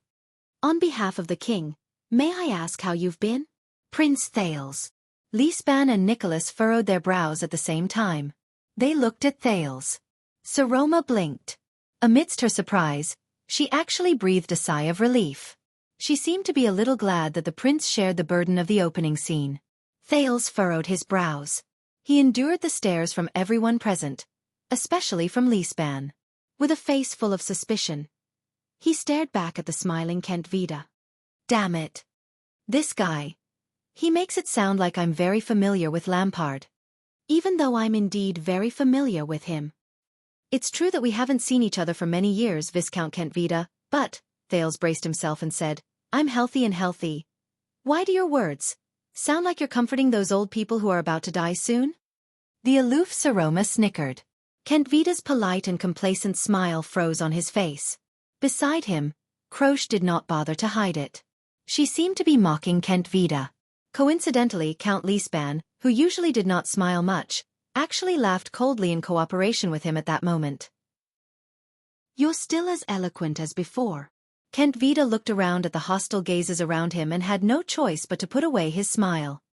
He said stiffly, His Majesty misses you very much, Your Highness. He often mentioned that you still owe each other a glass of wine. Thales sighed in his heart again. Lisban's gaze swept towards him again. 18 years ago, my Uncle Herman died from a glass of poisoned wine. The prince scratched his head. Owe each other a glass of wine. Are you sure these are the king's exact words? Kent Vida shut his mouth. Looks like His Majesty is right. This journey of ours will be very interesting. At this moment, Count Lisban laughed. Cut the useless nonsense and provocations, and get straight to the point. As the Night Falcon of Black Sand region, Viscount Kent Vida, who has risen to fame in recent years, why have you come? The regent's laughter rang through the entire hall. Night Falcon? Can't you Northlanders come up with a slightly more imaginative nickname? Thales could not help but ridicule in his heart when he remembered that Duke Arun's nickname was Iron Eagle. Lisban tilted his head and sized up Kent Vida. King Chapman wouldn't have sent you just to sow discord when he is in a terrible predicament because of Rocknee's alliance against the king, right? There was an indescribable majesty in the count's voice. It reminded Thales of the born king who had passed away many years ago. You can't save your king, who is in dire straits and in constant trouble with just your glib tongue. So, what important information did you bring? Kent Vida raised his head. The smile on his face gradually faded. His gaze on Lisban slowly became serious. I must admit that a small disagreement has arisen between the Archdukes and His Majesty. Thales sneered in his heart. A small disagreement? But I believe that we can stand together for the common future of Extensions. For the common glory and disgrace of Extet, no matter what difficulties and obstacles we face, we can work together to overcome them. Viscount Kent Vida's expression turned cold. He uttered a sentence that moved the expressions of all the people present. Like now. Thales' heart skipped a beat. Now. Wait. He said that for the common glory of Extet. That means... The silence in the hall lasted for a few seconds. The shrewd and perceptive Count Lisban had already realized something. Common glory and disgrace? The old count stared intently at Kent Vida's expression. He enunciated each word clearly and slowly said, What is it? He immediately jumped to the conclusion he came up with. Is there going to be a war? Thales' eyelids twitched. Kent Vida raised his eyebrows slightly, as if he was surprised by the count's answer. What made Thales rather uneasy was that in the next second, Kent Vida smiled and said. He nodded. Wake, farewell, funeral, cremation, burial. Up until now, the funeral for his grandmother's funeral had gone smoothly. Tomorrow was the 7th day of her death.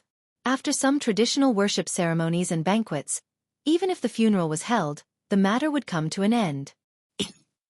When I was guarding the memorial tablet, I took some time to write this chapter. Thank you, my readers, for your understanding and support over the past week. There were probably no other books that could remain in the top 10 bestsellers list of fantasy novels after not updating for 6 consecutive days. Of course, The kingdom had its fair share of twists and turns this week. The plagiarism incident had just ended when the book encountered another supernatural incident. On the 11th of July, between 12:30 p.m. and 14:30 p.m., the kingdom's bloodline received more than 500 negative 3-star reviews on Qijian's PC page by a bunch of smurfs who had 0 fan points. Swordless could only express that he didn't know whether to laugh or cry. The editor also said helplessly, "I'm probably being targeted, and it's allowed by the rules. Even the technical backend can't do anything about it. I can only spread my hands and wait for the day when my rating drops to 0. Sigh. Haha, just kidding." Just like Thale's experience, Swordless Sword believed that only blazing fire could forge true steel, and only by constantly updating could a good chapter be written. What's more, it was just over 500 negative reviews. This was still far from the raging fire. Patting the commenter's shoulder earnestly. "The revolution has not succeeded yet. Comrades, you still need to work hard. Everyone, wait for my return." Bai was guarding the memorial tablet alone, preparing to continue the incense. Chapter 290. It's information from the West. Kent Vida puffed out his chest and put on a stern expression. 3 days ago, our friends in the West held a closed-door secret meeting. At least 3 elders suggested that it was time to renegotiate and adjust the amount of goods and contributions to Extet every year. The West. At that moment, Lisbon's pupils contracted. "You mean, the Alliance of Freedom?" The Alliance of Freedom on the Golden Passage, southwest of the city of faraway prayers?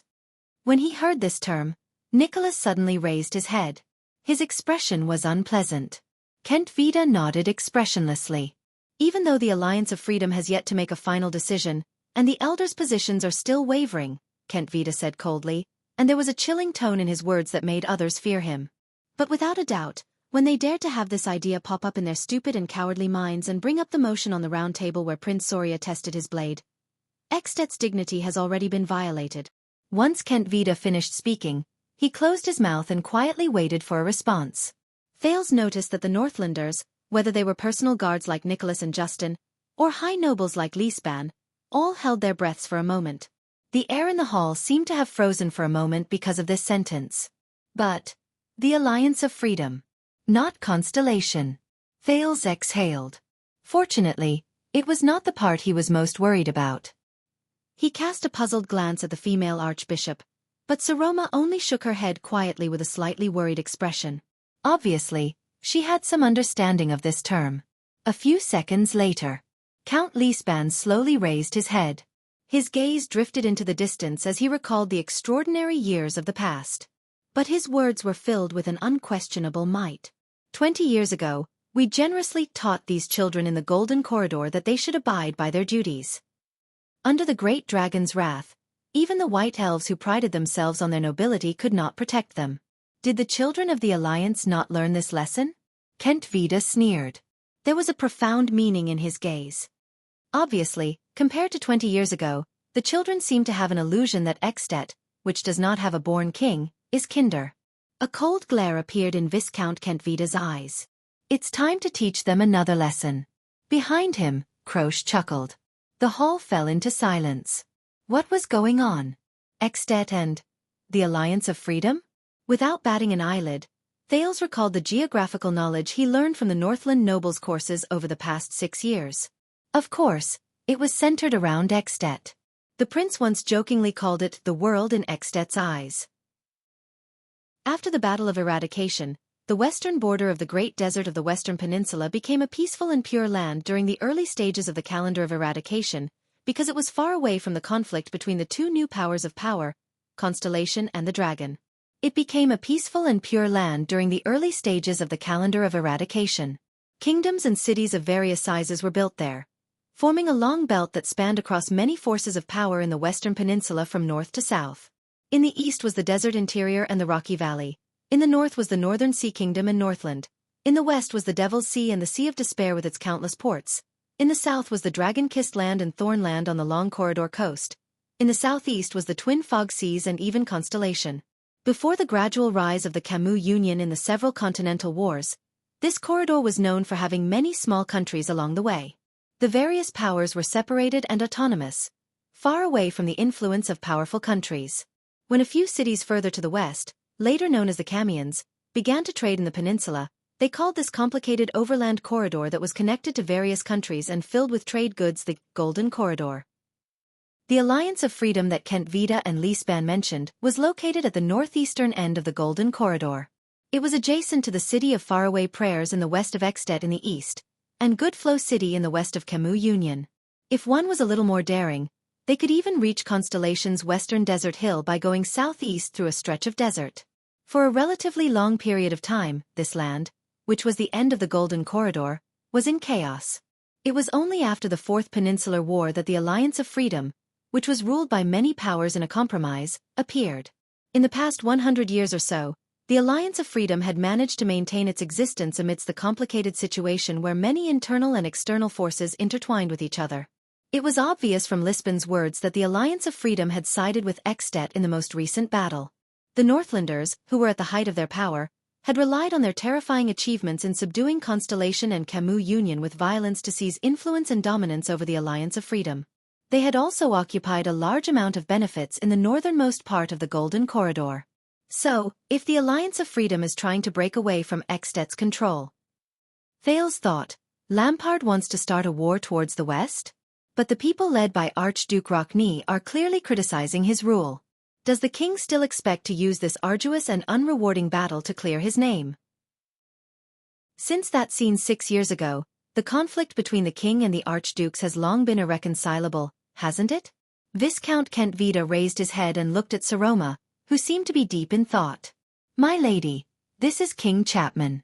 His Majesty asked me to bring you important information. The dignity of Northlanders can only be protected with blood. Kent Vida's gaze focused, and there was a faint sense of oppression in him. What is Dragoncloud City's attitude towards this? In the face of Kent Vida's seemingly polite but aggressive question, Saroma furrowed her brows. At that moment, Thales saw a flash of helplessness and hesitation in her eyes. But the young girl quickly coughed softly and looked at Regent Lisban out of habit. Count Lisban was silent for a long while. It must have been difficult for you to obtain information. Finally, the regent raised his profound gaze, which seemed to carry a weight of 1,000 pounds. Black Sand region is clearly far away from the desert and the Golden Corridor. But you actually reacted to such a major matter earlier than the city of Faraway Prayers, which is right next to the Alliance of Freedom, and even sent someone to inform us earlier. Is it Archduke Rockne's oversight, or are you being too considerate? Lisban especially emphasized the word, considerate. The moment he said this, Thales could not help but raise his eyebrows slightly. Viscount Kent Vida's expression also changed slightly. He sized up Count Lisban again. I see. The Prince of Constellation figured out the suspicions of the envoys from Black Sand region. They should not be the ones to inform us about this matter, and they should not be so enthusiastic.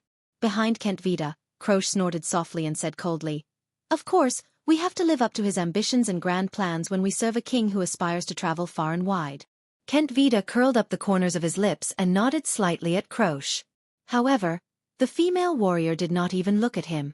She only stared at the Archduchess. Lisban snorted indifferently. Let's not talk about Extet's influence on the Golden Corridor for now. Count Lisban straightened his back slightly, and his tone was solemn. The Alliance of Freedom is connected to abundant commercial goods and huge profits. It is also adjacent to the city of Faraway Prayers. Once it breaks away from our control, the one who will suffer the most and worry the most should be Archduke Rockne, am I right? You are really generous to trouble yourselves for his sake. In the increasingly depressing atmosphere of the meeting, the Count directly pointed out the doubtful point. Kent Vida smiled faintly. The Rockne family and the city of Faraway Prayers' losses are Extet's losses. However, Lisban interrupted him loudly. Even if Archduke Rockne is tirelessly and clearly denouncing King Chapman's rule. Even if he calls for us to refuse to pay taxes to the king and that traitor who does not respect tradition? Kent Vida seemed to be angered as well. His originally smiling expression turned cold. Extensions are inseparable. We are bound together for good or ill. This is the future that His Majesty the King hopes for and works hard for. Of course, we hope that Archduke Rockne can understand his painstaking efforts, and we hope that you can understand as well. This is indeed an interesting piece of news. Count Lisban looked like he was prepared to shoulder all the pressure from the Archduchess, so that the overwhelmed Archduchess could relax. The Kinslayer is actually a patriot. The moment Count Lisban uttered that nickname without hesitation, Kent Vida and Croce's expressions turned cold at the same time. Thales sighed inwardly. Kinslayer. This is probably a stain and shadow that Lampard will never be able to get rid of for the rest of his life. Thales recalled Chapman Lampard's expression in the firelight. Compared to other people's opinions, the bigger shadow should be in his own heart. This could be said to be the brand that King Neuven left for Lampard, a brand that would accompany him for the rest of his life. Believe me, King Chapman has always placed Ekstedt's dignity and interests in his heart. Kent Vida's expression was ice cold. I cannot tell you how much His Majesty wanted to gather all of Ekstedt's military forces and tear down the Alliance of Freedom city walls to serve as their tombstones the moment he received the news. But Lisban snorted angrily without holding back. Put those pretty words away. The old regent's tone was very calm, but it seemed to contain a pressure that made it hard for people to breathe. When Archduke Rockne of the City of Faraway Prayers leads the heroes of the city and appeals to the entire country to get ready to revolt against the king's unjust actions, the Alliance of Freedom to the west of the City of Faraway Prayers inexplicably became internally unstable and caused trouble for Rockne. Thales could not help but furrow his eyebrows at Lisban's straightforward attitude. But the prince could not figure out Kent Vida's intentions. This is a fight between the king and Rockne, but why did he deliberately inform Dragon Cloud City? Does King Chapman still expect Dragon Cloud City to stand on his side? Rockne has to choose, right? Lisban removed his hands from his back and crossed them in front of his chest. He took a step forward and stared at Kent Vida, who was at the foot of the stairs. In the name of justice, if he wants to solve his immediate worries and protect his prestige as the Archduke of the City of Faraway Prayers, he must give up on protesting and opposing Chapman. He must even work with the king. Only then will he be free to deal with the internal strife of the Alliance of Freedom and seize back the interests that belong to the City of Faraway Prayers. Kent Vida was silent for a few seconds. I do not understand what you mean, Your Grace. Lisban snorted coldly. We are all Northlanders. Let's not play the Constellatiates politics of the Empire. Constellatiates? Politics of the Empire? Thales could not help but raise his eyebrows. The prince swore that he saw the corners of Saroma's lips curl upwards. Tell me, Lisban said sternly, if Rockne does not make a choice that meets your expectations, how will King Chapman react? Kent Vida stared at Lisban for a few seconds. In the end, the envoy of Black Sand region laughed. I believe that His Majesty still has to respect the joint ruling pledge. After all, the Alliance of Freedom is the closest to the City of Faraway Prayers. So when it comes to handling matters related to the Alliance, he respects Archduke Rockne's attitude. He also respects the interests and autonomy of the City of Faraway Prayers even more. Condemning those children is one thing, but recklessly meddling in the Archduke's internal affairs is undoubtedly unwise. Hey! Lisban shouted sarcastically. At this moment, our king actually remembered the joint ruling pledge and remembered that this is the internal affairs of the archdukes. Kent Vida did not answer. He only bowed slightly, and the regent shut his mouth. The hall regained its strange silence. Thales saw Nicholas furrowing his eyebrows tightly, while Saroma seemed to be deep in thought. Strange. In this strange audience, Thales quickly found a few suspicious points that he could not figure out. Black Sand region mentioned the Alliance of Freedom, but according to Lisban, this was just one part of the game between King Chapman, Archduke Rockne, and the other opposers. But what does this have to do with Dragon Cloud City? Why did Lampard send someone to inform Saroma about this? More importantly, what does this have to do with me and Thales Jadestar? If what Gilbert said about, there are no meaningless words in diplomacy, and testing our footsteps and strength, is true, Thales frowned. He had too little information. A few seconds later, Count Lisban's expression changed. He raised his gaze. I know why you came to Dragon Cloud City. The Count became solemn. And what happened yesterday? Lisban narrowed his eyes. You sent Dragon Cloud City into the eye of the storm. What? Sent Dragon Cloud City into the eye of the storm? Thales was slightly stunned. He could not keep up with their train of thought. Obviously, he was not the only one who did not understand Lisbon's words. Saroma widened her eyes. This was the usual behavior of a young girl when she was confused. The young girl and the teenager looked at each other. They saw the doubt and puzzlement in each other's eyes. Eye of the Dragon's seal Lisban. Kent Vida's expression became completely serious. He looked at his opponent again. As expected, you live up to your reputation. At that moment, Thales had a feeling that today's meeting was a confrontation between Lisban and Kent Vida. It was a game of chess that only they could understand. Let's end the audience here, my lady, Lisban said coldly. Saroma stared at Lisban in a daze, but she still nodded obediently. Are you sure? Kent Vida sneered. This concerns the great dragon's honor and disgrace, and His Majesty is waiting for the Archduchess' reply. The Viscount added meaningfully, and not the Regent's reply. Thales sighed in his heart. That's enough. You know better than anyone else how this will proceed. Lisban stared at Kent Vida with a cold expression. He did not even bother to maintain a friendly facade. The Archduchess will give you an answer, but not now. The Count said coldly. At least, not before the city of faraway prayers sends an envoy to visit. Kent Vida inhaled and regained his calm expression. He bowed slightly. Then we shall take our leave, Your Grace, the Viscount of Blacksand Region said softly. By the way, Kent Vida cast a meaningful glance at the slightly puzzled Saroma.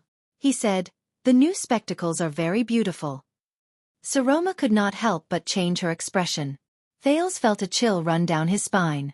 The Regent's gaze on him was very oppressive. Count Lisban snorted coldly. Enough said, Your Grace. Kent Vida smiled, bowed slightly to the Prince of Constellation intentionally, and turned to leave. At that moment, Star Killer, my superior, sent his regards. Croche, who had been silent all this while, suddenly raised her head and looked at the warrior on the other side of Lisban. That knife is really difficult to use. Those were his exact words. On the stairs, Nicholas sneered. This knife is quite useful. The Star Killer shook his head. What a pity. Croche nodded and turned towards the Archduchess' seat. Your Grace, please take care.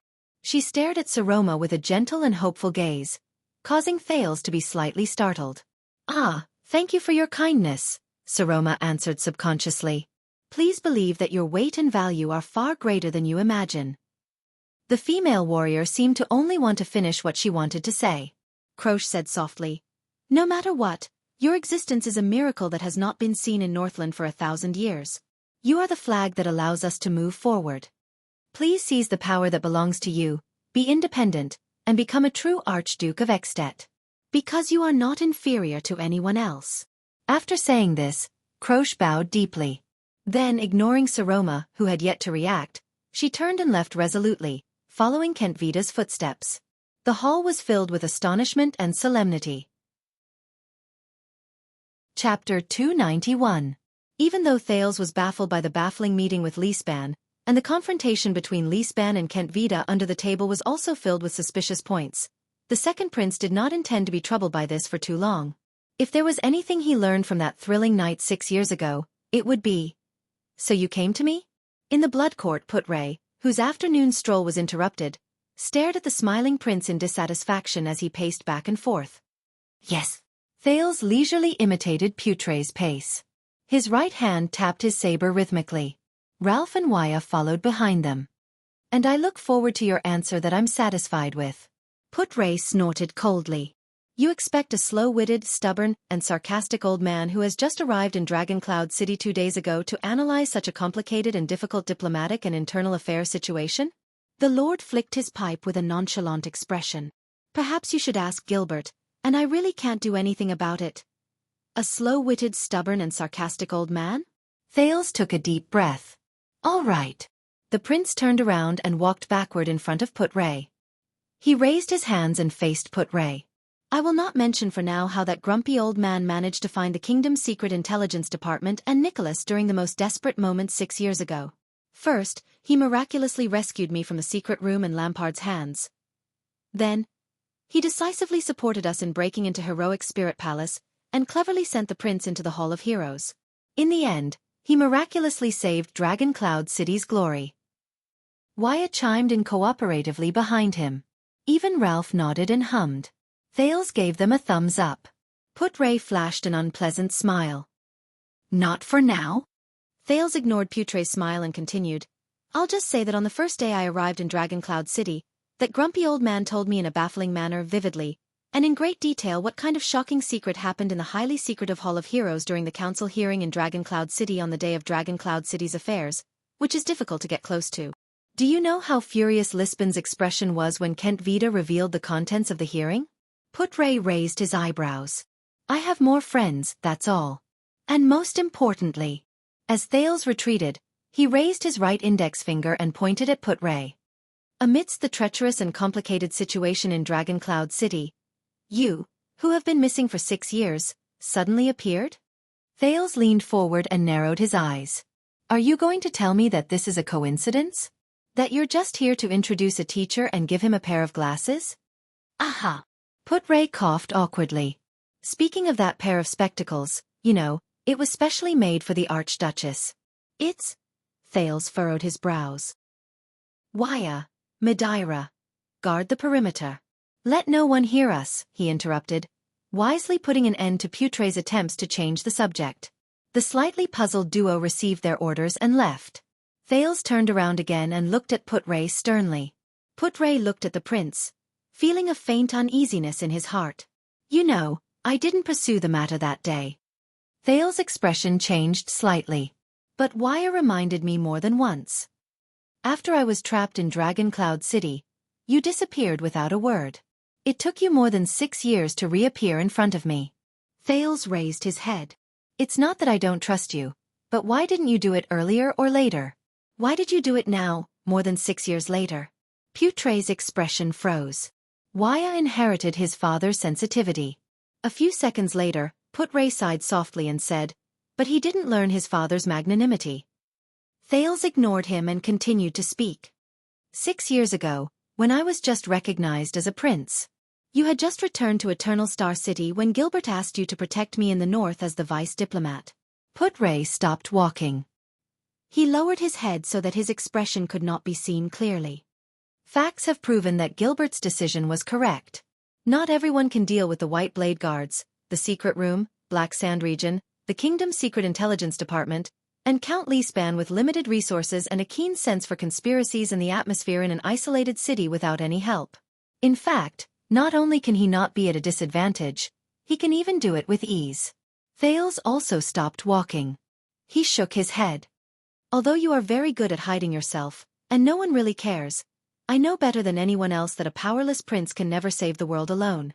From decisively retreating, preserving his strength, contacting everyone, rescuing the prince, hinting me to counterattack, breaking into Heroic Spirit Palace, playing the game with Black Sand Region, and reversing the situation.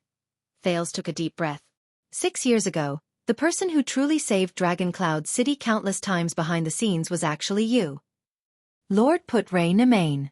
The former civil official from the Foreign Affairs Division with a suspicious identity.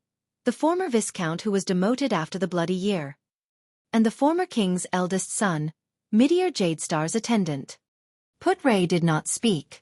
Thales lowered his head and remembered what Put-Ray had told him about the Bloody Year in Heroic Spirit Palace. As far as I know, this is not something an ordinary person can do. Thales' expression darkened slightly. Don't you think that there are too many mysteries surrounding you, Put-Ray? In that second, Put-Ray froze for a moment. His expression stiffened. It was as if Thales had seen through him. Be more honest. Thales observed Putray's reaction and sighed. He turned around again and waited for Put-Ray to catch up. Put-Ray, don't learn from the Kingdom's Secret Intelligence Department. You know I don't like them. Tell me, what kind of chess game am I in right now? They walked past a big tree. Put-Ray knocked the ashes out of his pipe. His expression was gloomy, and he did not say a word. Thales only stared at him in silence. I understand. Finally, Put-Ray sighed slightly and returned to the tone he used when they first met. What do you want to know about the current situation, my troublesome little prince? Thales frowned slightly and recalled the many doubts in his mind. Connect. After a few seconds, the teenage prince looked around and said cautiously and softly, I want to know how all the major events on the surface are connected through the hidden interests under the surface. I think this is your forte. Put-Ray put his pipe back into his tobacco pouch and was slightly startled. Connect. Thales nodded and imitated Lisbon's action of putting his hands behind his back, but his gaze drifted into the distance. 6 years ago, Miranda Arun told me in the prison cell that everything that happened in Dragoncloud City seemed to be unrelated, but there was actually an important clue that connected everything.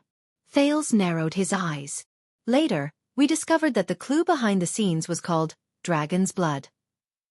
At that moment, Put-Ray unknowingly slowed down and fell a step behind the prince. Over the past few months, ever since King Chapman issued the new enfeoffment decree, the city of faraway prayers gathered everyone to denounce the king. Lampard was condemned, I was blamed as a hostage, the Archduchess of Dragoncloud City was forced into a marriage, the Alliance of Freedom was unstable, and Black Sand Region came to Dragoncloud City as ambassadors. Thales was completely unaware of everything around him and continued to ponder. Although everything is very fragmented and some things are not even related, but I feel that the current situation is the same as it was back then. There is also a vague clue that connects everything. I want to seize it, instead of passively dealing with the troubles that come knocking on my door. Put-Ray's gaze froze for a moment. Both of them were silent for a few seconds. Finally, Put-Ray let out a long sigh. You know, when we met the day before yesterday, I thought you were more cheerful than before. The thin man shook his head. But now, I realize that the real you is even more anxious, vigilant, and nervous than before. Can you really sleep at night? This time, Thales stopped moving. 6 years ago, I fell once due to carelessness and complacency.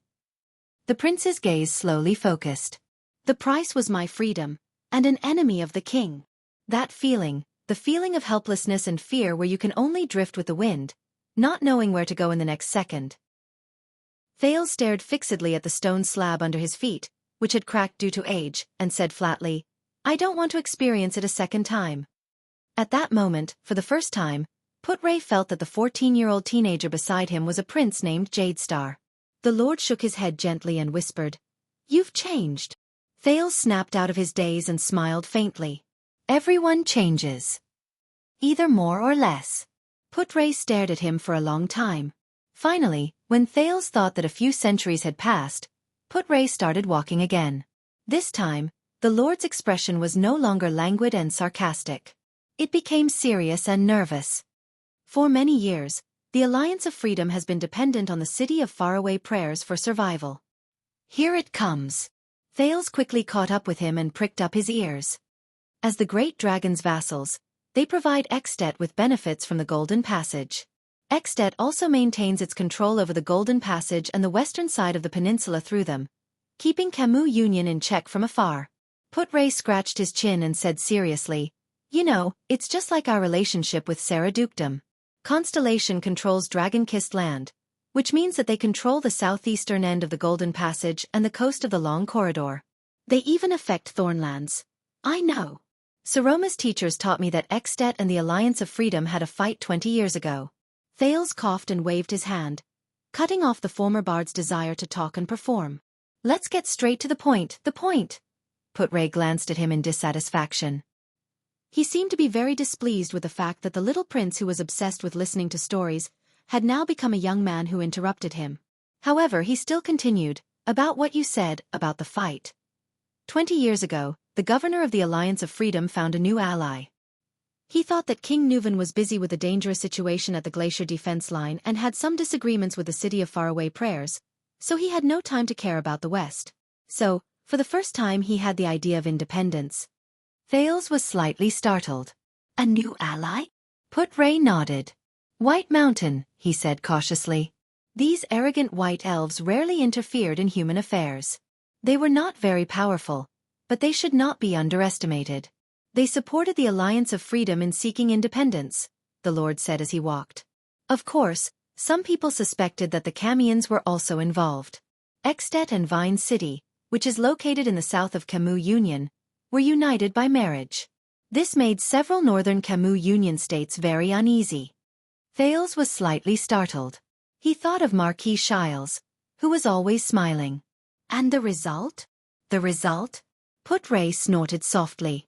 There was a hint of mockery in his tone. The overconfident governor of the Alliance seized the tribute goods sent to Extet without authorization. He also wrote a tactful but firm letter, requesting that they re-evaluate their friendship. Even though the city of Faraway Prayers and Dragon Cloud City were in conflict, as the supreme ruler of the kingdom of the Great Dragon, King Nuvan did not gloat over their misfortune, nor did he reply to the letter to wrangle.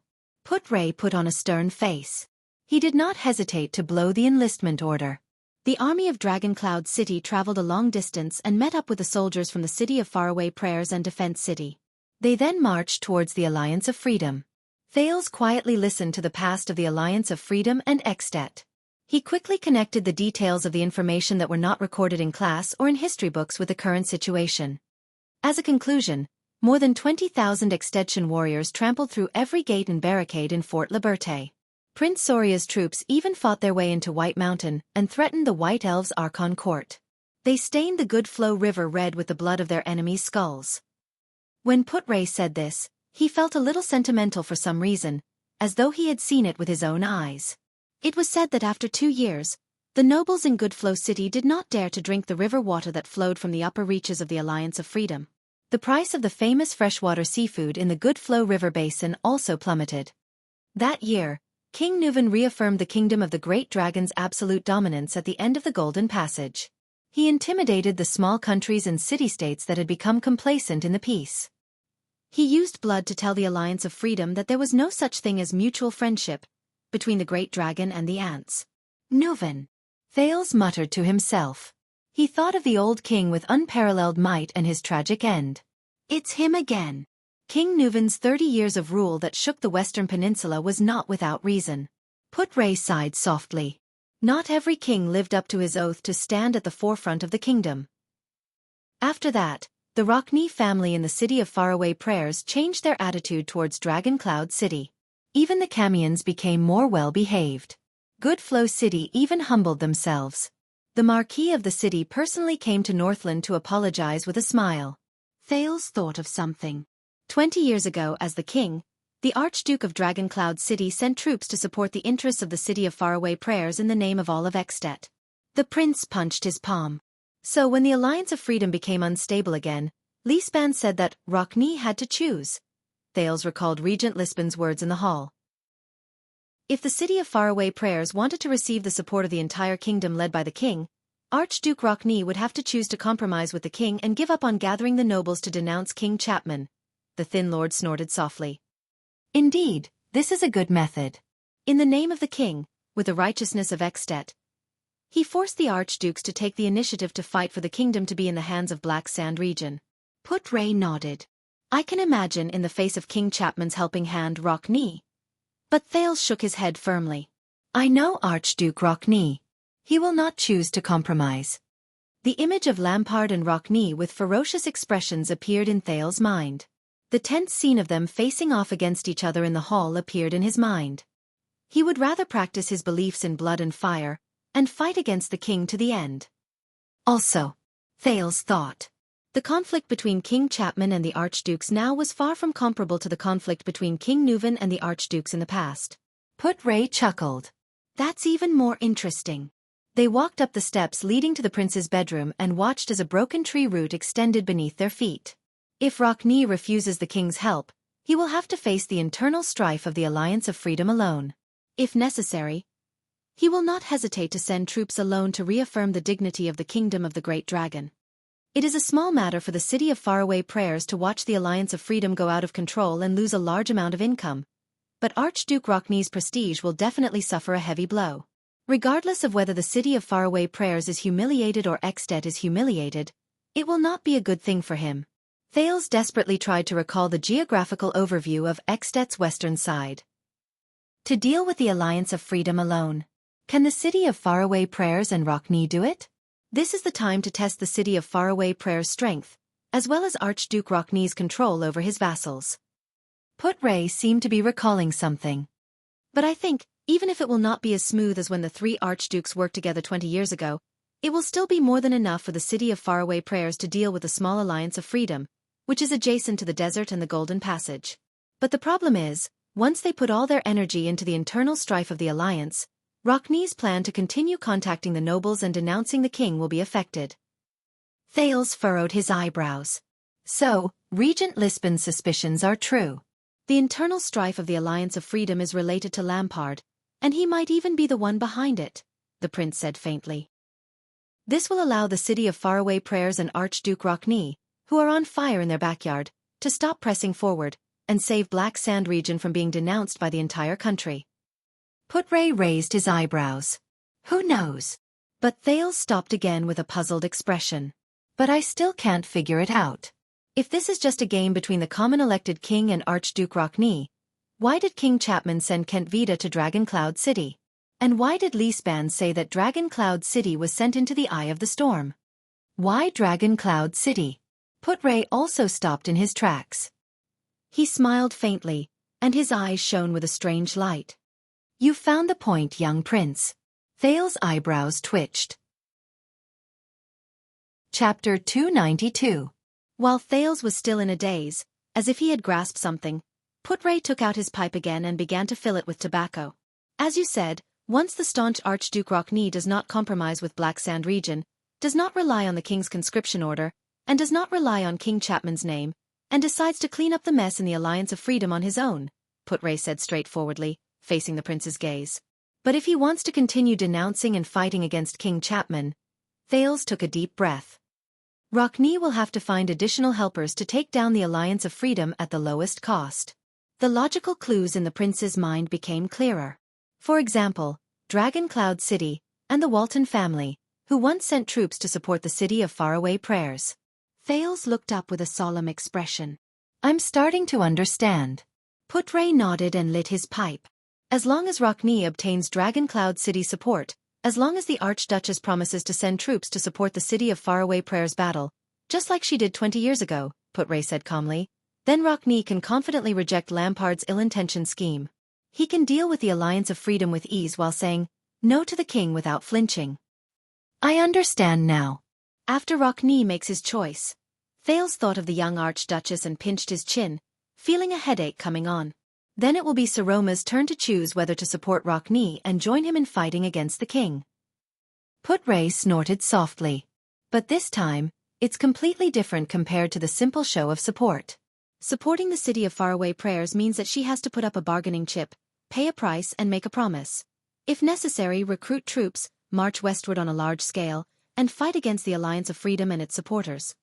The current situation is like when Prince Mariah was assassinated, and King Kessel was faced with the choice of whether to fight or to make peace. As he puffed out smoke, Putray let go of the pipe in his mouth. The Archduchess of Dragon Cloud City has to make a decision on behalf of Dragon Cloud City. To fight or to make peace. To pay the price and resolutely support the city of Faraway Prayers in dealing with the Alliance, or to stand by and watch the situation develop. The prince slowly raised his head. The choice King Kessel faced when Prince Mariah was assassinated? Thales recalled the Supreme King of Constellation, who coldly raised the scepter in his hand when he was pressured by the vassals in Renaissance Palace 6 years ago. Wait, it would be fine if it was someone else. Thales recalled what Putray had told him about the feud between the two countries and the past. He could not help but be slightly shocked. But Dragon Cloud City. Ah! Putray was a little surprised by the prince's reaction, but he still nodded expressionlessly. For an ordinary extension, when faced with the Alliance of Freedom, this is just a question of fight or not. But for Dragon Cloud City and the Walton family, this isn't just about the great dragon's honor, it's also about the family's dignity. Putray exhaled a puff of smoke. His gaze was sharp. 20 years ago, on the day the Alliance of Freedom's Governor-General's rude letter arrived in Dragon Cloud City, before the snow on the envoy's boots had dried up, Nuvan VII blew the conscription order of the kingdom without hesitation. Attack the Alliance of Freedom. Thales' expression became extremely solemn. A year later, King Nuvan's eldest son, Soria Walton, chopped off the Alliance's Governor-General's 10 fingers one by one in Fort Liberté, which had surrendered, in front of the shivering elders of the Alliance. Putray's tone also slowly became solemn. It was said that every time he chopped off a finger, he would loudly ask one of the elders, "Do you know how to write a letter?" After chopping off the last finger, Prince Soria threw the disrespectful letter back to the almost fainting Governor-General. "No, you don't," Soria said with a smile. Then, he hanged all the elders who did not answer no. Soria Walton. Thales furrowed his brows. Sounds like a brutal commander. Put-Ray narrowed his eyes and lowered his head slightly. But he also succeeded in making the Alliance of Freedom remember the great dragon's anger and terror. During those years in the Golden Passage, Soria's name was more useful than King Nuven's. Even Camus Vine City, which was the Walton family's in-laws, benefited from it. Even their most hated enemy in the Alliance did not dare to make things difficult for their goods. Thales clenched his fists. Do you understand now? Put-Ray stared at the prince. King Nuven ordered to send out his troops, and Soria won. Just like that, the Walton family protected Extet's dignity. And 20 years later, if the Archduchess, who has been criticized and questioned by the people, chooses to remain neutral and watch from the sidelines when faced with the Alliance of Freedom, chooses to retreat and avoid war when faced with the same problem, Thales exhaled. He had figured out the crux of the matter. She had no choice. The prince said firmly, in order to prove that she did not let down her father's honor, and to protect the Dragon Spear family's dignity and rule, Saroma had to send out her troops. So, in the game between King Chapman and Archduke Rockne, which was triggered by the instability of the Alliance of Freedom, Dragon Cloud City is the key. The Archduchess is not only a chess player who has to join the game, but also a turning point that can help Rockne turn the situation around and make King Chapman return to his awkward position. Thales furrowed his brows tightly. So Black Sand Region sent someone to Dragon Cloud City because it is indeed in the eye of the storm. It is a vital point in the game between several great forces. However, Put-Ray shook his head at this moment. If only things were that simple. Thales raised his head in surprise. What do you mean? As I said, this situation is very similar to the predicament King Kessel faced in the past. Put-Ray took a puff of his cigarette. There was shrewdness and vigilance in his eyes. If the Archduchess made a promise to the City of Faraway Prayers and supported Rockne's expedition to the west against the Alliance of Freedom at the critical moment. The problem is, how many vassals in Dragon Cloud City will support her? How many soldiers can be enlisted and should be enlisted? How will the benefits and costs be distributed? If only the direct territories of the Walton family are willing to respond, then should this war be fought? If an army is enlisted, which noble and respected vassal should lead the army? Thales was stunned. Compared to the predicament King Kessel faced in the past. What Kessel faced? That means, a terrifying thought rose in his mind. If the Archduchess cannot make a promise to the City of Faraway Prayers, she will only gain the reputation of being indecisive and hesitant. Put-Ray's words were intermittent, and there was a rhythm that made people uneasy. He continued, but if the Archduchess makes a promise, but is unable to fulfill it at a critical moment due to internal reasons in Dragon Cloud City, such as opposition from the vassals, a lack of soldiers, a lack of resources, or even the army recruited by Dragon Cloud City returning in failure due to low quality. Then, under the eyes of all of Extet, the impact of this matter on the Archduchess rule will be devastating. Thales frowned. If Saroma only sends the direct troops of the Walton family, and does not rely on the power of the vassals. Put-Ray snorted coldly and shook his head. When a powerful archduke who has countless vassals under his command can only send his direct subordinates to the battlefield alone, then in the eyes of countless people, that archduke's reign will soon come to an end. Put-Ray snorted coldly and shook his head. Thales heaved a deep sigh. Finally, with Put-Ray's help, he found the clue that ran through the front and back. So, in short, all the problems can be summed up in one sentence. Put-Ray took a long drag on his pipe. The wrinkles on his thin face slowly tightened. Is the current Dragon Cloud City still like the Dragon Cloud City under King Nuven's command in the past? Is it still like the Dragon Cloud City under King Nuven's command in the past? Is it still a unified entity? Is it indestructible from the inside out and is united? At the moment when the reputable Dragon Cloud City and the Walton family need to stand up, the archdukes are watching her, and the vassals are also watching her. The time to test the Archduchess' prestige has arrived. Put-Ray snorted coldly and said, to protect the family's reputation, to protect the country's dignity, and to fight against King Chapman, the Archduchess must represent Dragon Cloud City to make a promise, and ensure that this promise can be fulfilled. Thales stared at Put-Ray, dumbfounded. Put-Ray's gaze was focused on Thales' gray eyes. His tone was frightening. And to ensure that the vassals will support this promise, the Archduchess who has been in power for 6 years. And how much is she willing to pay? Thales took a deep breath and clenched his fists. Thales exhaled and said with great difficulty, pay a price. For example. Put-Ray nodded. He silently observed the prince's expression. While sighing, he said softly, "For example, is she willing to show her sincerity and trust to the vassals? For example, if the Archduchess marries one of the vassals, to maintain the cohesiveness of Dragoncloud City in exchange for the vassals' trust and cooperation. With the support of her husband and the inheritance of her bloodline, she will break away from the Archduchess and become the Archduchess to restore the glory of the Walton family." Putray's voice was very soft, but in the prince's ears, it was so heavy that it sounded like thunder. Thales closed his eyes helplessly. He furrowed his eyebrows and clenched his teeth. The little rascal from 6 years ago appeared before the prince's eyes. He remembered that day 6 years ago, when the dirty little girl was engrossed in reading books in the library. He remembered that in the Hall of Heroes, when the tear-stained girl shivered and looked helplessly at the ring of triumph on her finger. He remembered that in the streets of Shield District, when the little girl screamed and desperately tried to pull him away from the tentacles. He remembered. "Tell me, Putray."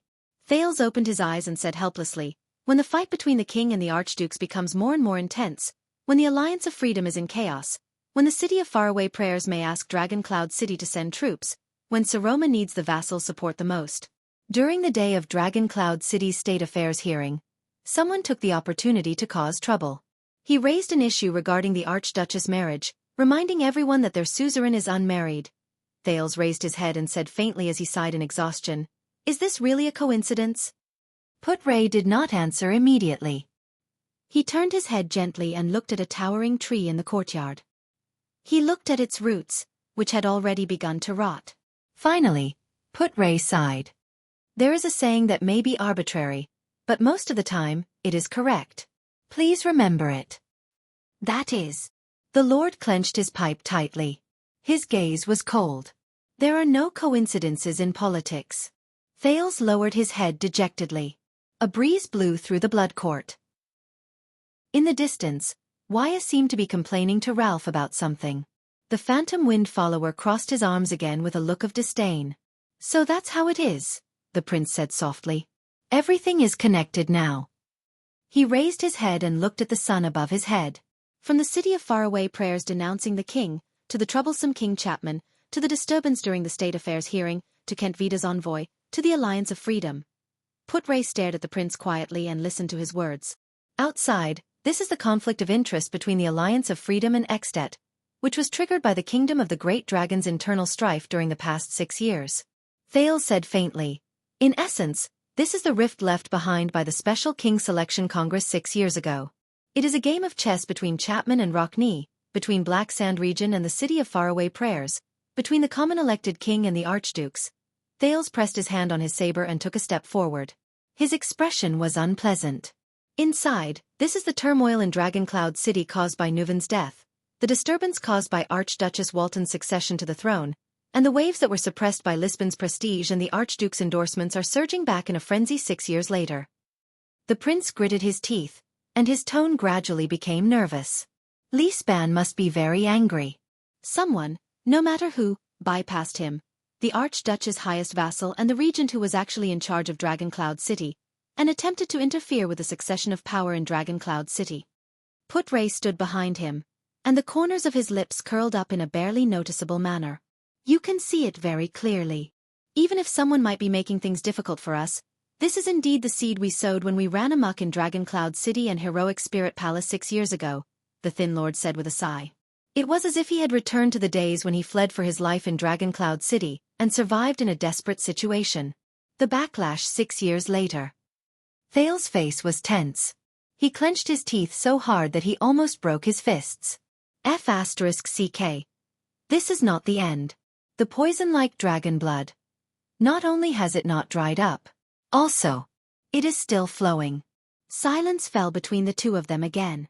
Just when Putray thought that the prince's emotions had become agitated because of the sudden information. "There is one more thing that I don't understand." Thales turned his head and looked at Putray. He asked abruptly but calmly, "Why me?" The Lord stared at Thales' expression in surprise. Contrary to what he had expected, the prince was not panicking, agitated, or even overly emotional. He did not even seem nervous. This young man, compared to 6 years ago, Thales pursed his lips. His eyebrows moved slightly, as if he was thinking about something seriously. This is the battle between King Chapman and Archduke Rockney. It's a storm that Dragon Cloud City is embroiled in. Thale's gaze became sharp, making Put-Ray uncomfortable. He even had the urge to turn his head away. But why? Thales asked succinctly, why did Kent Vida request to meet me? To meet a prince of Constellation?